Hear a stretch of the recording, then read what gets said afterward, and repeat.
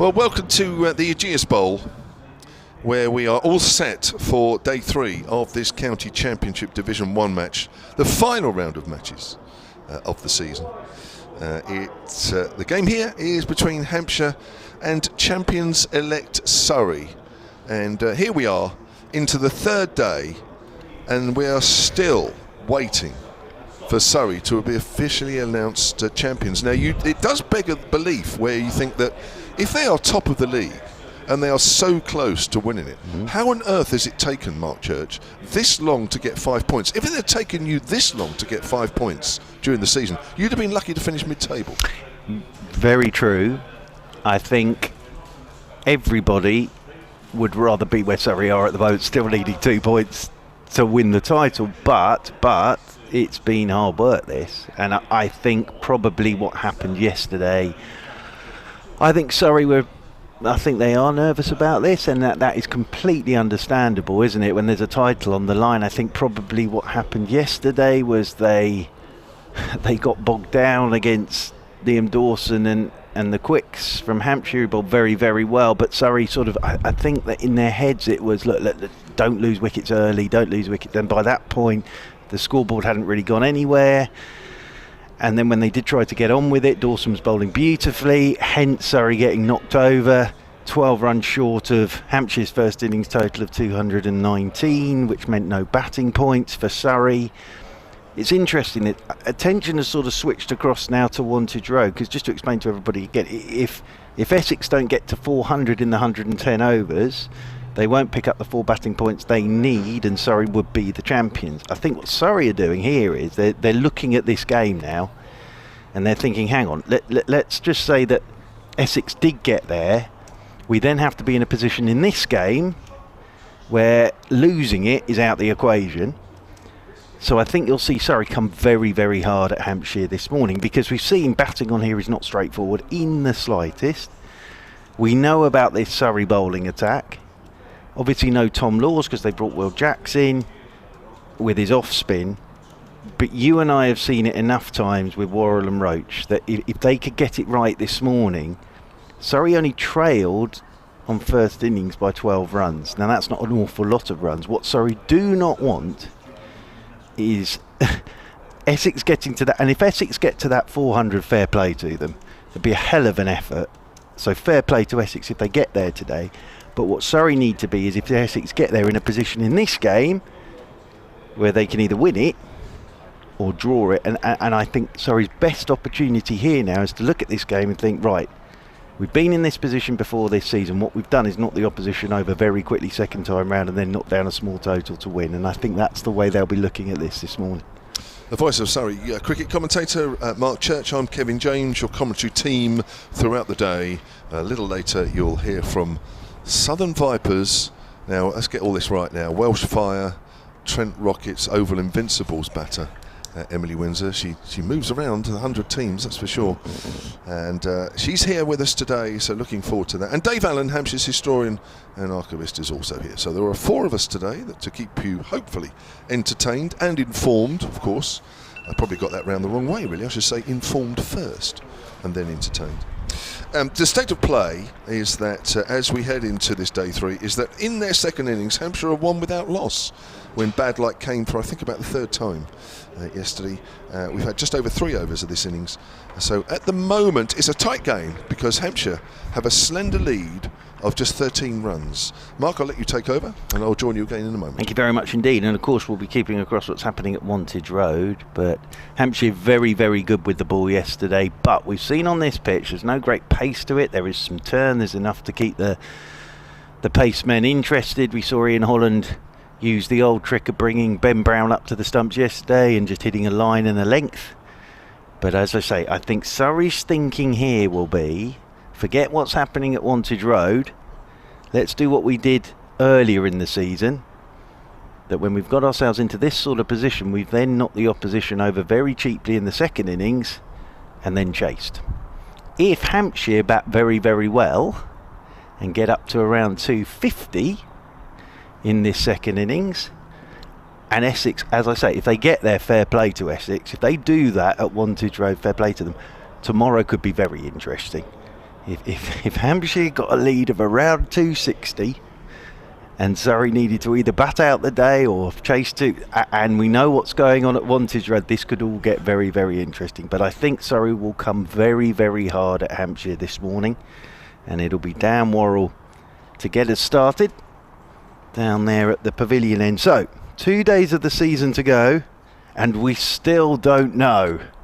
And it's the hardest 2 points ever, this, at the moment, isn't it? Toby Albert.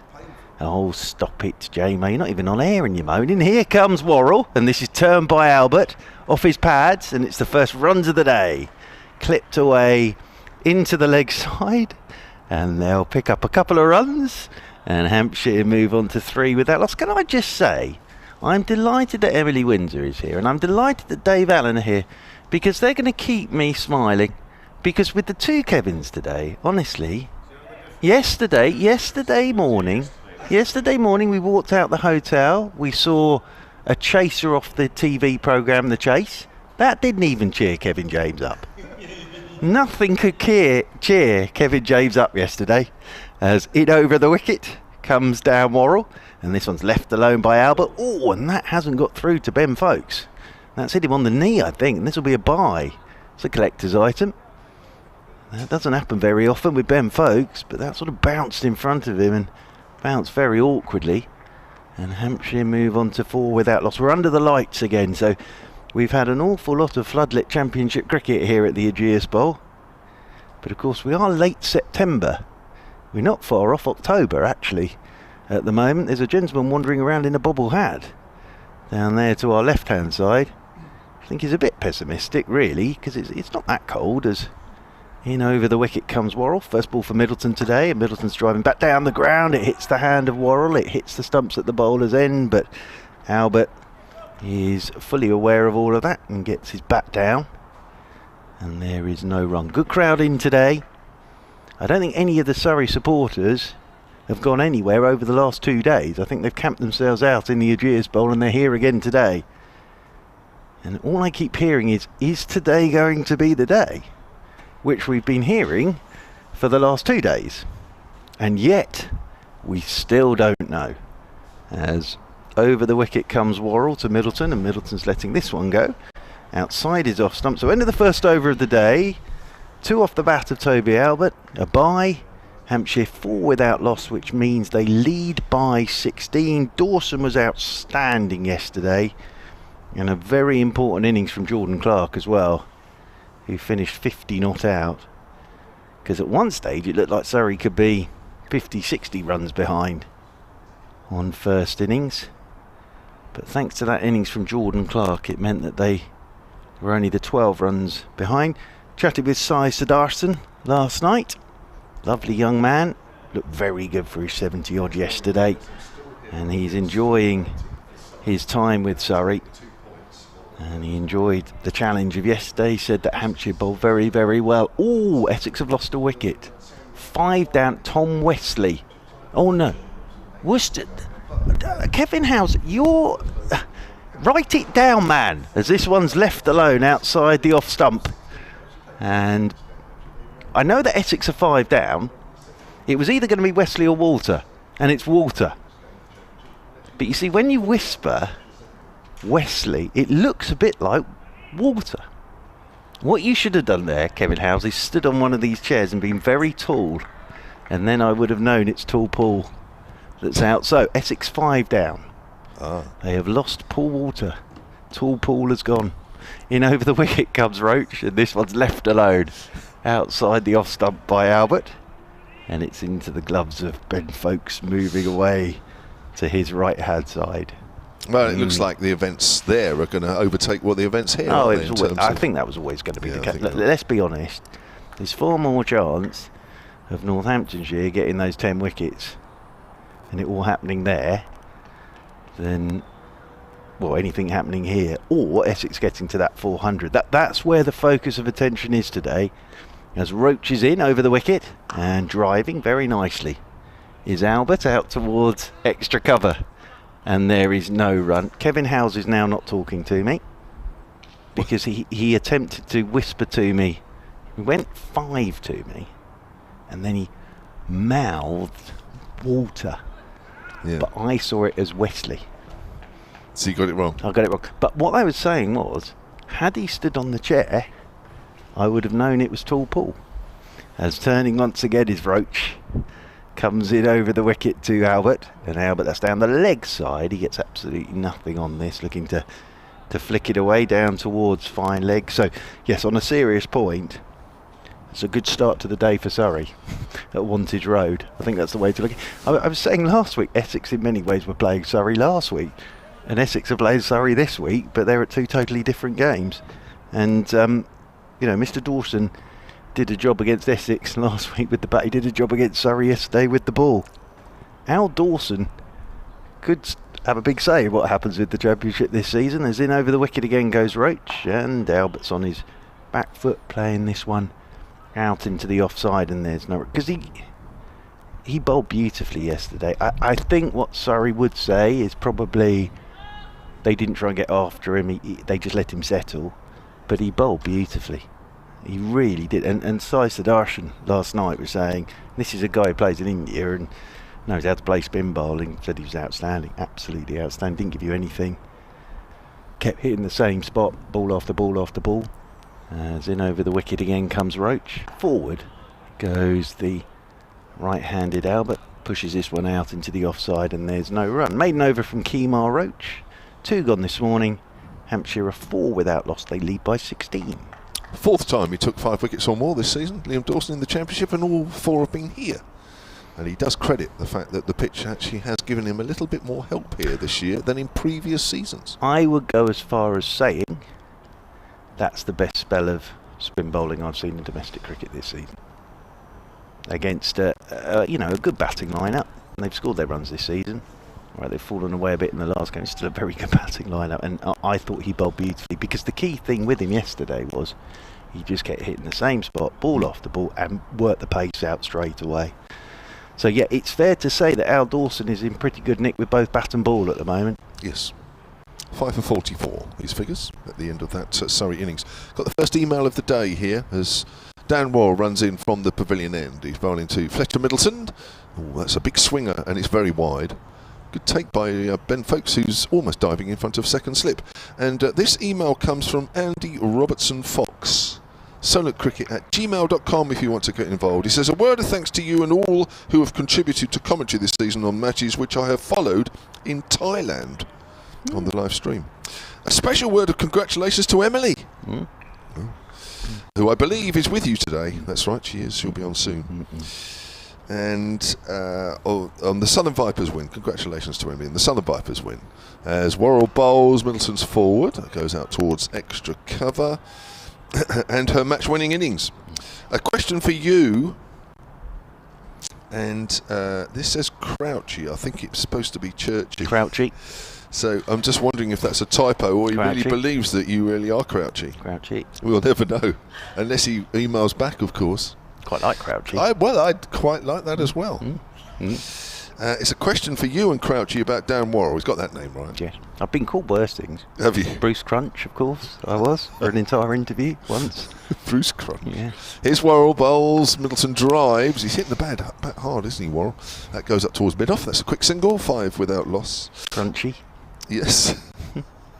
Crunchy, Crouchy. Any others? Well, whatever you want to call me. Well, I'm used to it now.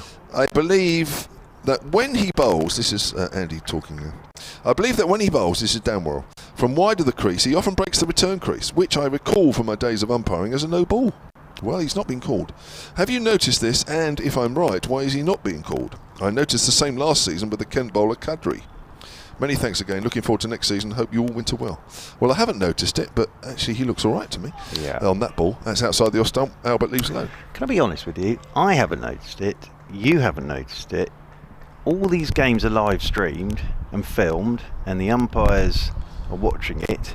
So I would have thought if he was doing it, someone somewhere would have noticed it. So yes, yeah, that's all I can say to that. That's all that Crouchy can say to that comment. Yes. Is that someone somewhere would have noticed it. And don't forget, he's played an awful lot of cricket over the years, Dan Worrell. Yeah.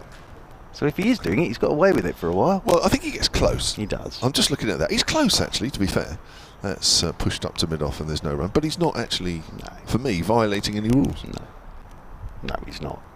But there we are. It's good watching that, isn't it? It's good observation. But I think actually, on a serious point, if that were the case, yes. How many years has he been playing now? I think somebody would have picked up on it somewhere. I think you're right. Yeah. Either that or they're all bad umpires. Yes, yes, absolutely. And I don't think that's the case. I don't think it is. No. Well, at the top of his mark, we're into the 6th over of this Hampshire second innings. Albert just walked across his stumps there a fraction as he plays that good length ball out into the covers. End of the over, 5 without loss. Hampshire lead by 17. Got another email here from Duncan Fielding, solentcricket@gmail.com. Excellent cricketing surname, Duncan Fielding. It is. Yes, this is why you were like this with me when we did the religious 11, and you said to me, "Oh, you wouldn't get in that with your surname." What, church? Oh yeah, that's a good point. Duncan Fielding. That's a very, very good surname in a cricketing sense. Well, there were actually better surnames in that religious 11, if I remember rightly. That you actually probably could have got relegated to 12th. Well, by the end of it, you had me not even going on tour. Well, that's where we were by the end of it. I mean, it was an obvious surname to be included in a team, but when others came through, they were more. That's what I'm saying about Duncan's surname is a perfect surname for cricket. It is. They're putting some sawdust out, so you're not missing any action. Now, Duncan says, I wanted to drop you a line to thank you for the coverage and commentary this season. I've managed to watch more Hampshire cricket than ever before, and it's been a pleasure. Do you remember, I think this is about me, for some reason, do you remember playing in a benefit game at Fordingbridge around 1989? You opened the batting with Raj Maru and you both got 50s fairly comfortably. No, I don't remember that, Duncan. I don't remember that game at all. I don't actually. No, you never remember any of your games, JMO? Well, very few. Here is Roach coming in over the wicket from the hotel end, and that one's left alone by Middleton outside his off stump. Right, Sounds like you batted well. Well, obviously. Was it a case of an on-field net until you got to 50 and then got out? Probably. My father, says Duncan, opened the bowling at the River End. There you are. You should remember this game. Well, I think he still holds a grudge. There you are. You should remember this game now. Yeah. He bowled his 8 overs and then retired to the beer tent. Yeah, very sensible. Yep. Over the wicket once again comes Roach. Oh, that swings. Nice ball. That swings late back into Middleton, who plays that back up the pitch. I suppose with Mr. Fielding senior playing in that game, if they'd shouted bowler's name Fielding, that would have really confused the scorer, wouldn't it? Yes. Sorry, no, bowler's name Fielding. Yeah, I know they're Fielding, but what's their name? Yes, there you are. So Duncan's dad bowled against you in that game, yeah, and then went to the beer tent. Duncan came on first or second change and took 3 wickets, including Robin Smith and Paul Terry. In over the wicket comes Roach again. Forward goes Middleton. Plays this one down towards backward point. Sudarshan does the fielding, and there's no run. Duncan says he's still playing. He's now living in Chelmsford, playing for Chignall in the Mid-Essex League, but still an avid Hampshire supporter. Indoor cricket starts on Sunday in Braintree, keeping up the cricket all year round. Up the Chiggers, and Chiggers, another one there. Churchy, Crouchy, Chiggers. Yeah. And up the mighty Hampshire. Lastly, surely James Vince and Liam Dawson should go to India in the winter. Both should be permanent members across all formats of the national side. As Roach is in, that's up on the toes of Middleton. Pushes this one back up the pitch, and there's no run. Well, the way he bowled yesterday, absolutely, with Liam Dawson. Whether he'd want to is another question entirely. Right. Yeah, he did bowl well yesterday. I have to say that Duncan's dad couldn't have been the only person that's been forced in the beer tent when you were batting, Jamer. forced to drink. Or not forced. Forced to drink, or just come off. I've had enough now. I've had enough. That's lovely, isn't it? Yeah. That is lovely. Love that, thank you. As in over the wicket comes Roach once again. That swings late again. Middleton's played that pretty well, actually. It's come off a thick outside edge, and that will run away to the third man boundary rope for 4, but that was late swing back in from Kemar Roach, and we've seen this with Roach before against Hampshire, haven't we? If he can get that ball to start hooping late back into the right-hander, he's a nightmare, because he'll either knock your front pad off, or it won't do anything, you nick it to slip. So he'll be encouraged by that, a little bit of late in duck. Was it a 6 or 7 for last year at the Oval? Yeah, it was an extraordinary spell of bowling, that, wasn't it? For not very many. Yeah, and it was conventional, wasn't it? It was quick, in swing, and of course going away from the left-hander, and then the one that didn't do anything, he either knocked your pads off or had you caught at slip. As Roach is in, and Middleton's forward, and playing this one down towards Sudarshan once again, who's doing the fielding in there at backward point, and there is no run. Hampshire 9 without loss. They lead by 21. It's fairly gloomy here at the Ageas Bowl, but we have got the lights on. Thankfully, there isn't any hint of rain at the moment, and I think the forecast is meant to be like this all day. So whether we get through the whole day without bad light. The interesting thing is all that sawdust that they put down was for Ben Folkes, because Folkes was saying that he was slipping. So he's put a load of sawdust down, Ben Folkes, where he's standing for Dan Worrell coming in from the pavilion end, and we saw him actually slip when that one hit him. So that was Folkes who wanted sawdust down, because he was slipping behind the stumps. Here's Worrell bowls. Albert's forward, pushes it to the man at short mid-wicket, and there's no run. Graham Piper has emailed silentcricket@gmail.com. Hello, Graham. As I see it, Essex trail Northants by 244. Taking light into consideration, Essex would have to bat a good part of the day to get ahead of Northants. So come Friday, are they able to get 2 innings in order to win the match? Unless, of course, Northants give Essex a target. All conjecture, I know, but a draw there for Essex would be no good, says Graham. That's right. You've got to win. Got to win. His Worrell bowls. Albert gets back to the pad. That looks very close. The finger goes up from the umpire. And there's the first wicket of the morning. Toby Albert goes for 3. Hampshire in their second innings, 9 for 1. Yeah, we said these two would come out hard this morning, and they have, and they're getting this ball to swing. That's the worry for Hampshire, is that Worrell and Roach are getting some shape on this ball. Nice bit of bowling from Dan Worrell. Just moved Albert across his crease a touch, didn't he? And then just playing round that front pad, and it looked fairly adjacent from here. So 9 for 1. Albert goes for 3.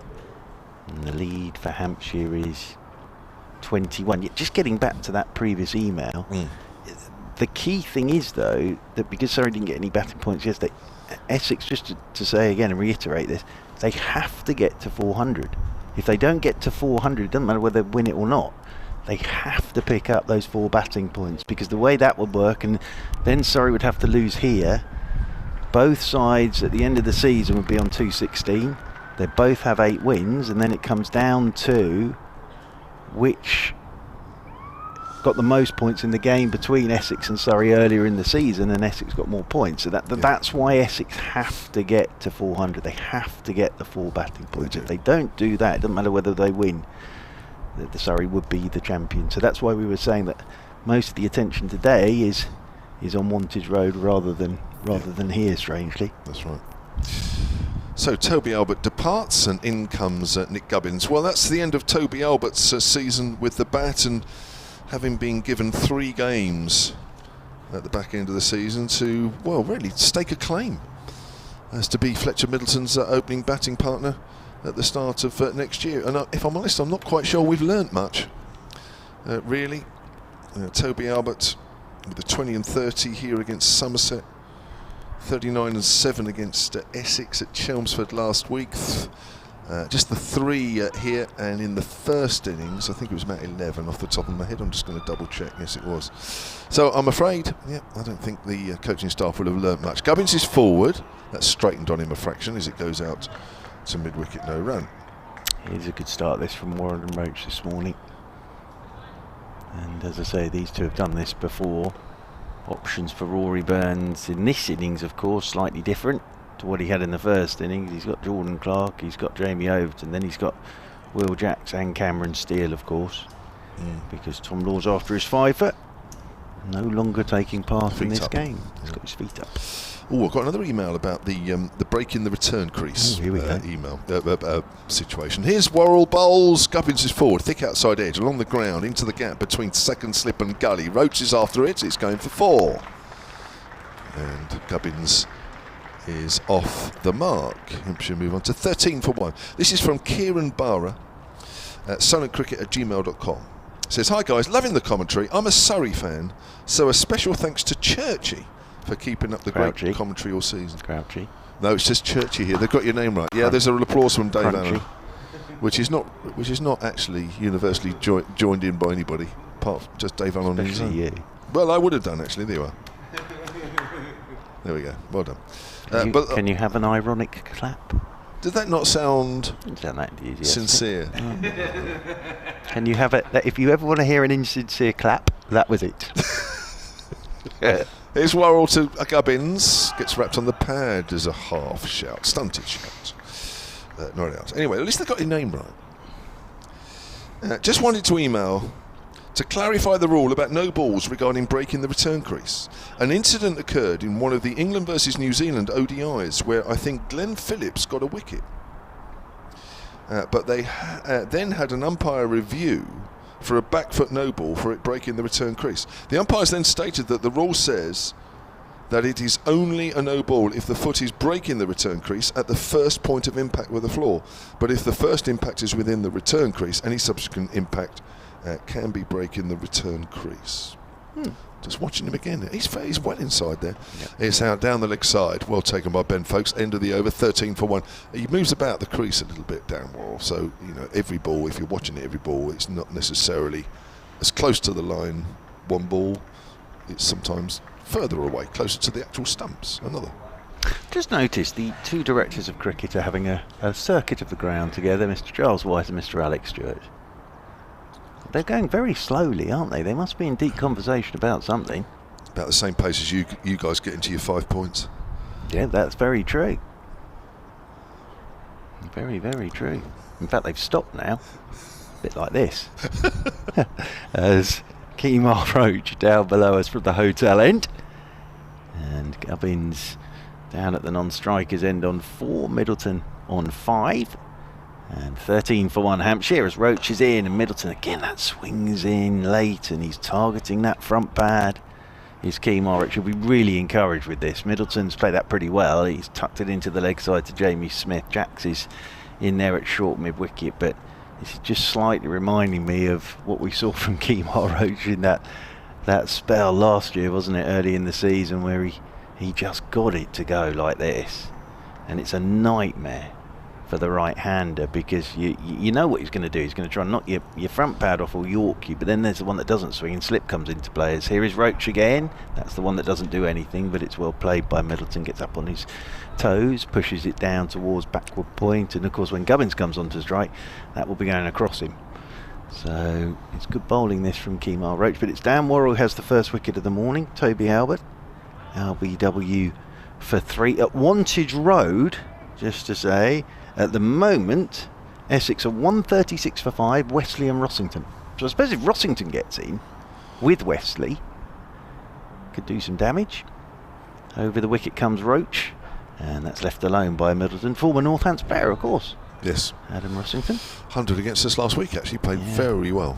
He's a good player, isn't he? Yes, he is. He's turned his career into a very, very good career in the fact that he gets quite a bit of franchise cricket now as well. And then he can do some serious damage in the red ball game. Can Adam Rossington. Got 100 against Surrey last year, actually, for Essex, and it was a terrific 100.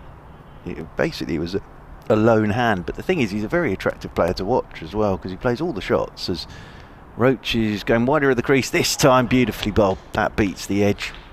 She's gone wider of the crease on that one. Now, that hasn't swung in or anything like that. It's just held its line.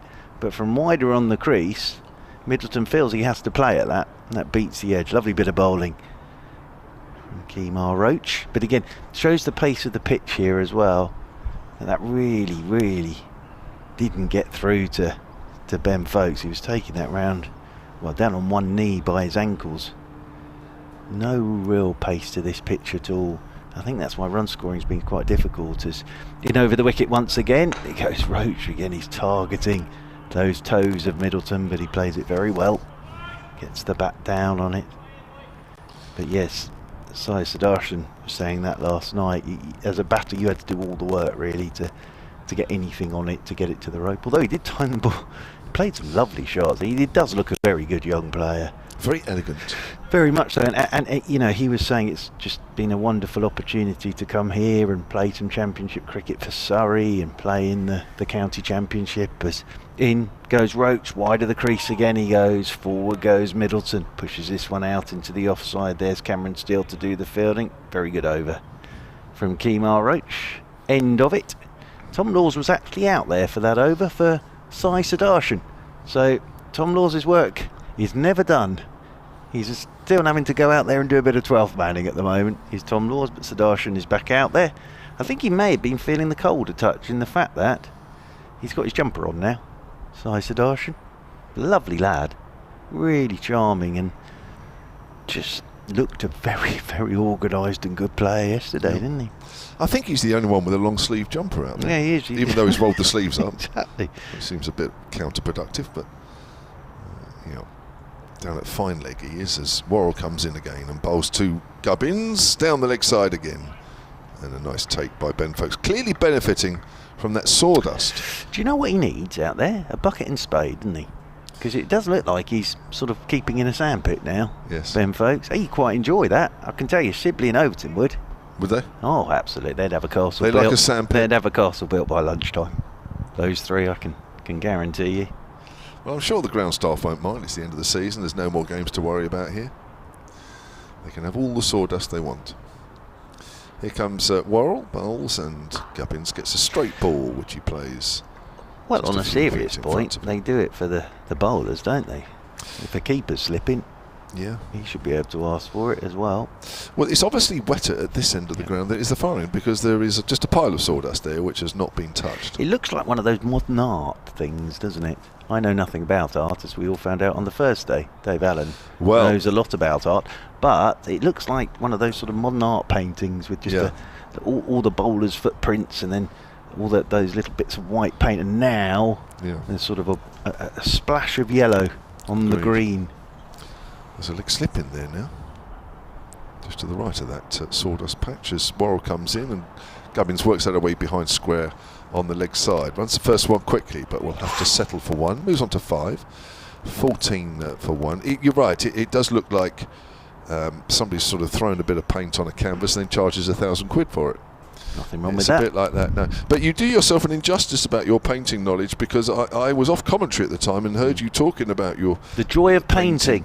And honestly, as I said at the time, it was like I closed my eyes and it was like Pablo Picasso was in the room.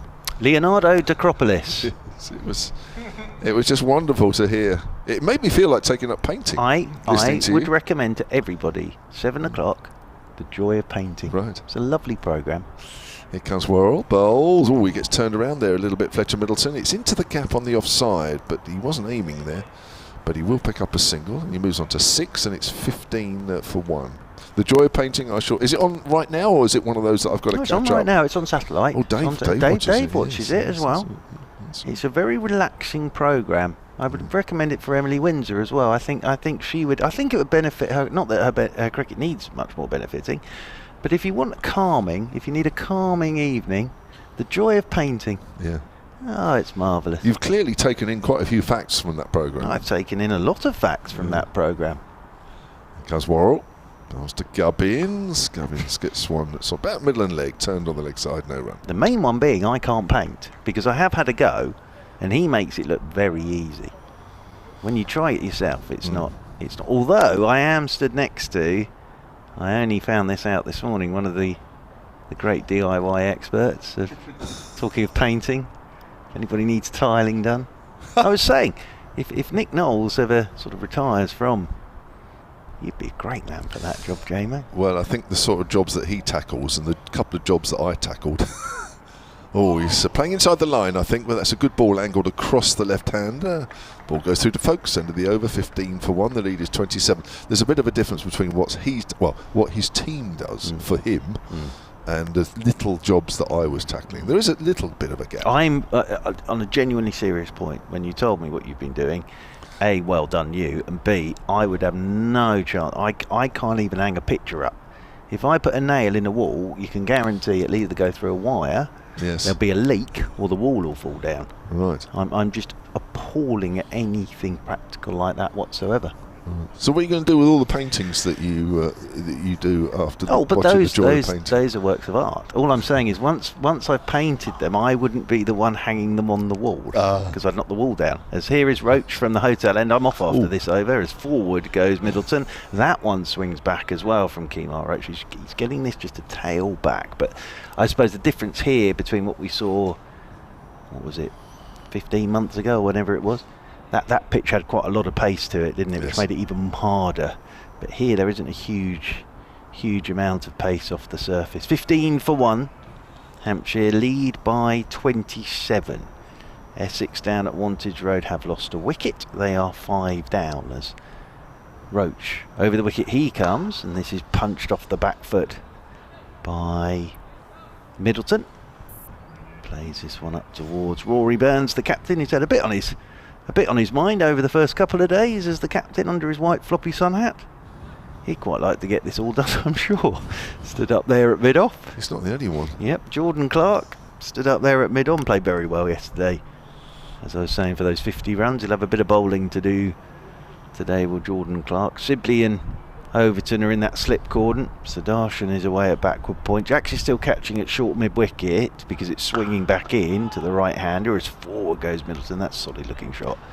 Playing that one up to Rory Burns. Up there at mid-off. And there is no run.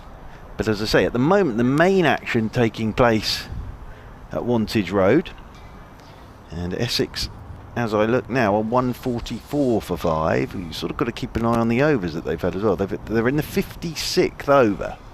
So they're going to have to really go some. But they have got the players to do it. As I say, if Rossington gets in and gets going, we all know what Harmer can do. And Wesley's on fire with the bat. Oh, there you go. That is a big shout for LBW. Wowee. That's the one I'm talking about from Kemar Roach. That has gone late, back in at pace to Middleton.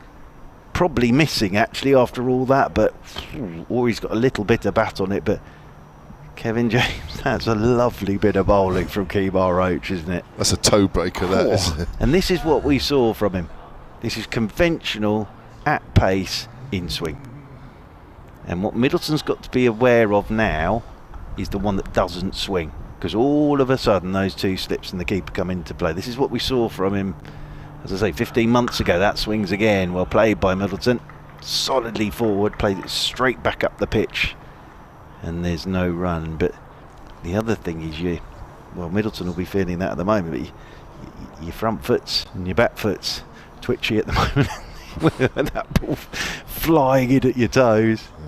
I don't think you'd be wearing slippers out there, no, you or wouldn't. anything resembling that. I will just sort of add, I mean, of course it is all about Surrey, but Hampshire and Warwickshire are fighting it out for 3rd place.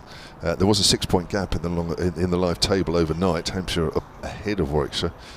Warwickshire have lost a wicket this morning. Yes, this one's on leg stump, nicely played by Roach, tucked away by Middleton, out towards deep mid-wicket. And there is Jamie Smith to do the fielding. End of the over. And so we have a wicket this morning in that first half hour. That is the wicket of Toby Albert, LBW to Worrell for 3. I'm off. Emily Windsor is joining you. Kevin James. Thank you. Warwickshire starting the day 112 for 3 in reply to Somerset's 215 all out. They're now 120 for 4. So they trail on the first innings by 95 with 6 first innings wickets remaining. And just to repeat, Hampshire ahead of Warwickshire in the live table by 6 points. Emily Windsor, good to see you. How are you? Yeah, good, thank you. Good to be here. Last game of cricket for the summer. Yeah. It's a bit sad, really, isn't it? You finished? I'm definitely finished. Yes. My body's not taking any more cricket for this summer. Is that right? You're sort of hitting all those winning runs in all those games that you play as Darren Worrell comes in and bowls to Fletcher Middleton outside the off stump, left alone through to Ben Folkes. As you've already heard, we've had several emails already congratulating you and the Vipers. A double winning season. What a season in the end. Yeah, it's pretty special, I think. I think how the team's done, how the squad's performed. It's been phenomenal. I think we didn't set out necessarily to do the double. Of course you want to win trophies, but didn't have that expectation on us this year. And yeah, to go and do it, wow, pretty cool. And then we were there, you hitting the winning runs against the Blaze on Sunday at Northampton. Here comes Dan Worrell. Bowls to Middleton. Middleton gets right to the pad. That looks close. It's just going down. Martin Saggers keeps... It's not Martin Saggers at the far end. It's Peter Hartley. Keeps his finger in his pocket. But it was a worrying moment for me there, Emily, watching on the live picture feed. Oh, actually, probably is going down, isn't it? Yeah, it's definitely going down on that angle. Yeah, not for the first time hitting winning runs in finals. 2 years ago at Northampton against Northern Diamonds in the same competition. And of course last year for the Oval Invincibles at the Lords. You have a habit of doing that. Yeah, it's a pretty good habit to have, but I just want to win games, to be honest. I think that's why we play cricket, and if you be the one to do that, it's a good feeling. Worrell Bowl's length ball played into the ground by Middleton, goes out to backward a point. So yes, good round season. Runs for you again this season. And I know you were telling me, weren't you, which I think is very interesting, how you hit the ball a lot harder now, and it's very noticeable since the 100 competition. And you put that down to one man, haven't you? Yeah, I mean, he's going to take the credit for it. Carl Coates, that was our batting coach at Welsh Fire, but he just encouraged me really to let my hands go. And then it's amazing how much harder you can hit it if you do that. Worrell Bowls, shorts, he's trying to pull that Middleton, goes through quickly to Ben Folkes. That's a good bouncer. Round about head height, and it was straight.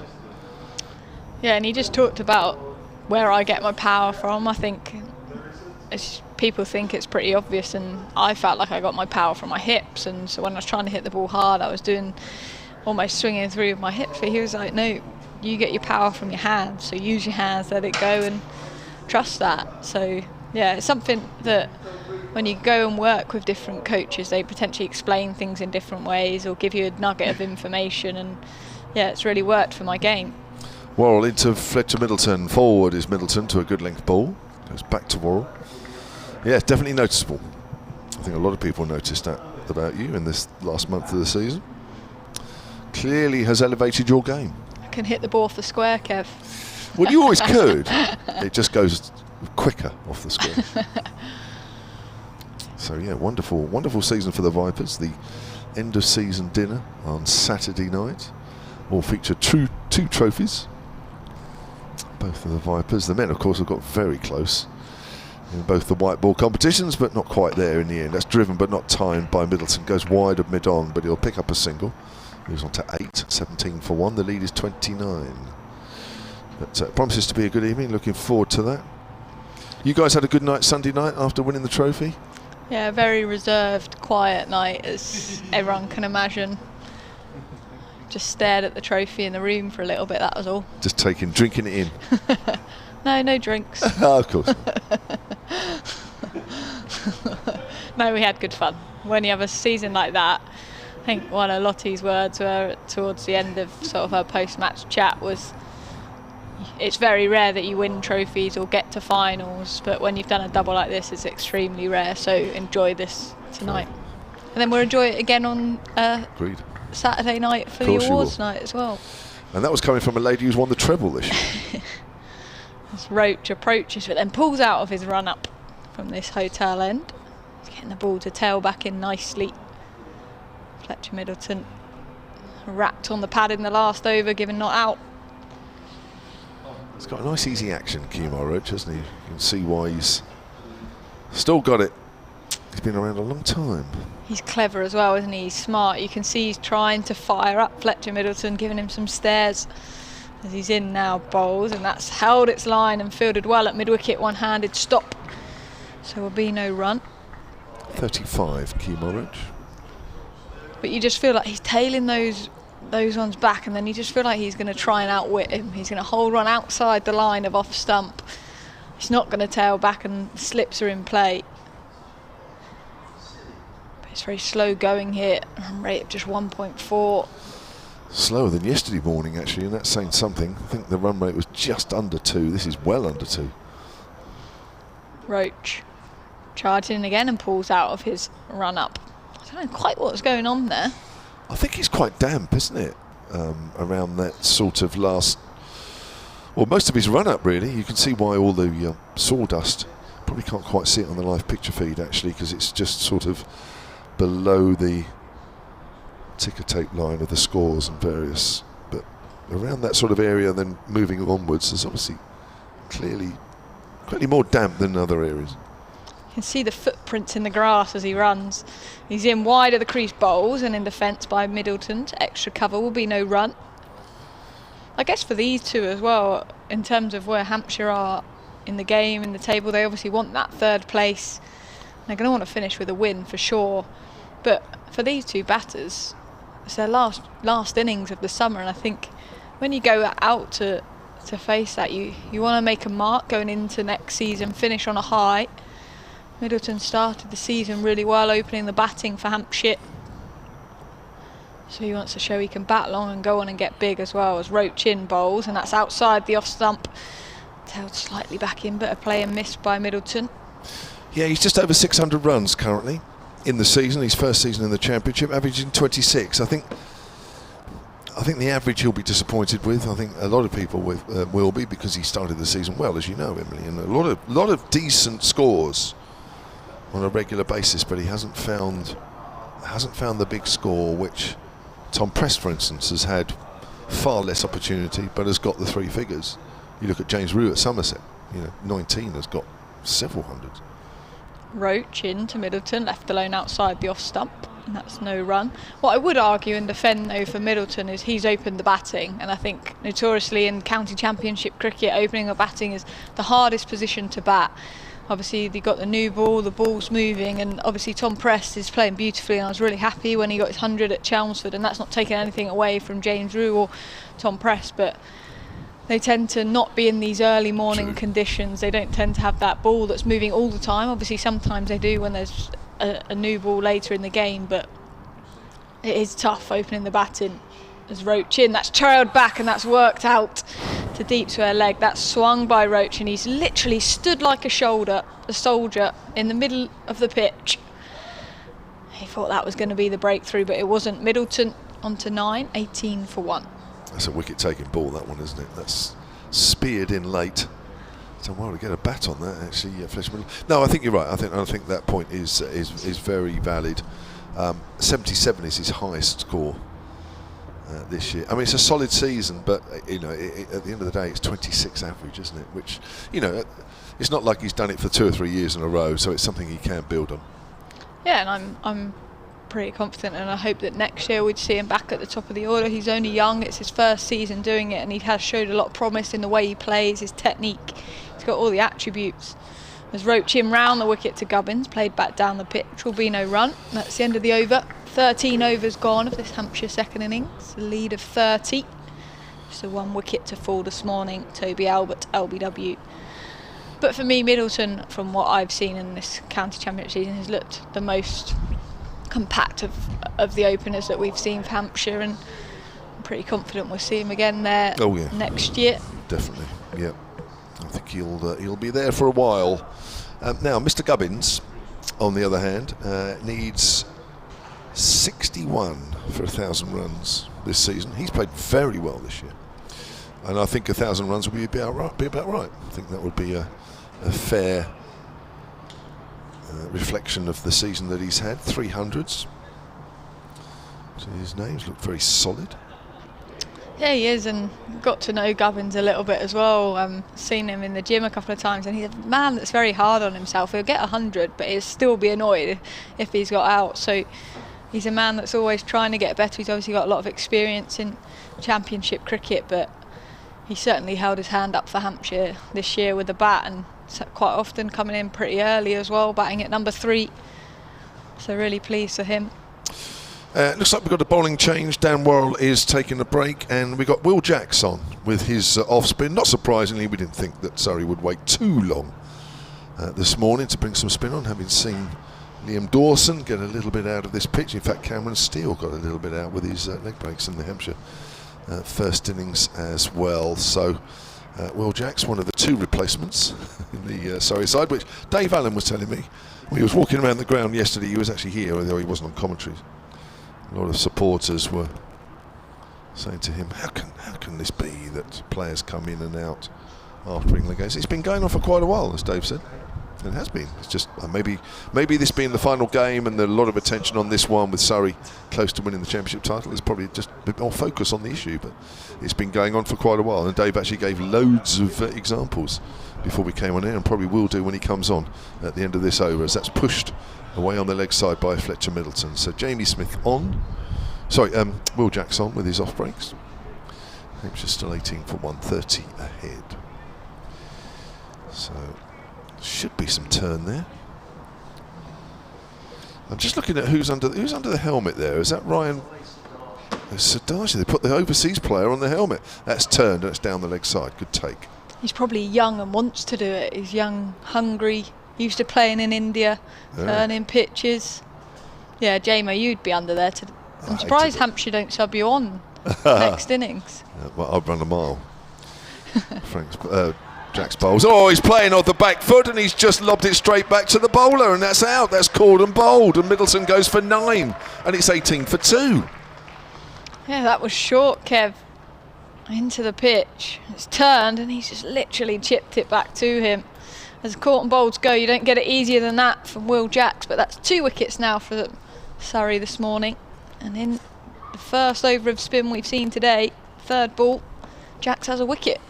Well, if I'm honest, he just looks like he's playing that quite square. He's opening the face of the bat to get the ball through the covers, and because the ball's taken quite a while to get to him, it's almost like he's pushing at it. He's pushing at the shot. He should be waiting a little more, but the ball's coming into him. He's trying to find the angle, and that was quite a soft dismissal, if I'm honest. Yeah, you felt like he adjusted, trying to hit square, and then chipped it straight back to him. He'll be disappointed with that one. His last innings of the season, just 9 runs. But that's good signs for Surrey, isn't it? We saw Liam Dawson 5 wickets in the last innings. I think Jacks, though, will view that as a bonus. That was a little too short, really. That sort of length shouldn't really be taking wickets. But it has. Hampshire 2 down. Albert out this morning for 3. Now Fletcher Middleton gone for 9. So the 2 Hampshire openers, for them, their season is over. And Hampshire captain comes out at number 4. Now, James Vince this season, 951 runs. He actually is the top run scorer now. So 49 for him for a 1,000-run championship season. Mr. Consistent, isn't he? Certainly is. He played beautifully for me, watching on the live stream in that run chase at Chelmsford. Him and Liam Dawson together, the Hampshire stalwarts. Just paced that beautifully. 89, James Vince got in that big stand. Actually, I think I've got it written down here still. 184 for the 5th wicket. 89 he got, 119 Liam Dawson. So men around the bat, as you'd expect. Short leg, Siddharthan. Do you know what I saw in the warm-up? Which is interesting, you don't often see it, but obviously turning pitch, you know why he's doing it. You know, they have the net out to hit throwdowns, and you usually as a batter you want to drive the ball. Vince was getting someone to throw them sort of pad line, and he was just practicing the paddle sweep and sweeping. That's interesting. He played the sweep very well last week against Harmer, actually. Here's Jacks then, bowls, and Vince is on the back foot. That's turned. He just works it away square with the spin. And there's no run. Yes, it was a feature actually of his play, especially early on, that he swept very well. And it looks like that might be the case again today with the turn that Jacks is already getting, as Vince's forward plays and misses outside the off stump. Of course, you've got that problem with the ball pitching in the rough, the bowler's rough. Is it going to turn? Isn't it going to turn? Is it going to bounce a bit? Isn't it? Yeah, and that one looked like it didn't turn as much. He played for the turn, didn't he? Playing inside the line. The ball just kept going. Certainly did. One more ball, and then Dave Allen will come in alongside Emily Windsor. Here's Jacks, bowls, and Vince turns that away short of the leg slip. It's going down towards fine leg, and Vince is off the mark. Hampshire 19 for 2, lead by 31. Emily Windsor, and then it'll be Dave Allen. Yeah, here at the Ageas Bowl, we've seen pitches that turn a little bit more than what we're used to in previous seasons. It's been a fantastic one for Liam Dawson, for Hampshire's perspective. And Surrey are going to be searching for these wickets. We're going to have a change of bowling from this hotel end. We're going to see seam to continue with that big patch of sawdust that so rarely you see. Ben Folkes, the keeper asking for it. He wanted to stand in a sandpit today, did Ben Folkes. Hi Emily, how are you? I'm good, how are you? Yeah, nice to be with you. I haven't been with you all year, and just indulge my complete bias and let everybody listening know that it's a Pompey pair. And we're top of the table. And we're top of the table. Yeah. It would be Jordan Clark then from this hotel end. Just getting his field right. He's got 2 slips, a very short catching mid-wicket, which on a pitch like this is not unusual to have less slips. There's Jordan Clark with his right arm seam, charges in from the hotel end into Vince, who plays it back down by his feet for no run. There was a thing I was thinking, you were talking about Fletcher Middleton and, you know, what sort of a season he's had, and it is his first season. One of the tough things, I think, for Fletcher Middleton is that he's opened the baton in every game, and he's had, I think, 4 different partners, and none of them established. You know, if he'd been opening the batting alongside Barry Richards or Michael Carberry or, you know, and Jimmy Adams, it would have been much easier for him. But he's, in a sense, had to be the opener. There's Clark into Vince. That's outside the off stump, left alone as we welcome Sports Extra listeners joining us here at the Ageas Bowl. It's Hampshire versus Surrey. Hampshire are currently 19 for 2 in their second innings. 2 wickets have fell this morning, both Hampshire openers. Toby Albert, LBW, and Fletcher Middleton to the off spin of Will Jacks. A soft dismissal. Just chip back to the bowler. But Hampshire lead in the second innings of 31. Surrey on the hunt for those points. We're watching that Northamptonshire Essex scorecard eagerly to win the county championship this year. There's Jordan Clark into Vince. That's worked off his pads. Down towards square leg. It will just be a single. Vince is now on to 2. And alongside him is Nick Gubbins on 5, who both of these 2 Hampshire experienced batters have had very good seasons. The interesting stat about them, Kevin was saying just before he went off air that they're both within 50 or 60 of 1,000 runs this season, which they might get to the last innings today. Nick Gubbins hasn't made 1,000 runs in a season since 2016 for Middlesex, and James Vince has never done it in Division 1. So for either of them to get there today would be, you know, they're both rather surprising stats, but it'd be a good achievement. Round the wicket, Clark to Gubbins in defence, will be no run. Yeah, 1,000 runs would be pretty special whenever it is, but absolutely brilliant achievement for these 2. And hopefully for Hampshire in this game as well, they want to secure that 3rd place in this championship season. A partnership between these 2 will be important. Yeah, Warwickshire have lost wickets this morning, haven't they? So, because Warwickshire are the team that are chasing Hampshire for 3rd place now, and I think Lancashire are out of it. Jordan Clark in, that's pushed through the offside. He's not timed it, so they're going to come back for a couple. Good running by Vince and Gubbins. Here move on to 7, and the score 22 for 2 in this second innings. Looks a hard pitch to time the ball on. Today the runs aren't flowing. It's been slow. Yesterday morning, the morning session, Surrey just about averaged 2 runs and over by lunchtime, and often below it. And this morning it's 1.5 in the Hampshire innings, so I think that's right. Clark in again, stump line, just played in defence by Gubbins. He's patient. We know that about Nick Gubbins, but that's the end of the over. 15 overs gone of this second innings. Lead of 34 Hampshire. James Vince and Nick Gubbins at the crease. There is an explanation of sorts. I mean, I can't say that this is official, that anybody's said it to me, but I'm interpreting the fact that a couple of home games ago, we played a game here against Essex on a pretty poor pitch, very, very bowler-friendly pitch. The whole game was over in 184 overs, in other words, less than the equivalent of 2 days. And we got pitch fined for that. We only fined 3 points, which is what we'd won from the game. But we've got a 20-point suspended looming over us for 12 months. So I think we're not going to take any chances with pitches now. I think the pitches here may end up being a little bland, a little slow, you know, but just play safe.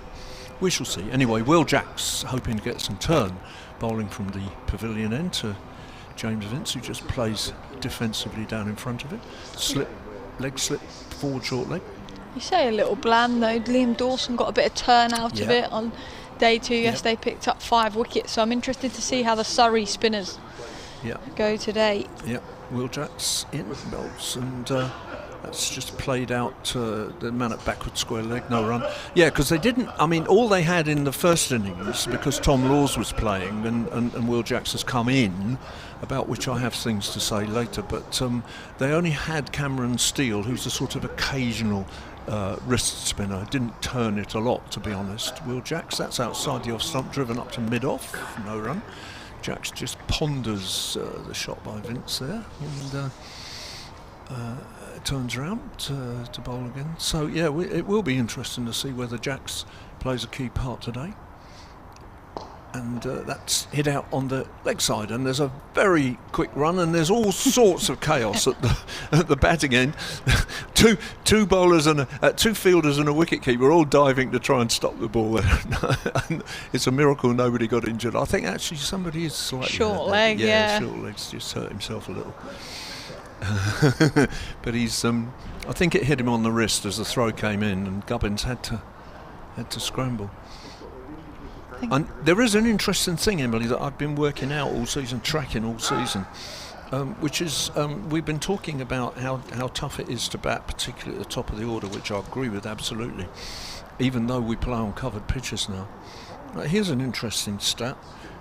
Overall, Hampshire's 13 matches this season on various pitches overall have averaged 263 overs to complete, which is less than 3 days. So even though we're playing 4-day cricket, the games are not lasting often more than not lasting 4 days. At the Ageas Bowl, it's even shorter, 246 overs, which is 82 overs, and they're supposed to get 96 in a day. So it's something like 2 days and 2 sessions average at the Ageas Bowl this season. So that which suggests that it's been a bowler season. It's not been a blue sky sun sort of summer consistently either. We've had sort of topsy-turvy weather. Yeah. Will Jacks is bowling round the wicket now, spearing that in towards leg stump, and he will enjoy bowling at Nick Gubbins, the left-hander. Looks to me as though he's getting a bit bounce out of it, actually. Has the bonus point changed it as well, where they've obviously gone up in terms of... Will Jacks bowls again. That's very much leg side, fielded by short leg. Yeah, I think that's been a... Oh, Emily, you will be delighted. The man with the coffee's arrived, and you've not long to go now. I have to do a little sub. Emily's been very keen to get the coffee, and it's just arrived. I think that that there is a general feeling around the country that people don't like the change in the bonus point. That there should be a batting point at 200, and I mean, because I go way back, I can remember times when you got a batting point for 150. That was in the days on uncovered pitches, but even so, and every 25 you'd get 150, 175, 200. And sometimes you'd accumulate a huge number of points, double figures points, bonus points. Almost makes it more exciting, Dave. Well, I think so. I think people engage with it more. There's Jordan Clark, right arm over into Vince. That's nipped back, and that's hit him. That's gone a very long way. Just pitched on a length. And Vince sort of jumped and just didn't even get a bat anywhere near it, and just let it hit him. That'll be a bruise later, Dave. Will, won't it? Yeah, I mean, there was a fascinating stat yesterday. I think I'm correct in saying, somebody will correct us if I'm not, but I think I'm right that yesterday Middlesex got at one point got 50% of their batting points for the season, because they started the game with 2 points. 2 batting points from 13 matches, and they got a point yesterday, and then they got more, I think, after that. And they're battling relegation, so I think it should be easier. Clark into Vince. That's nipped back again, kept a little low. Ben Folkes looks like he's diving all over the floor as he didn't take that cleanly because it didn't carry. So all sorts happen here, Dave. Clark is getting a little bit out of this wicket. Yep. Some bouncing, nipping back. That one just skidding through, staying a little low, which is promising signs for Surrey. Hampshire lead by 35 in the second innings. 2 wickets fallen this morning. Hampshire openers Toby Albert and Fletcher Middleton. There's Jordan Clark in again, bowls, that's angled in, played to mid wicket by Vince, will be no run. It's quite gloomy again, isn't it? I'm hoping they're not going to go off for bad luck. I think the forecast is for it to cheer up this afternoon, but I think in these circumstances it would be such a shame if games keep getting interrupted during the day. It's odd really the way that this championship decision or deciders have been kind of meandering to a conclusion rather than coming to some big climax. Jordan Clark into James Vince, left alone outside the off stump. Kevin Howes straight in for the croissants. I'm signalling to Churchy for my sub off so I can get in with the coffee and a few croissants. Or Crouchy, sorry, we're Crouchy today. What is he? A lovely listener emailed in and referred to Churchy as Crouchy. Crouchy. So Peter Crouch. Peter Crouch. I wonder if he's good in the air. Another Pompey link. Very short catch in mid-wicket then as Clark's in and left alone outside the off-stump by James Vince. 1 ball remains of this 17th over. 23 for 2 Hampshire. Gloomy conditions, as you said, Dave. Floodlights are on. Yeah. I bet there's lots of players out there in the field with the hand warmers. It's almost a day where you're like, I don't want the catch to come to me. It's going to hurt. There's Jordan Clark again. I don't suppose in all my club cricketing days I ever played this late in the year. Into Vince, and that's worked off his pads to the deep square for a single. So that's the end of the over.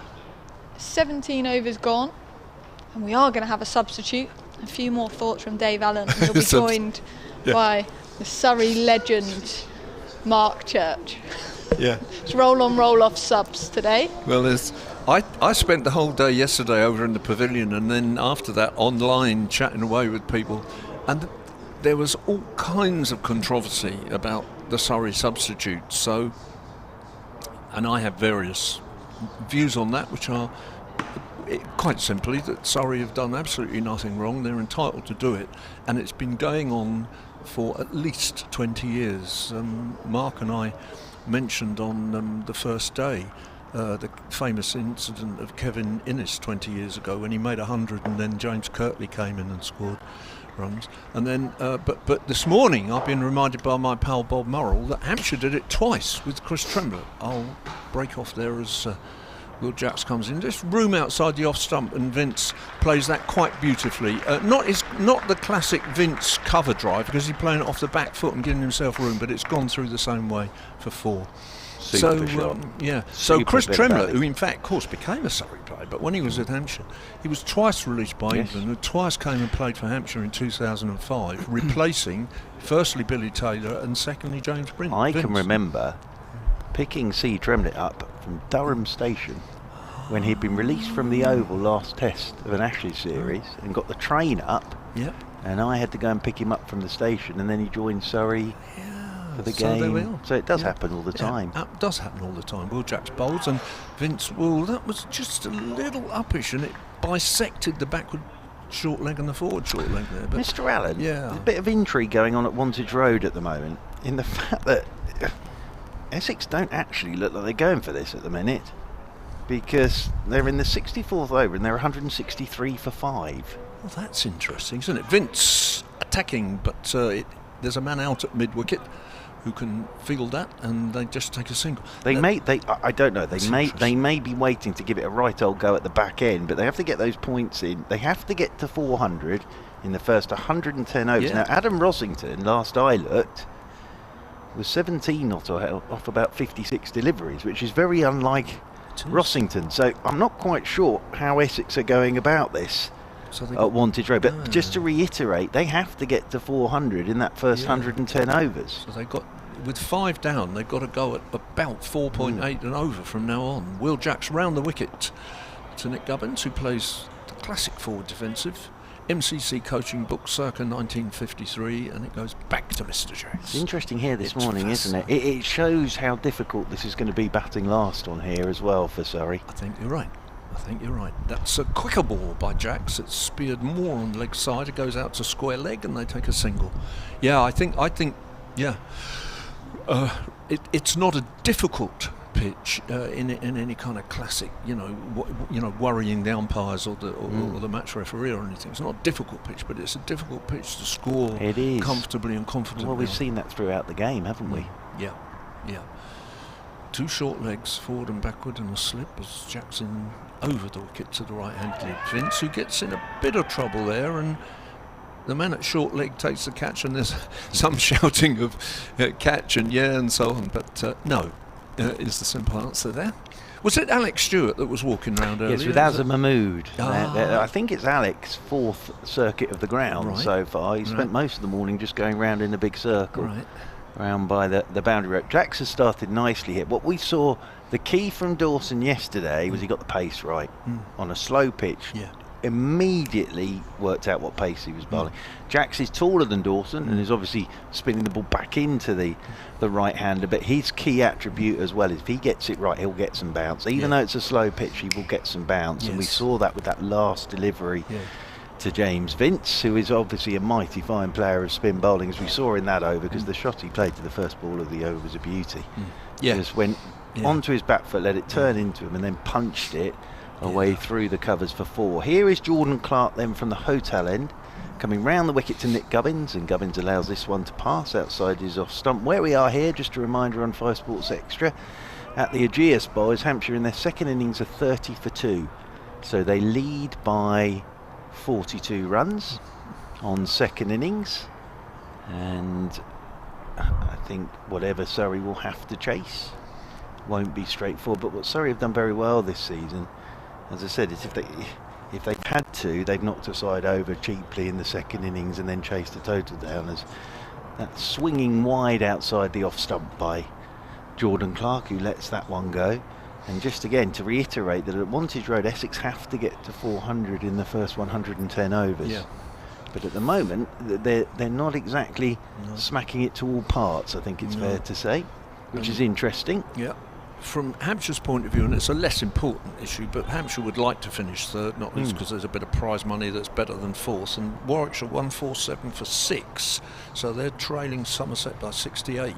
Round the wicket once again goes Jordan Clark. Left-handed Gubbins gets forward, plays this one back up the pitch, and there's It's just got a touch gloomier here, even with the lights on. There are some dark clouds over Telegraph Wood at the moment, behind the Rob Bramsgrove Pavilion, so it has just got a little bit gloomier here. Yeah, I was saying when Emily was on that I was hoping we wouldn't have interruptions for bad luck today, and the forecast this afternoon is for it to brighten up. Lovely. Actually, we've been quite lucky. Obviously we came off for bad light late last night, but actually the sun did come out at one point. Yes. Clark is in. That's nicely played by Gubbins. Plays it late, lets it hit the bat, and it runs away down to the third man boundary rope for 4. So nicely played by Nick Gubbins. Played that very late. Ball is swinging, so he's trying to play as late as he can, Nick Gubbins, and that one running off down to the third man boundary rope for 4. Hampshire 34 for 2 then, and they lead by 46. Dave Allen alongside, and the 2 to go this morning. Toby Albert was the first LBW to down Worrell for 3, and then Fletcher Middleton, Corton Bowl, Will Jacks for 9. So those are the 2 wickets that have gone this morning. Of course, Surrey yesterday all out for 207 in reply to that Hampshire 219. Jordan Clark round the wicket he comes, and Gubbins again plays this very late. He's almost played that off the top of his off stump. There's Nick Gubbins. That rolls down behind him, and the big figure of Jamie Overton comes across to his left hand side to do the fielding. Good numbers in today, having a watch. Yep. And I think, as I've said for the first 2 days, an awful lot of Surrey members and supporters have been here watching for the first 2 days, and they're all here again today, dotted around the Ageas Bowl. Jordan Clark round the wicket he comes once again. Gubbins solidly forward, plays this one down into the leg side. Cam Steele comes up to do the fielding in there at short mid wicket. There is no run, it's the end of the over. 34 for 2 then on this third day, Hampshire, and that means they lead Surrey by 46. I spent some time yesterday afternoon having very pleasant tea with Mr. and Mrs. Soper. Oh, well, that's nice. Michael Soper, one of the loveliest men. Yeah, really lovely men. Yeah, there were quite a few Surrey committee guys up there, and I spent around lunchtime. I had a visit from Kit Harris, who's the assistant editor at Wisden, who's done all 18 counties, and he's gone to each county and asked them to choose one, if possible, slightly quirky, slightly unusual artefact from their memorabilia and museums collections that are going to feature in an article in Wisden over the next 2 years. So we were the last one to be visited, and that was enjoyable as well. Will Jacks is in. He's bowling to Vince, who plays it on the leg side, and the man at backward square leg, who's saving one, does just that. Yeah, so that was fun. I would think the artefact that he took 1 or 2 photographs. I think the one he's going to choose for us is a butterfly attached to a cricket ball. So Will Jacks is in again and bowls, and that's swept by Vince, and it doesn't cause him any. Doesn't happen very often. No, it was 1951. It was we had an off spinner, a very good off spinner called Charlie Knott. And Will Jacks bowls, and again Vince, rather like that beautiful 4 in the previous over, he gives himself room, plays out on the offside, but this time goes to cover. Charlie Knott bowled to a man called Sir Derek Bailey of Gloucestershire, Portsmouth in 1951, and the ball in its flight, a bit like the sparrow at Lord's, the ball in its flight struck the butterfly, and they kept it and stuck it to the ball, and that was, I'm pretty sure that was a full pitch, and he just pulled it round from outside off stump to square leg for a single. It's a good bit of batting that again from Vince. Yeah, he's taking anything. If it's outside that off stump, one way of doing this, if you're a very good player, is sweep. And he's played that very well for a single. I did have a feeling that with 1 or 2 younger players in the Hampshire batting lineup, as Will Jacks goes round the wicket and bowls and Gubbins defensively out, in recent weeks we've had to play Harmer, and now today. It seems to me sometimes that 1 or 2 of the youngsters have somewhat tried to emulate Vince, and there may be lots of conversation in the dressing room about it, and haven't executed it as well, obviously. Gubbins just lets that through outside the off-stump run. End of the over at 35-2. Yeah, and so, they got into trouble against I mean, it's not difficult to get into trouble against Harmer, is it? But, I must say, the best example I have ever seen was the 1987 World Cup, England-India, in India, I think it was. And Graham Gooch scored 100 against India, where he just swept from ball 1, swept everything. It was a magnificent innings, and he just swept everything, and he just worked out that was the way he was going to play it and take out any turn.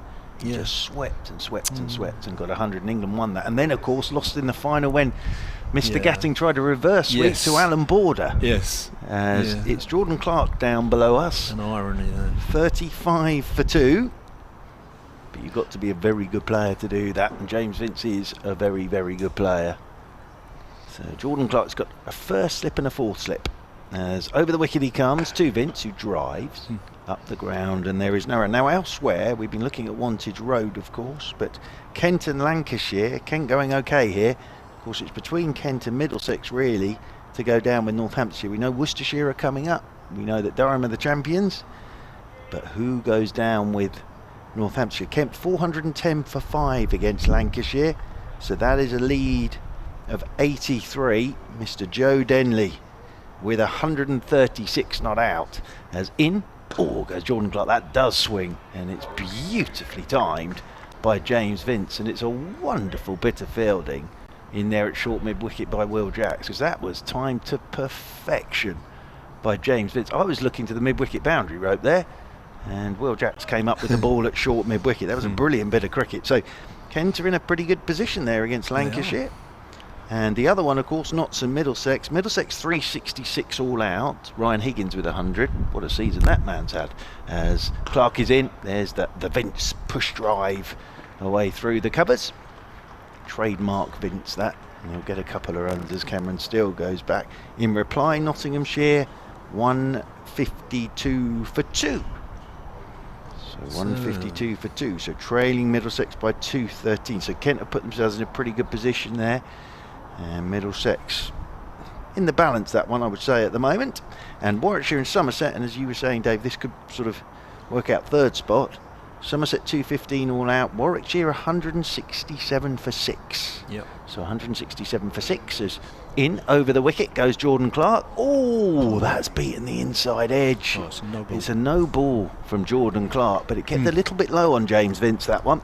Yeah. But it was a no ball anyway. It's a brilliant take from Ben Folkes. There was one from Mohammed Abbas yesterday that kept low, but I don't think it's generally a problem, but that certainly did keep low. Really skidded through. The latest I have from Wantage Road is Essex 165 for 6 now in the 67th. Tom Wesley 49. Oh, Rossington's out actually. 165 for 6. Rossington's gone. So Rossington's gone now. So actually, it's not looking as if Essex are even going for it at the moment, and they've lost Rossington as that swings a touch and forward goes James Vince. Plays this one out into the offside. In Division 2, it's delayed between Durham and Leicestershire, but Durham right on top there, and they've already won the championship and gone up because Leicestershire 96 for 6 in reply to Durham's 457 for 8.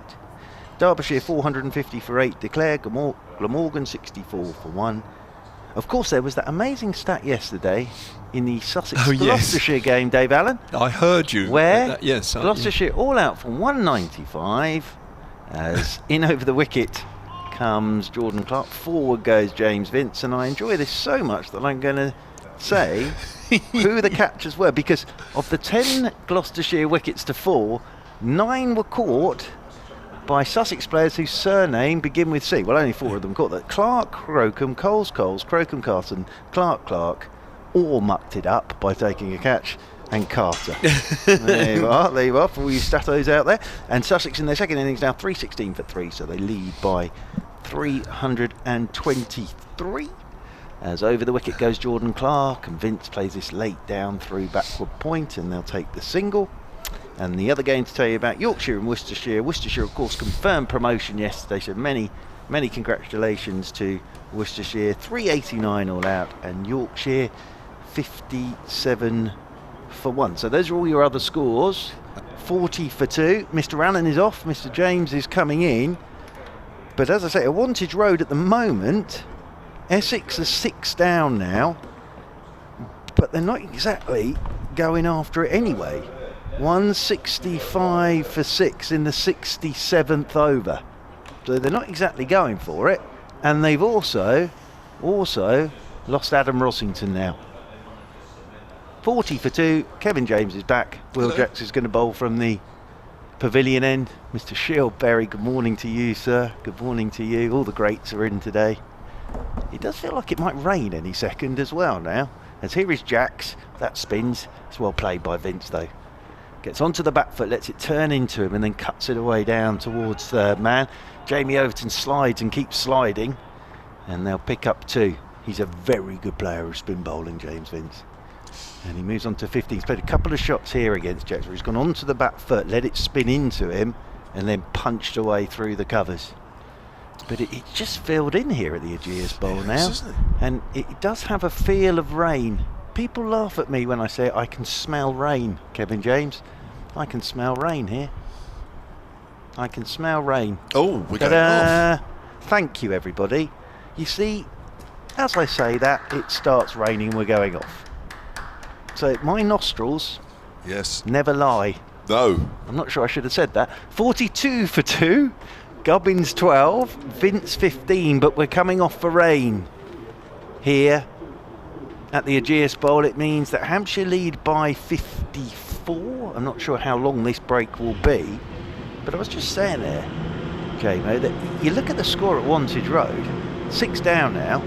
Doesn't even look like Essex are going for the 400 here, so it could all be sort of slightly anticlimactic this. But Rossington's gone now as well, but Wesley's still there. He's 49 not out, but they're in their 68th over and they haven't gone past 200 yet, and they've got to get to that 400 in 110.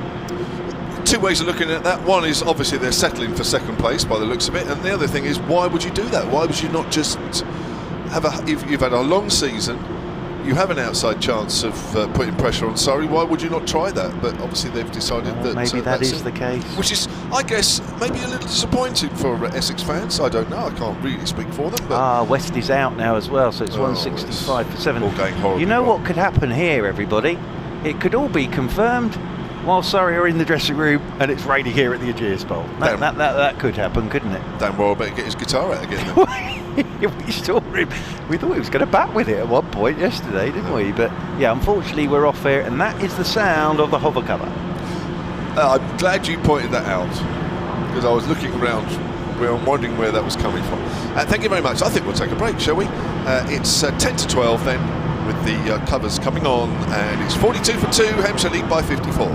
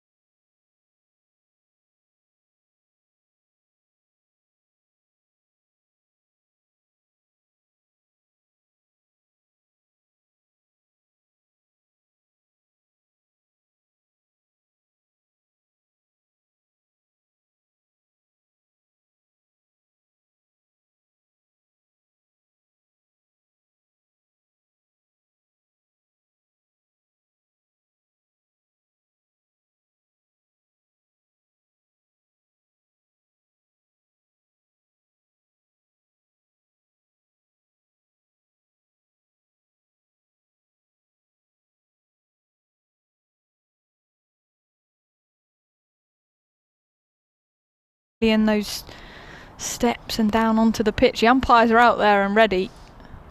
Nobody's rushing out. And I feel like the Surrey media people are just hovering around that huddle with the expected due to happen pretty shortly.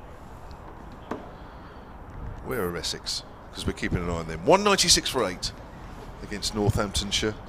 So they're not going to get the 400. So as soon as that innings finishes, or they can't get any more bonus points. I'm just looking at actually how many overs have been bowled at Essex in that first innings. What is it, 72? Yeah, it won't be long. Might be after lunch, mightn't it? Surrey confirmed. Look at that man to our right, Mark Church. He's trying to look relaxed.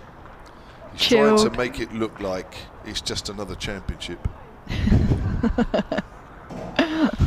Crouchy. Yeah. We were rather hoping we'd get to this point on day one and we could have moved on with the game, but it hasn't quite worked out like that. But anyway. So the Surrey players at last are walking out. In fact, the two batters are walking out at the same time. So we will get 15 minutes play before lunch. Do you know what? No, sorry, a bit more than that. I'd really love to know how these Surrey players are feeling, though, because for me, winning a trophy in the middle of a game / a middle of a Red Bull session away from home, how do you react? I said to Mark Church, I'd take some champagne out there mid-innings. I don't know. Yeah. That must be weird. Any of the champagne that was left over from Sunday night at Northampton? None. By any chance? I bet there wasn't. Well, I do remember off the top of my head Surrey winning it at Worcester. But they were actually playing at the time. But they did win it at another ground, yeah. That was 2018? At Worcester, 2018? Yeah, Mornay Morkel hit the winning runs. As Will Jacks continues to James Vincent, that's tickled past a leg slip. He's going to race down to the boundary with the sun beaming now on this outfield. 4 runs to the Hampshire captain, James Vince, after this rain delay. Do you think there might be some more coming? Because the rain is coming, or the clouds are sort of coming away over the Colin Ingleby Mackenzie stand, am I right? There's a bit more cloud there if that's the case. I feel like we've just got this gap in the clouds at the moment, Kev, because it's beautiful and sunny out there. It is. The floodlights are still on. As Will Jack from the pavilion end into Vince off the back foot again, worked this time to a backward square for no run. But this, I don't know, winning a championship game, winning the county championship, when you win a game, you can celebrate, and it's just, I can't quite imagine how they'd be feeling as Jack's in off the back foot, cuts James Vince.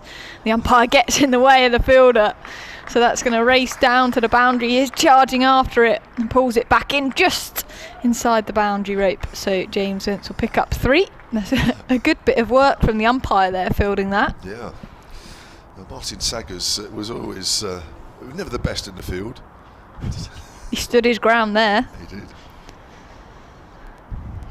Obviously with a left hand, right hand combination of Nick Gubbins, James Vince. You usually see them at square leg, but he's at backward point to the right handed Vince, and he's now in square leg to Nick Gubbins. A slip, short cover as Jack's in bowls. That's on the leg stump line. Hit up to mid on will be a single. Gubbins to 13. That's 50 up for Hampshire in their second innings. Also those 2 wickets this morning, Toby Albert for 3 and Fletcher Middleton for 9. So they've added, they started 1 without loss this morning, so they've added, 49 altogether. Jack's in again, that's turned into James Vince, who's tried to cut through the offside. That ends up no run, but it is turning from Will Jacks, 50 for 2, lead of 62. I'm going to leave you for now. Dave Allen will be next to Emily Windsor. Thank you, Kevin James. Had a slight rain delay, so the game's not moved forward. But 50 for 2. But I think we're going to have a change again, Dave. You might be subbed out. I might. Because I think another wicket's just fallen at Northants. Okay.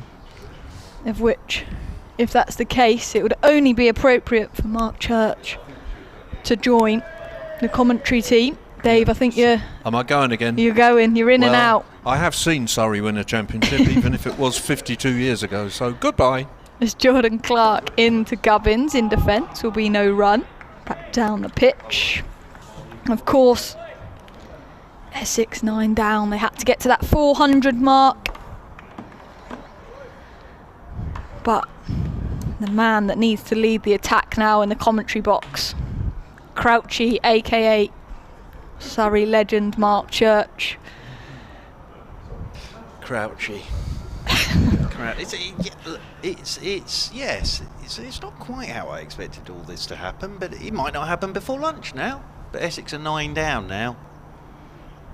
As Clark round the wicket to Gubbins, left alone outside the off stump, will be no run. So just to reiterate to everybody why that's important, it was obviously that Essex had to get to 400, and they're now 9 down. So when that 10th wicket does go down at Wantage Road, that will confirm Surrey as champions this season, and that will be back-to-back championships for Surrey, which is no mean achievement, actually, you have to say. 2018, 2022, and it's looking very likely now it will be 2023, and that'll be a third one for Rory Burns, and 2 in 2 years for Gareth Batty when it happens, which is, it is impressive, that. As that's driven back up down the pitch, a bit of swing away from the left-handed Gubbins, will be no run. And the interesting thing with it is, okay, they've been off colour last week, and I think nerves have probably played a part in what's happened here, but actually they have been outstanding this season in terms of the way they've gone about their cricket, in terms of championship cricket, and they are just a very good squad, and their bowling attack has done a super job for them this season. Clark over the wicket to Gubbins, will be no run.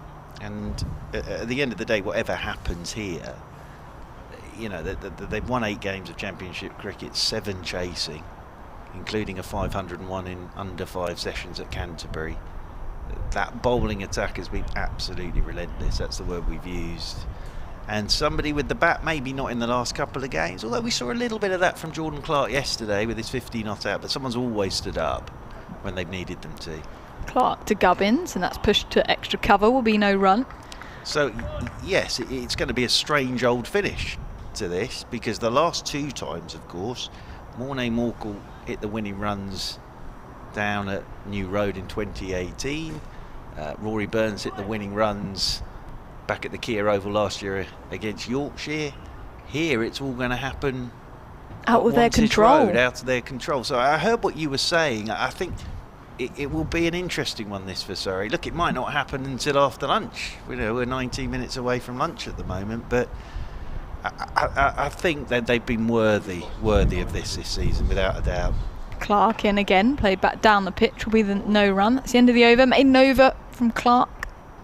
And the other thing as well here, of course, is, we're talking about what's happening at Wantage Road. They're still very much in this game here at the moment, and that was my point this morning, is they'll come out and they'll go hard at Hampshire, and Vince and Gubbins are doing a very good job here for Hampshire. Vince is just a mighty fine player, as is Gubbins, but Surrey bowled pretty well this morning, so they're still in this game at the moment. The lead's only 62, and as I say, 8 of their 9 games this season have been batting last and chasing down a total. Now, anything up over 250 on this, I think, could be very, very difficult for them, but I know it was flat at Canterbury, but if you have managed to chase down 501, you're quite confident chasing most things. As here is Jacks to Vince, and Vince now has played this off the back foot straight back down the pitch. Jack's got a hand to it. It's knocked the stumps out of the bowler's end, but Gubbins was aware of that and was back in his crease. But again, you can see the way that James Vince is going about this. He's playing Jacks off the back foot, letting it spin into him, and then either going down the leg side or going away through the offside. But you have to be a very good player to do what James Vince is doing at the moment, as Jacks is over the wicket to Vince, and Vince is pushing off the back foot. Quick singles taken, and they're safely home, with now Morrell sprinting round to do the fielding, and they will pick up a single, and that will be 1 more to the total. And back to Surrey being in this position, Churchy, I think what consistently they've performed throughout this championship, I think they deserve to be in this position. As you said, they've got a fantastic squad. It's always great to watch the cricket that they play. Vince round the wicket to Gubbins, who's forward and plays this one down into the leg side, and there's no run.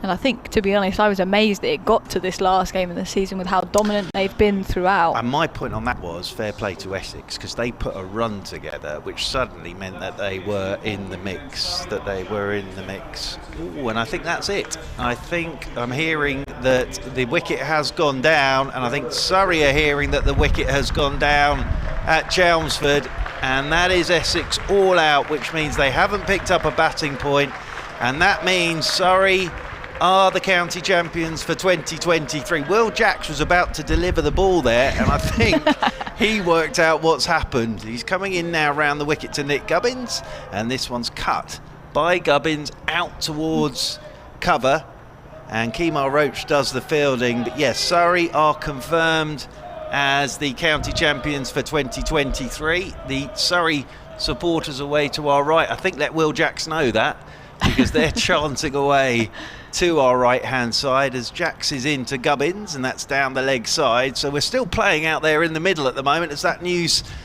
went out to the Surrey players, and Jordan Clark stuck his hands in the air, and Dan Worrell did the same thing. Hampshire are 53 for 2. They lead by 65, but it's a good effort this from Surrey. They've been very good this season as Gubbins goes forward and plays this one back up the pitch. Emily Windsor is alongside us here on 5 Sports Extra, the BBC Sport website. Emily Windsor knows all about hitting winning runs to win trophies, of course, was doing that on Sunday, but this all slightly different as Jacks is in, and that's a lovely shot from Nick Gubbins, just uses his feet and clips this one down the ground for 4. I'm just watching Rory Burns at the moment, and no great reaction at all from Rory Burns, but in his head he'll be thinking job done. And that's a 3rd championship title for Rory Burns as captain, 2018, 2022 and 2023. And the fascinating thing is, pre-season, Surrey made a massive point of, we're not going out to retain the title, we're going out to win it, which they said was a sort of different psyche to just going out there to retain your title, and that is exactly what they've done. And I was saying to Emily before that news came in from Wantage Road that Surrey have won 8 of their games this season, and 7 of those have been batting last, chasing totals down, including that 501 extraordinary run chase at Canterbury, 501. So they've been worthy champions this season, but built around a very, very, very good pace attack. As Jordan Clark into Vince, will be no run, and a mix up in the middle. They're going to throw at the bowler's end, but James Vince is scurrying back, and he got there in the end. A bit of a mix up, but for me, Churchy, this reaction shows how professional this outfit is. There's not been any big celebrations. They're not coming for a big huddle or anything. It's just, we've got a game to win here, and I think what they will want to do, as I said, it's a weird feeling to win a championship, the county championship, the most prestigious trophy in the men's domestic competition, to be mid-game, but they will want to go out, win this game, and then celebrate. 100%. I think if you lose the game, it won't take much away from winning the county championship, as Clark into Gubbins, left alone outside the off stump, but it will change the feel slightly. I like the reaction from Rory Burns there. I think it sums Rory Burns up in that obviously Will Jack stopped halfway through his run, arms in the air. The news had got out there. John Clark put his hands down. Not a lot from Rory Burns at all at the moment. And I think what he'll do is go in at lunchtime. You can see all the Surrey coaching staff sat out there. But I think their chat at lunchtime will probably be, good work, job done. Now let's go and win this game. So it's an interesting one. Clark to Gubbins. That's left alone outside the off stump. Will be no run. It is an interesting one. But no doubt as well, all those players out there will be feeling a lot of pride, a lot of real positive emotions, because 4-day cricket is tough at the best of times, and as you said, Churchy, every single one of these squad members would have contributed, background staff. Yeah, it's damn hard work winning a championship, and the planning starts in October and sort of culminates in September. Clark to Gubbins, that's pushed into the offside, will be no run. And yes, obviously they would have ideally liked to have beat Northamptonshire and secured it all last week, but fair play to Northamptonshire, they played very, very well. Of course, then Hampshire with that amazing run chase against Essex. But let's be brutally honest about this. Every team would have liked to have come to their last game of the season needing 5 points to be the champions. Every team. If you'd offered it to all the others, they would have definitely taken it this season. Clark to Gubbins, that's worked off his pad, will be a single. He will move to 18, 59 for 2, 71 the lead. And they've got themselves back into games this season where they may have been off the pace at times, but they've always managed to get away back into the game and then finishing it off. So they are worthy champions again. And as I say, for Gareth Batty, it's worth pointing out with Gareth Batty, he was in interim charge last year. As Alex Stewart described it, it was the best job interview in the world, because then of course he got the job, and he's done it again this year. So it's 2 seasons as head coach and 2 championship titles for Gareth Batty. Clark into Vince, slinging action, driven beautifully through the covers, just in front of square, and that's going to be 4 runs to the captain of Hampshire, James Vince. He will move to 28, 63 for 2 Hampshire, with a lead of 75 in this second innings. Yeah, well, it's 10 minutes until lunch. It'll be this is going to be an interesting 15 minutes up to lunch, with that news having got to them. But I'm absolutely convinced they'll get back in that dressing room, they'll have a bit of a cheer and a sing-song, whatever they do, shaking of hands, and then it'll be, lads, seriously, let's get back on this now. Because we don't want to finish the season on a down note, we want to finish the season on a high note. And last year they'd already secured it when they went to Old Trafford, and that game was over at lunchtime on day 3, and Surrey lost, and it was lovely, don't get me wrong, but you want to finish on a high, and you sort of want to put the bow on the top of the season. So, and they're still very much in this contest at the moment. And I think bounce back from last week. I think champions want to win games. And yes, they've won the trophy, but here is Will Jacks coming round the wicket from the pavilion end, and that's chopped away by Nick Gubbins down towards backward point to Dom Sibley, who's down there. There's no better feeling in being in a dressing room after winning a game, singing that team song. Jacks is in. Gubbins is punching off the back foot straight into Burns in there at extra cover. And Surrey will be very hungry to do that here. That's what good teams repeatedly want to do, is get that feeling, chase that feeling. As round the wicket again goes Jacks, and that's cut by the left-handed Gubbins. It was short and wide from Jacks, and fielding done by Kemar Roach. I know that Ollie Pope was making his way here, so I think young Pope will be here as this is swept by Gubbins down towards short fine leg. And the other thing they have absolutely reiterated all season is this has been a complete and utter squad. Hasn't been about the 11, it's been a squad performance from Surrey this season.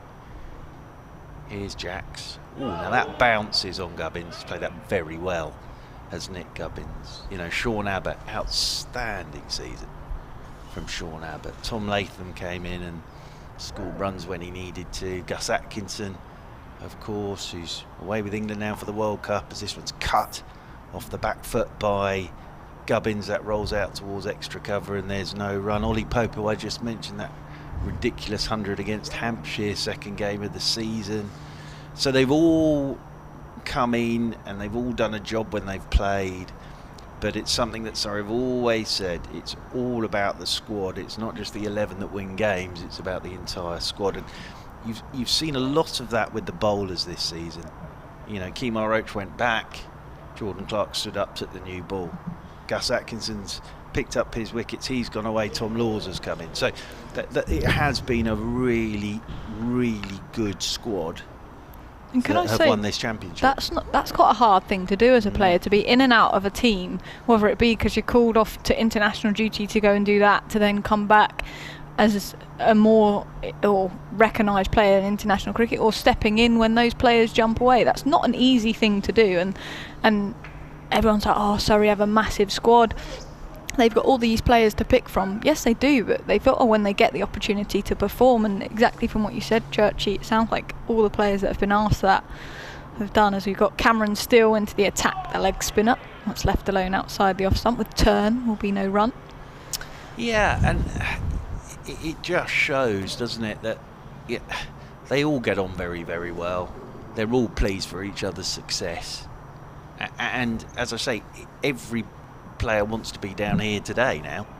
As that's pushed into the offside, will be no run. Yeah, it's an interesting one with Curran, Atkinson and Topley. They're on a plane at the moment heading to the World Cup. But I know the one who'll be all over this. That's Curran. Curran will be all over this, Sam Curran. As steal-in, left alone outside the off stump by James Vince. Turn for the leg spinner. Yeah, I wouldn't be at all surprised if S. Curran on his plane. He's either listening in or watching on live streams. But there'll be part of them that would have loved to have been here for this as well. Steal in again, that's turned. There's an appeal for a caught behind. Great take by the man, Ben Folkes. Will be no run. Do you know, I'm even more pleased for Ben Folkes. I was so disappointed at the start of the season when he wasn't in the England Ashes. He's such a good keeper, and I'm so pleased for him actually that he's got the success he's deserved. He's just kept his head down, isn't he? I don't know him as a player, but to come back from that. Well, it sums him up. I think the way he reacted to that completely sums Ben Folkes up. Still in off the back foot this time by Vince to backward a point, will be no run.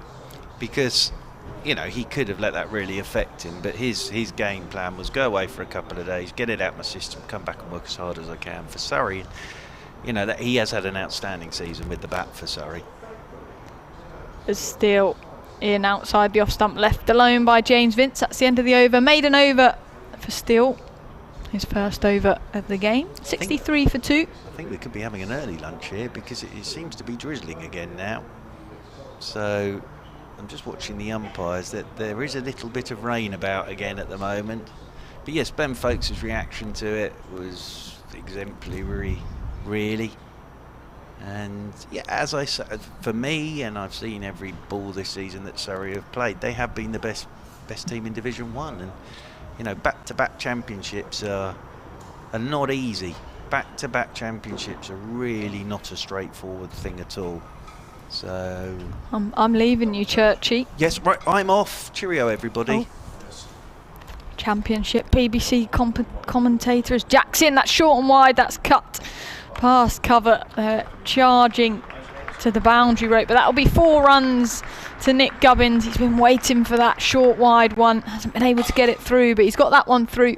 He's on to 22, 67 for 2 with a lead of 79, and it'll be a double change. You'll hear from Kevin James and then Dave Allen.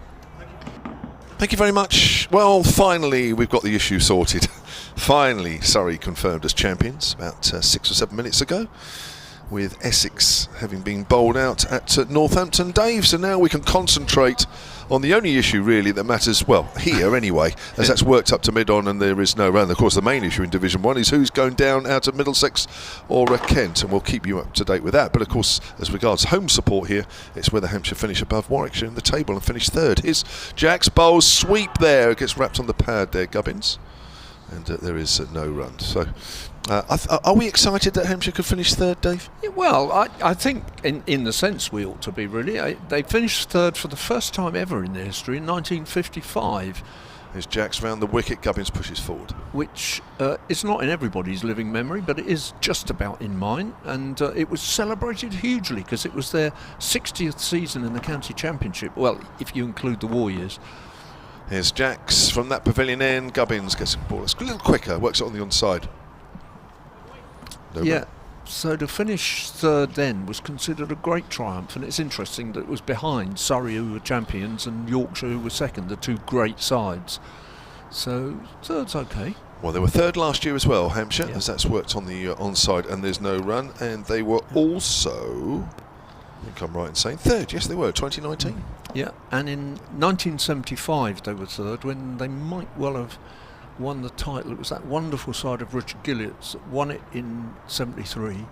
And I was thinking actually that I could almost claim to have been on the ground and seen a championship won a bit like this one today, where nothing happened because it was all happening in Northampton. Because I was at Bournemouth in 1974 when to be perfectly honest with you, they're going off. Actually, I think they're going off early, just for. In fact, they're firing up the hover, and I think we might get some rain during the lunchtime, and certainly a bad light thing. And at long last, the Surrey players are having a hug and a cuddle and congratulating each other. And there's a cameraman who's run on. I think it is a man. I'm not sure. There might be two even. Actually, they look to me like Surrey ground staff, perhaps, or Surrey staff, I should say. But they're all giving each other a hug and a cuddle, and well deserved and quite right too. I have been reminiscing over the past couple of days about the fact that I saw Surrey win the championship at Southampton in 1971. On that occasion, it was a Hampshire wicket that fell, and a bonus point that brought the title. And the story I was telling was that Mickey Stewart was the captain, and his wife came onto the field with a tray full of champagne, and all the Surrey players stopped playing and enjoyed a glass of champagne before they resumed. That didn't happen today. It was all quite low key, and Mark Church was saying that Rory Burns seemed to sort of take it all for granted, really, and get on with the game. But Surrey have taken some time to hug and cuddle and so on, but respectfully, and I think that's something I rather like, the two Hampshire batters and the two umpires are waiting at the other exit for the Surrey players to leave the field so that it all goes in the right order. And probably Alex Stewart is over there, miles away now. I'm about 200 yards away. I can't see, but there are some people down there in Surrey blue kit congratulating, and there's quite a huddle of supporters now around the top of the steps, and they're all just. There's lots of cuddles and lots of hugs and lots of well dones. And congratulations to Surrey. As you'd expect, and that's a faithful Surrey supporter way to our right, and there's about a dozen of them or so with a few flags that have been waiting patiently, burst into song straight away when it was confirmed that Essex were bowled out. So well done to them. We are at lunch with Hampshire 67 for 2 in their second innings. They lead by 79.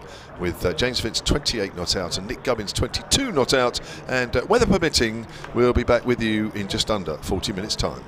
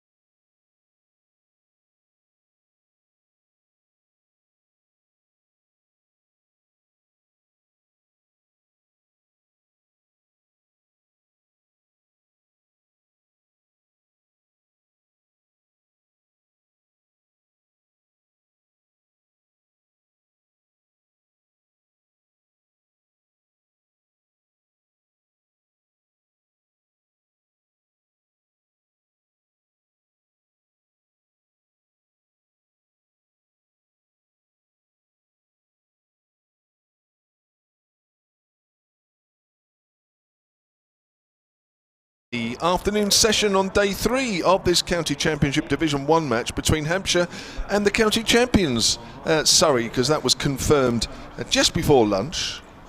They have retained their title, and Mark Church next to me, I'm Kevin James, has been speaking all over the lunch break to 5 Sports Extra with one or two members of the Surrey victorious, well, non-playing squad anyway, and fantastic, well done, congratulations from all of us.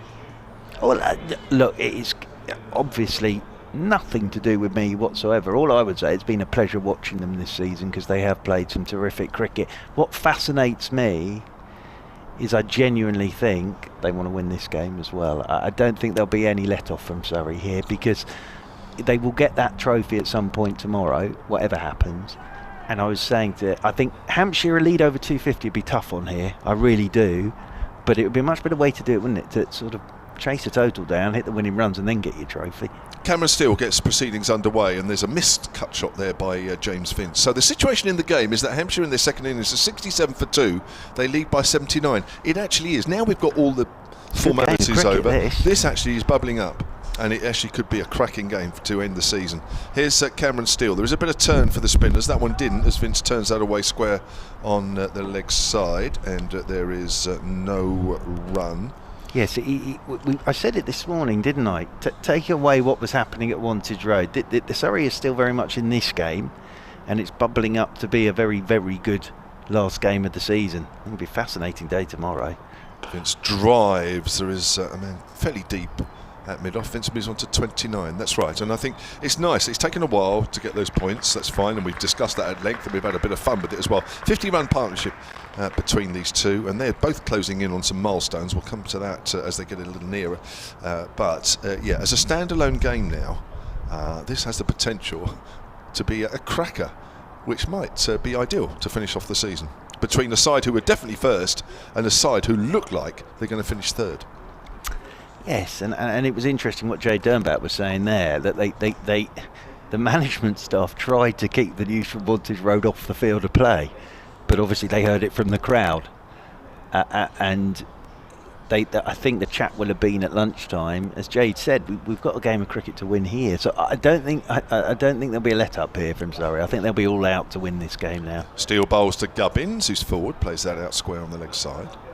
So yeah, I think we're bubbling up to a very good end to the season now in terms of this game of cricket, and I think anything up over 250 lead for Hampshire will be tough for Surrey. But as I say, they've won 7 of their 8 games this season batting last, so they've done it before. They certainly have. Gubbins gets a foolish delivery driven up off the bottom of the bat up to mid-off. Yep, so they'll be in familiar territory. Games that obviously have got them to where they are this season. Not a bad effort retaining a championship trophy. It's a huge effort to win it once, to do it back to back.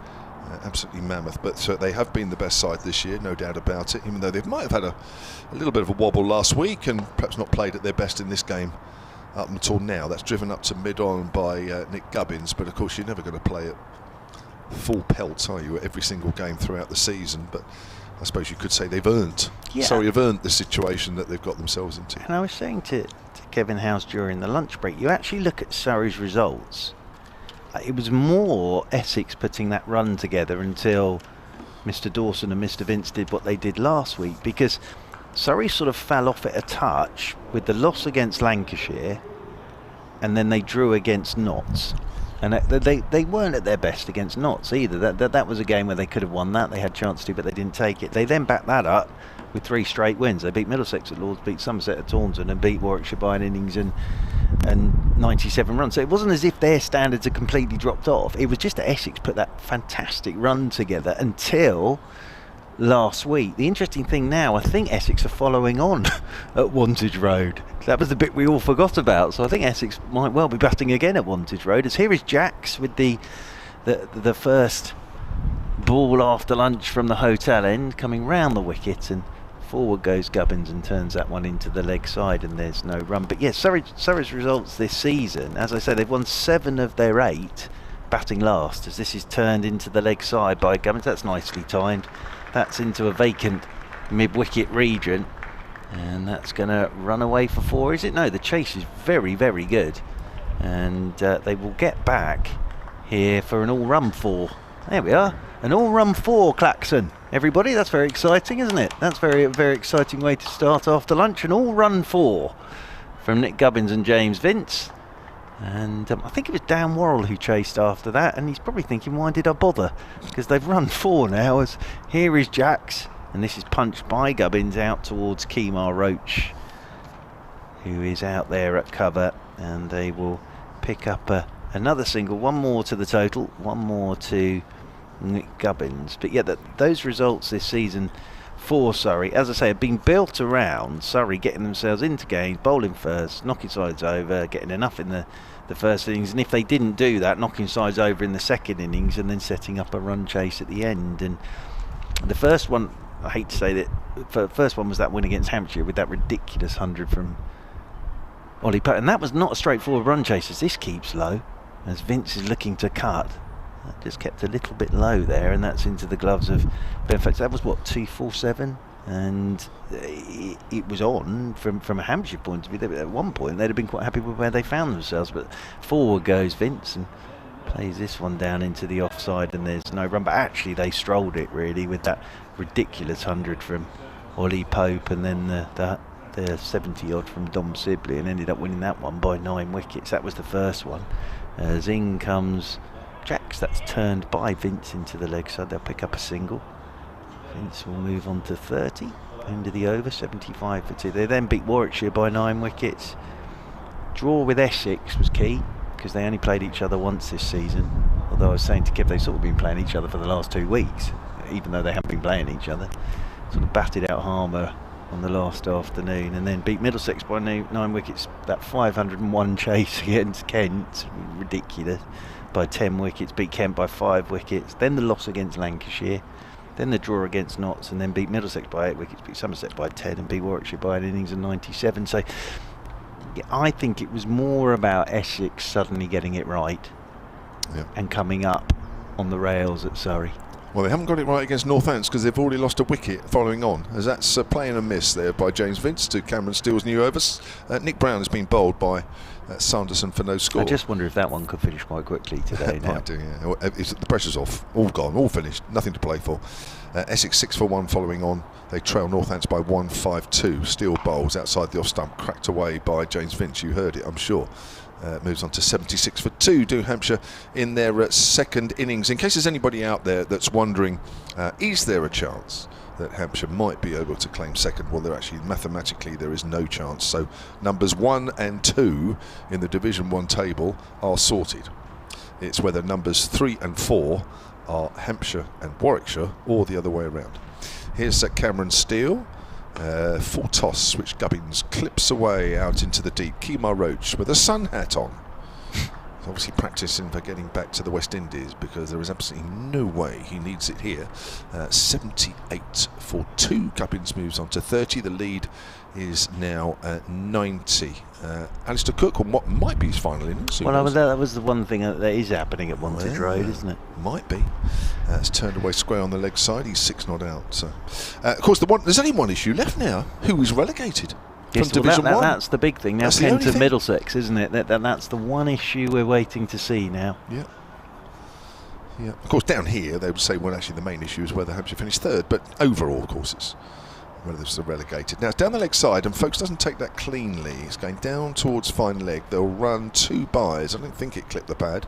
We'll wait to see what umpire Martin Saggers signals. Looks always signal byes. You'd know this, J-Mo. They'd have had this chat during lunchtime, but you couldn't blame Surrey if for the sort of first half hour, 45 minutes after lunch, they're not quite on it. No. Because they'll still be thinking about, we're on the championship now. Huge relief on the line of leg stump. Gubbins pats that back to the bowler. End of the over, 80 for 2. But I'm convinced that the chat has been, and Jay Dernbach reiterated that, is look, let's finish this season properly. And that we've been in this position before this season. We've got ourselves back into games, and then we've chased down. And as I say, they're sort of been confirmed. I think that the wording is confirmed champions when the presentation is made. Wouldn't it be a nice way to do it?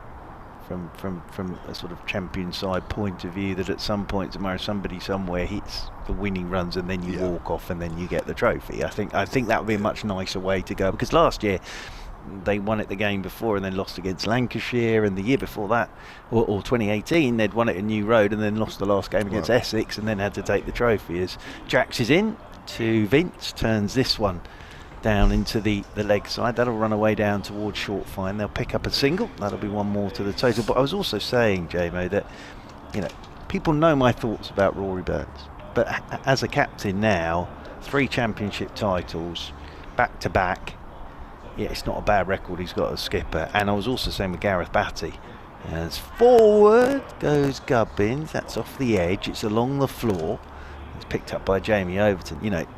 Interim head coach last year, wins it and has won it again this year. And I think what he's done very cleverly with Alex Stewart, as in comes Jack, that's left alone by Gubbins, he's got in Azza Mahmood, Jade Dernbach, got Jim Troughton in last year. He's got a medical team that have been at Surrey for a long time. They understand the way Surrey works, as this one's left alone by Gubbins. And I was saying with Kev when he was chatting to Jade, Jade won it in 2018. Jade made his debut in 2006 for Surrey. He knows what it's all about. Gareth, obviously captain Surrey, as forward goes Gubbins, pushes this one straight back up the pitch, and there's no run. So I think what Surrey do have is a captain who gets it, has huge respect from his players. 3 championship titles now, and they've got a head coach who, as he says, a lot of the work was done before he took over. As forward goes the left-handed Gubbins, plays this one out into the offside, and there's no run. But they've got a very settled way of doing things now. They certainly have. I'm just going to disappear for 2 minutes. Before I do that, I find it very peculiar that the side that are relegated from Division 1 in the last 2 weeks have made the top team and the second team follow on in consecutive matches. It's amazing, isn't it? How bizarre. Yeah, it's very bizarre. And I think what probably Northampton will be wondering is, why didn't we do that earlier in the season? They might not find themselves in the position that they're in now. As here is Cameron Steele then from the hotel end of the ground. 81 for 2. Lead is 93. Steele is in to Vince, and Vince is pushing this one off the back foot and will pick up a single. And Vince moves on to 33. Hampshire move on to 83 for 2. And back onto strike comes the left-handed Nick Gubbins. Sai Sudarshan pops the helmet on and gets himself in there at short leg. Steele is in, and Gubbins down the pitch, gone stumped. Lovely bit of work from Ben Folkes. Came charging down the pitch at Cameron Steele. I think Steele probably saw him coming, actually. He's just pushed it a little bit wider outside that leg stump. And of course that's spinning away from Gubbins anyway, and Folkes does the rest very, very quickly. And stumped by Folkes. And Gubbins goes for 30. Surrey have a first wicket after lunch. That'll settle them down again after lunch, but it was definitely a premeditated decision, that, from Nick Gubbins. He charged out the blocks, and James Vince is there having a chat with Jordan Clark and Rory Burns in the middle. Can I just say again what a lovely touch it was from Gubbins and Vince, when as they made their way off at lunch, they just waited for the Surrey players to go off and applauded Surrey off. It was a lovely touch from those two fine cricketers. And Vince is chatting away to Jordan Clark now and Will Jacks. But Gubbins gone for 30. But as I say, I think it was a good bit of bowling from Cameron Steele, and the fact that he saw Gubbins coming, and he knew with his leg break it was always going to be going away from Gubbins, and just pushed it down the leg side, and Gubbins was absolutely stranded there. So Tom Prest will make his way out to the middle, and it's just got a bit gloomy again here. We've had a couple of rain breaks today. Just wonder if we might be getting another shower, because over the back of Telegraph Wood it looks a little bit gloomy there beyond the Rob Bransgrove pavilion. So Tom Prest makes his way out to the middle. Of course, that, as we were saying in the first innings, that terrific 100 last week at Chelmsford, and he comes out on a surface that is turning, and he might get a bit of bowling, of course, Tom Prest, in Surrey's second innings with his off breaks, himself and Mr. Dawson. James Vince is still continuing his conversation with the Surrey players here. As I wonder, Kevin James, with what's happened now, and depending on what happens with Warwickshire, whether if they batted well here, with the Hampshire, you might pull the plug and say, go on, you have a chase tomorrow and let's have a good last day. I think that would probably be more than likely as well. I think that probably will have been that conversation. As in over the wicket once again, then comes Steele, and Press cuts out towards Kemar Roach, sweeping on that cover boundary rope, and they'll pick up a single, because as I say, I think anything up over 250 would be quite a tough chase on this pitch, but it would make for a very interesting day tomorrow. The lead is 95 as Steele is into Vince. Looks to drive, and it beats the edge. That's nicely bowled again by Cameron Steele. Just gave that one a bit more air to James Vince, who looked to have a drive, and that went past the outside edge of the bat. It's a nice neat bit of work for the stumping as always by folks. Steele's in again. Vince is turning this one into the leg side. Sai Siddharthan does the fielding. I said earlier, and everybody laughed at me, I smell rain, as at which point it started raining, and I might smell a bit more now. My nostrils never let me down, as this one's turned into the leg side by James Vince. That runs away down towards short fine, which is Will Jacks, which is convenient because he'll just keep hold of the ball, and he will continue bowling from that pavilion end of the ground. 83 for 3 then. Good over from Cameron Steele. The wicket of Nick Gubbins stumped down the leg side for 30. Vince 33. Tom Prest has 1. Kevin James is back, and in a moment he'll be joined by Dave Allen. Thank you very much, Mr. Church, who's been working very, very hard. You think, whilst the rest of us all had a lovely lunch, Mark Church was being interviewed, and he organised some Surrey people to come up and talk to 5 Sports Extra as well. So he's earned a bit of a break. Where of course we've just been enjoying lunch and then coming back to it.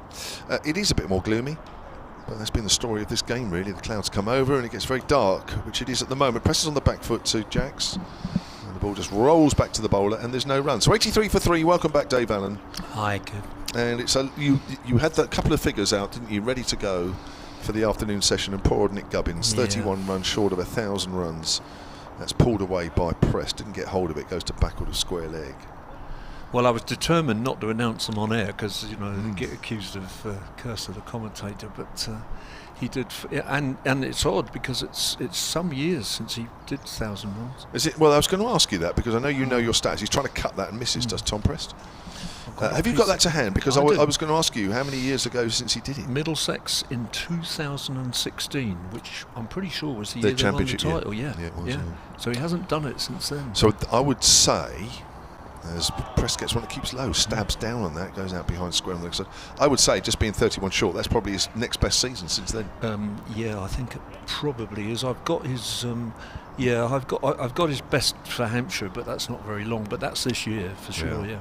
Reverse sweep, Tom Press gets hold of that. No problems there. Jamie Overton's sort of trotting after that. He's not rushing because that's gone over the rope. And Press moves on to 5. 87 for 3. The lead is 99 now. I know that people listen to us very avidly, Kevin, and are willing to tweet in and so on. So I think my maths are right on this, but I'm not sure.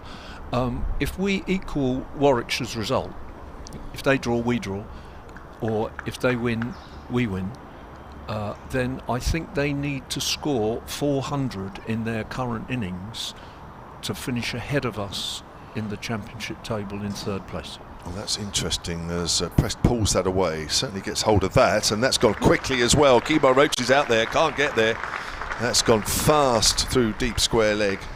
And a couple of boundaries to win that over. Press moves on to 9, 91 for 3. Well, at the moment in the live table, Hampshire are 6 points ahead of Warwickshire. So that, I think, works out what you say. Is that right? 6 points, yeah. They're 179 to 173 currently. Right. And Warwickshire in their game, we will actually just... we've got a good stand at the minute. Danny Brooks is a part of it. Yeah, that's good. Actually, Essex are 3 down now, and Cook's gone for 6. So if this is to be his last season, it's not been a great couple of games for him. No, it hasn't. Wesley is also out. Tom Wesley, the captain. He is the first ball of the next over, and Jameson's just content to let that one through. I'm not discerning. I watched Cameron Steele bowl from this end in the first innings. I don't discern a great deal of turn, given that he's a wrist spinner.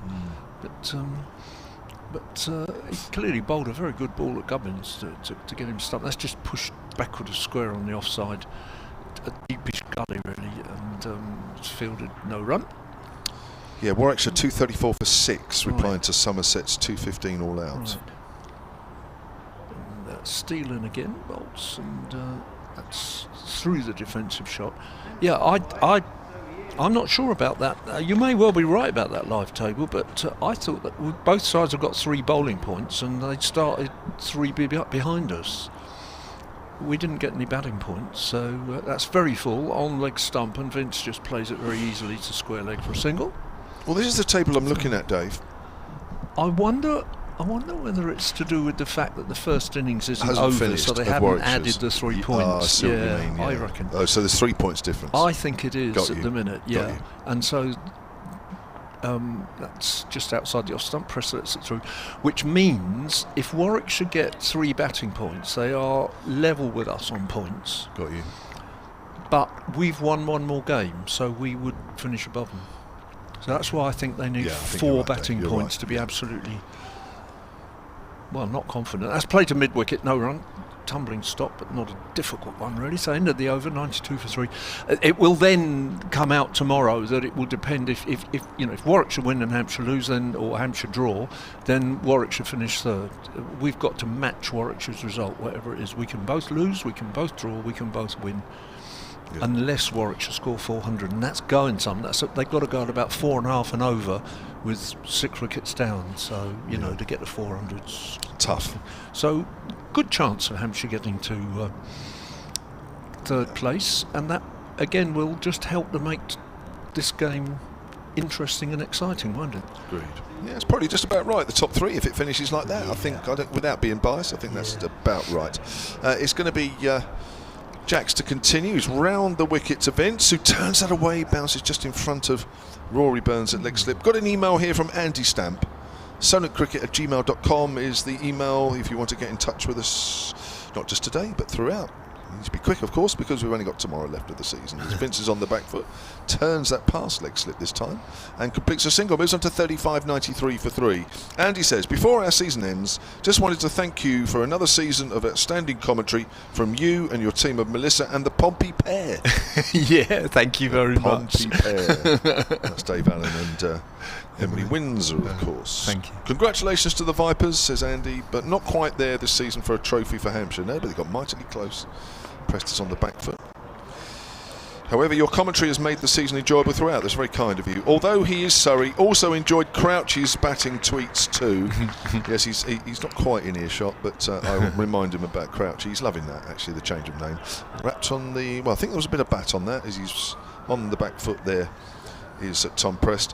All the best, says Andy, son Corey, plus my parents Terry and Carol, who are watching the live stream. They're all from Portsmouth as well. Oh, lovely. Thank you very much. Fellow Portsmouthonians. Portsmouth. Are you Portsmouthonians or something? What are you? Oh, now he's on the back foot and he's out LBW. Prest, I've got the feeling he thought he was as well. Yeah. He was right back on stumps. The ball pitched in line, straightened, and Prest was beaten. And there's the 4th wicket down. Just watching it on the live picture feed again. Oh my word, he's right plumb in front. That back leg, right in front of the stumps. Prest goes for 9, and Hampshire on 93 for 4. Yeah, he was giving himself, wasn't he? There he was walking. So, thank you very much, Andy. But I'm sorry we spoilt your message with that disappointing end for Tom Prest. Does look very promising, but another one of the youngsters who today hasn't managed to do the business. But here's the hero of the hour coming into bat now, and actually I thought there might be some resounding applause for him, but unless they hadn't announced him. There we go. Here we go. Ah, better late than never, Dane. Yeah, well, quite right too. Without any question, I think Hampshire's player of the season, and quite conceivably the PCA's player of the season. That's right, one of 4 nominations, and of course everybody down here keeping their fingers crossed, that's for sure.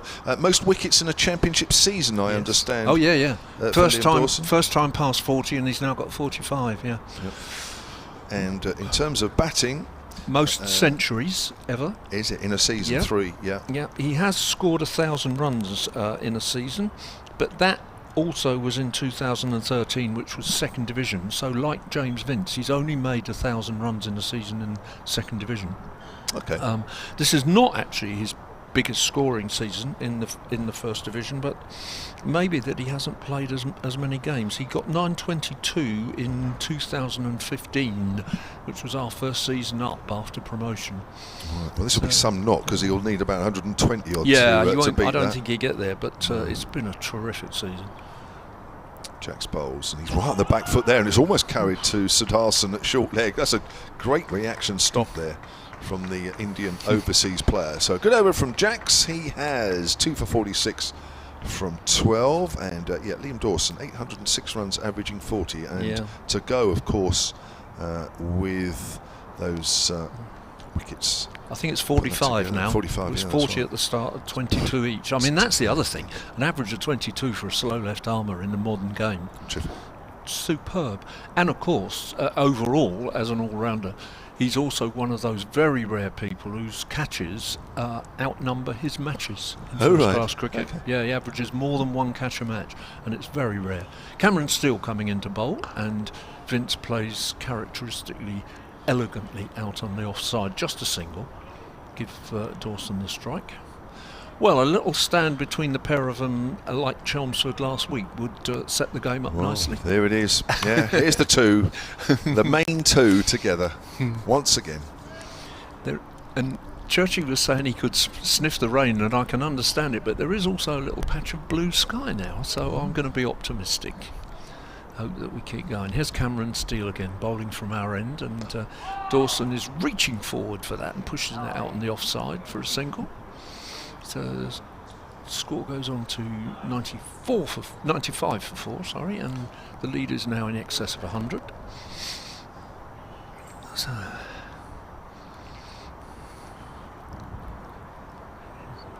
Steele bowls. And, okay, I think that will have... I suggested I wasn't seeing a lot of turn. I think that will have turned a little bit. Just took the outside of the bat of James Vince and has gone down towards second slip. There isn't a second slip, but it's fielded in the deepish gully. Or short third man, whichever you prefer. Cameron Steele bowls. That's leg side-ish. Just push around the corner. And they do have time to come back for a second run. I'm just wondering if the umpire... Yes, actually, he didn't push it around the corner. It came off the pad, and the leg by is signalled. So, 2 more runs, but not to Vince, who's on to 36. Not out. Cameron Steele, who once opened the batting for Hampshire, and just short of a length. Vince stands up. This time he definitely does get his bat on it. Runs the first one very quickly, but can't come back for the second as it fielded out backward of square on the offside. So, yes, Cameron Steele, who famously opened the batting, he came on loan from Durham, opened the batting with Ian Holland, and as I said yesterday or the day before, certainly the only time Hampshire have had a pair of Americans opening the batting. Dawson forward defensively, no run, and possibly the only time in English first-class cricket. I'm not sure, but one of those quirky little things I quite enjoy. Yeah, I was also checking out the business at the bottom of the table. I think Kent are in a stronger position at the moment, although Middlesex have won one match more. So again, Kent have got to finish ahead on points. Unless, of course, Kent win this game, Middlesex don't. But in that case, I think they won't finish level on points anyway. So but Kent 1 point ahead to start with, and have got 7 so far in the match. Middlesex got 3 in the match and 1 for bowling. So. Here's Jacks. Forward is Vince. Goes out square on the offside. So you'd say at the minute that Kent looking better of the two.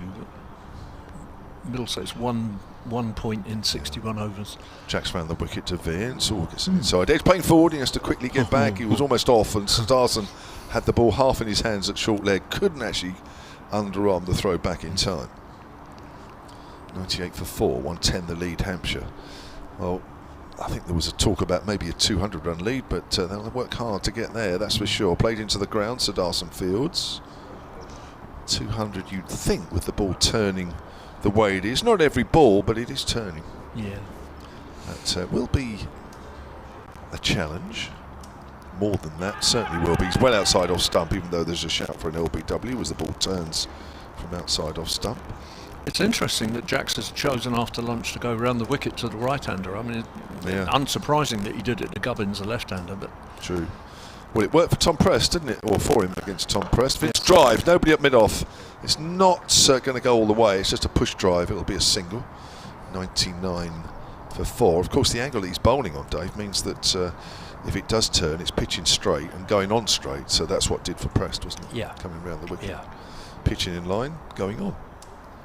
Whereas, of course, if it's not turning, it would just go completely go across the right-hander. But he's getting enough in it.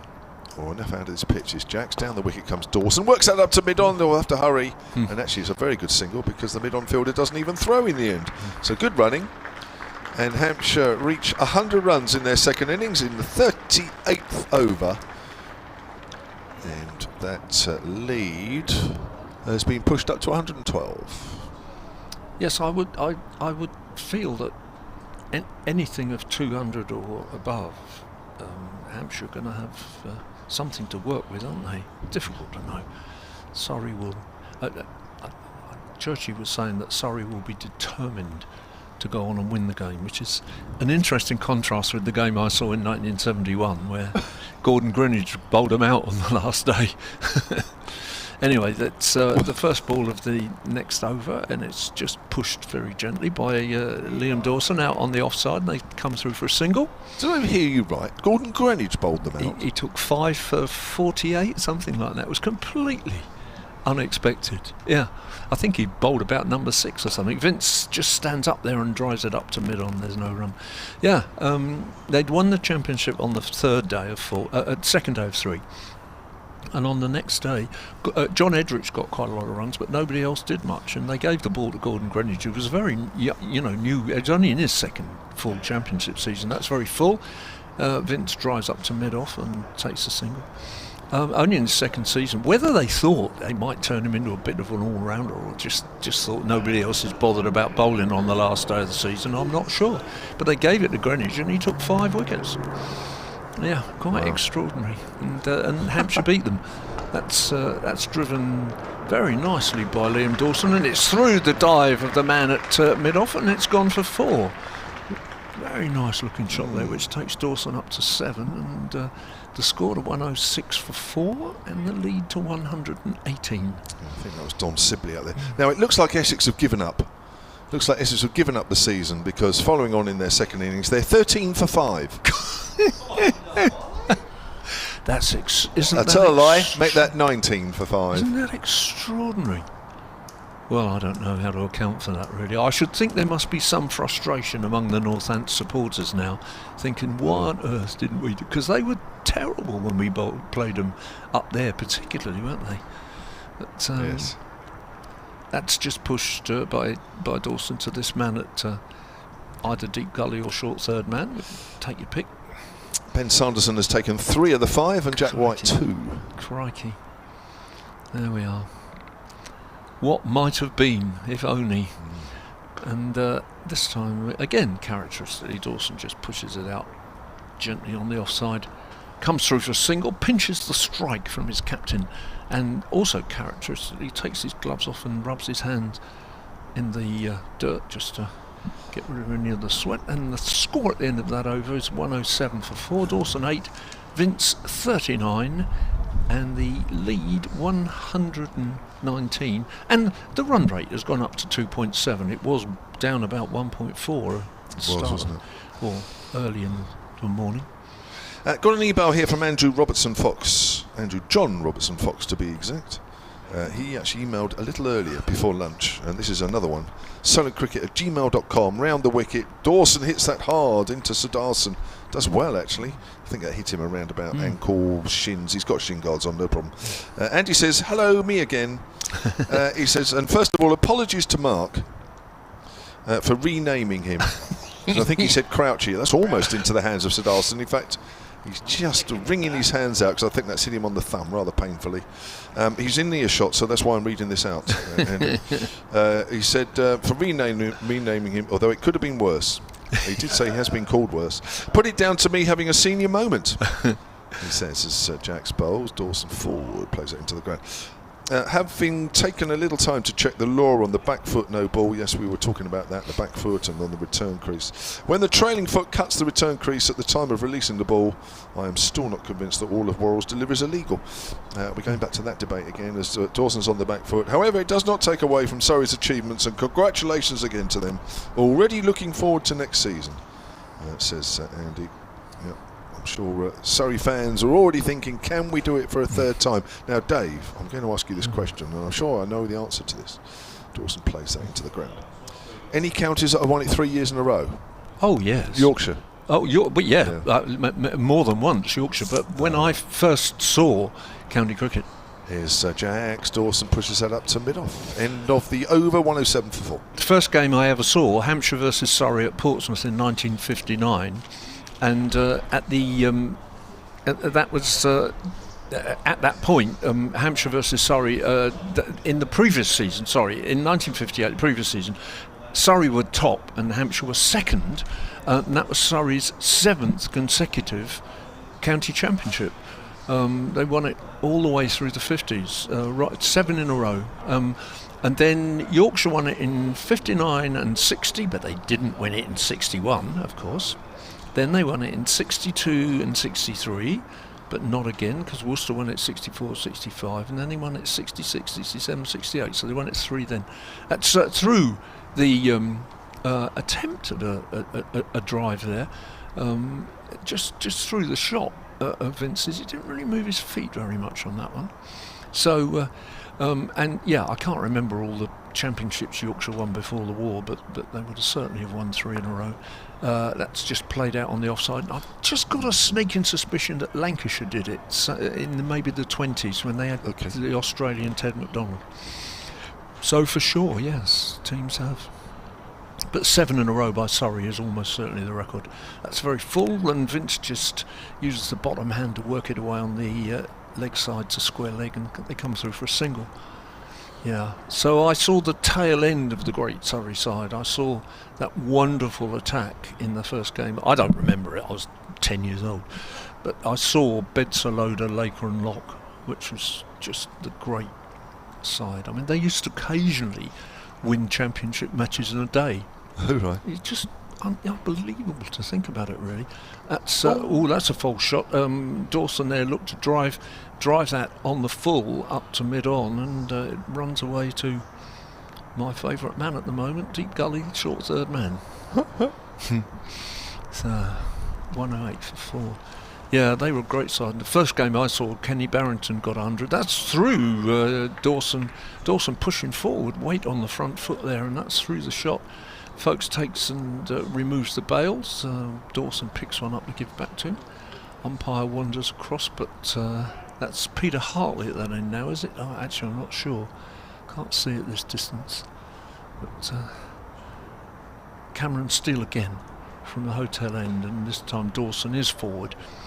Defensively, quite carefully, quite correctly, comes back to Cameron Steele, who fields off his own bowling. He's bowled 8 overs, 1 for 19.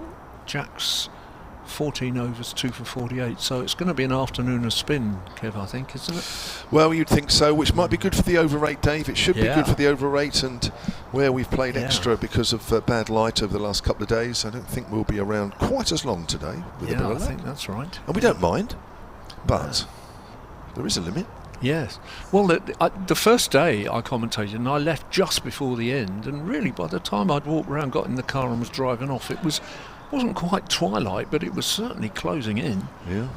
Here's Jax off the back foot. Is Vince. Can't steer it past Jax, who moves smartly to his left and picks up. So 108 for 4, Hampshire in their second innings. They lead by 120. We've had 2 wickets since lunch.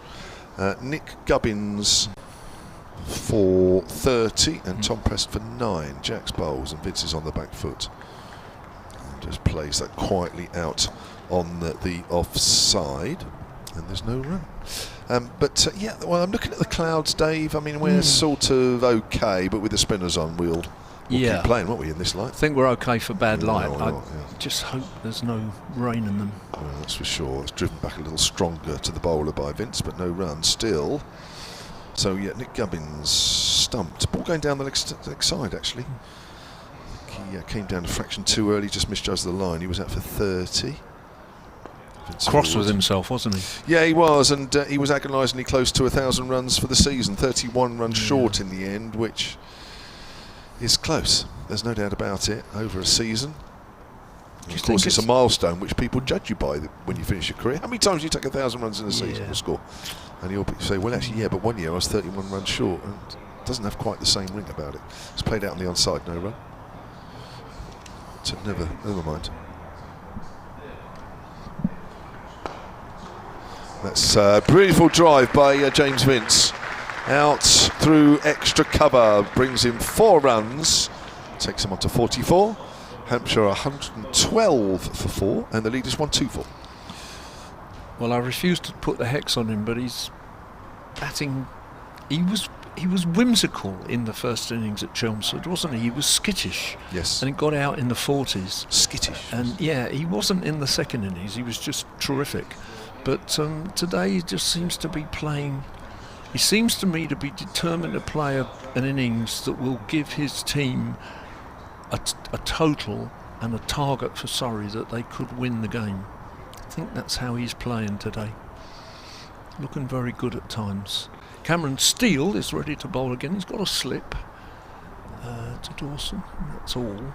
Close was, and Dawson drives to the man at, in fact, to the captain, Rory Burns, at cover, and Burns doesn't field it tightly. He just sort of, in the fielding, he just pushes it back towards Steele, who turns around and comes in again. Outside the off stump, Dawson is cutting away, but it's well fielded. Square of the wicket on the offside, and there's no run. Is that Sudarsan? Yeah, it is, apparently, yeah. He's in the thick of it in the field, isn't he? Yeah. He is. He's had a good game, actually, hasn't he? Because he batted nicely yesterday, quite slowly, but very effectively. Dawson forward again. It's just backward of square on the offside, no run. 112 for 4. The lead is 124. Not enough yet, but pushing on that way. And still some batting to come for Hampshire. And again, that's just out on the offside. I mean, strictly speaking, Carl Abbott is no mug with the bat, and he's coming in at 10, so there are still runs in the bank, as it were, for Hampshire, as long as somebody gets them. Ben Brown came back into some decent form in the first innings after a difficult season. That's very full, and Dawson plays that on the onside up to mid-on. Again, he just uses that bottom hand to work it off the straight, and they scamper through for a single. And I think, we're in one of those moments now where the darker clouds seem to me to be disappearing, and there are little patches of blue. Not much, but little patches of blue. So I hope the light's okay. That's short of a length, and Vince is back and hitting that away, and it's fielded Derek Shackleton style with his feet by Kemar Roach. I often joke that one of the things about the cricketers I watched in the first decade I saw them was that the guys like Derek Shackleton would never roll, dive or anything else, but they would stick a boot out, and that's exactly what Kemar Roach Beautiful, Dave. You would have enjoyed that. Yeah. Thank you for the moment, Dave. Take a break. Okay, I have had to redo the rotor a little bit because Emily Windsor is having an overrunning meeting, so you might need to have a quick look, Dave, at the back, if that's all right. But thank you, Dave Allen. Mark Church comes back in, or Crouchy, or whatever he's been called by the Surrey fans today. Tom Johnson has tweeted at Sonar Sport. Always a pleasure spending the summer following Hampshire and listening to the great commentary. Thank you as always. Hopefully Hampshire can finish with a win. Well, of course, everybody on the Hampshire commentary side of this team would hope so as well, but Mark Church has had his fun because Surrey crowned champions, confirmed champions before lunch. He can sit back and relax now, can't he? Well, what I would say is this is bubbling up to be a very interesting game of cricket. It really is, and it's great to see spin from either end, as here is Jacks coming round the wicket to Dawson, who's tried to pull that Now, whether he's got anything on it, I'm not sure. It's gone past Ben Folkes. Dom Sibley's giving chase down below us. Flicks it inside the boundary rope. They'll get back for 3. Buys is the signal. So buys is the signal. And I just wonder, Kevin James, that if Hampshire bat really well here and bat till stumps tonight, and they're ticking along at the, I don't know, these two do what they normally do and put on 150, and even if they were batting tonight and then declare overnight, and Surrey have a chase tomorrow, and it'll be a very interesting final day either way, I think, as Jacks comes around the wicket to Vince, and Vince is forward playing this one out into the offside. And what I'm enjoying about this is you've got your 2 form players out there, 2 class players, Vince and Dawson, against Steele and Jacks, and the ball is spinning. Vince has played beautifully here for this 46 so far. But it's interesting because I think these two will just keep bowling for a while, because it gives the quicker men a bit of a break as Jacks is in and across his stumps goes Vince. Turns this one down to Sudarshan in there at short leg, and I wonder whether we'll see a bit of Preston Dawson in action together tomorrow. So that makes it really good, I think, that we've got spin in this final game, as this is turned by Vince into the leg side, and they will pick up a single as Dom Sibley comes around to his left to do the fielding. 1 more to the total, and the lead is 131 now, 119 for 4 Hampshire. But yeah, all we could really ask for with this final game of the season now is that we get a good finish to this game. I think we are going to get a good finish to this game, which is great. It really is, and I think it's fun that actually it'll be spin. Yeah. It will be the majority of the time that we see. I think that's great. Yeah. As Jacks round the wicket he comes, and forward goes Dawson, looking to work around that front pad. And for Will Jacks as well, I was thinking about this. It's his first proper bowl for Surrey really in the Championship this season. Ooh. This is sort of what he did last year, but because the quicker men have done such a good job, as forward goes Dawson, that's beaten everything. Oh, how's that not bowled him? Has he got a little inside edge on that? No, that's buys. But again, he just drifted that one outside his off stump, coming round the wicket. Dawson's pushed forward, and that's beaten everything. He's down on one knee there, Liam Dawson. It's gone straight through Ben Folkes' legs and has run over the boundary rope and away for 4. 123 for 4. The one thing I didn't mention, but I did spot it, at the moment when the Surrey supporters sort of gave the news to the Surrey players, as Jacks was about to go through his action, he put his arms up in the air. Yes. Jordan Clark celebrated by putting his arms up in the air, pulled his trousers down, pulled his trousers back up and put his arms up in the air again. Good. We are. So there we are. No, we can't. That's one. Well, I don't know. I think that's one way of celebrating. I mean, what a moment! If you know, when they say how many championships even you've won. It's not me, is it? It is me. It is. It's steered to point off Cameron Steele by Vince, no run. Is that he said I won 2, and here's the pictures of them. Yeah. Well, I to be honest, if there was going to be one gentleman to do it, it should be Clark. Really show you he was wearing. It was the moment that we won the 2023 He was wearing his brief. You've done it, J-Mo. I know you have, and you've been celebrating. That's cut away by Vince, and he moves on to 48. Dawson was the one who was looking for 2. Vince wasn't. 124. It was interesting though, wasn't it? Because I think really it was only Jacks and Jordan Clark who twigged what had happened. I was just watching the footage back again, and Jacks had put his arms up, and then they just got on with it. I know, it was weird, but thank you to those supporters over there. Straight away, didn't they? As soon as the news came through, there they were. Dawson's pushing well forward. Let me say that Warwickshire are 8 down now against Somerset. 254 for 8, trailing by... Sorry, they lead by 40 with 2 wickets left, but that means, of course, they're not going to get as many batting bonus points as they would like. So there is a bit of daylight now between Hampshire and Warwickshire for that 3rd spot. Dawson's forward, plays it out behind square on the offside. Peter from Penzance. I think Storm Agnes was around there yesterday. I think because my daughter's down in Cornwall. I think there was a bit of rain down there. I hope you were okay.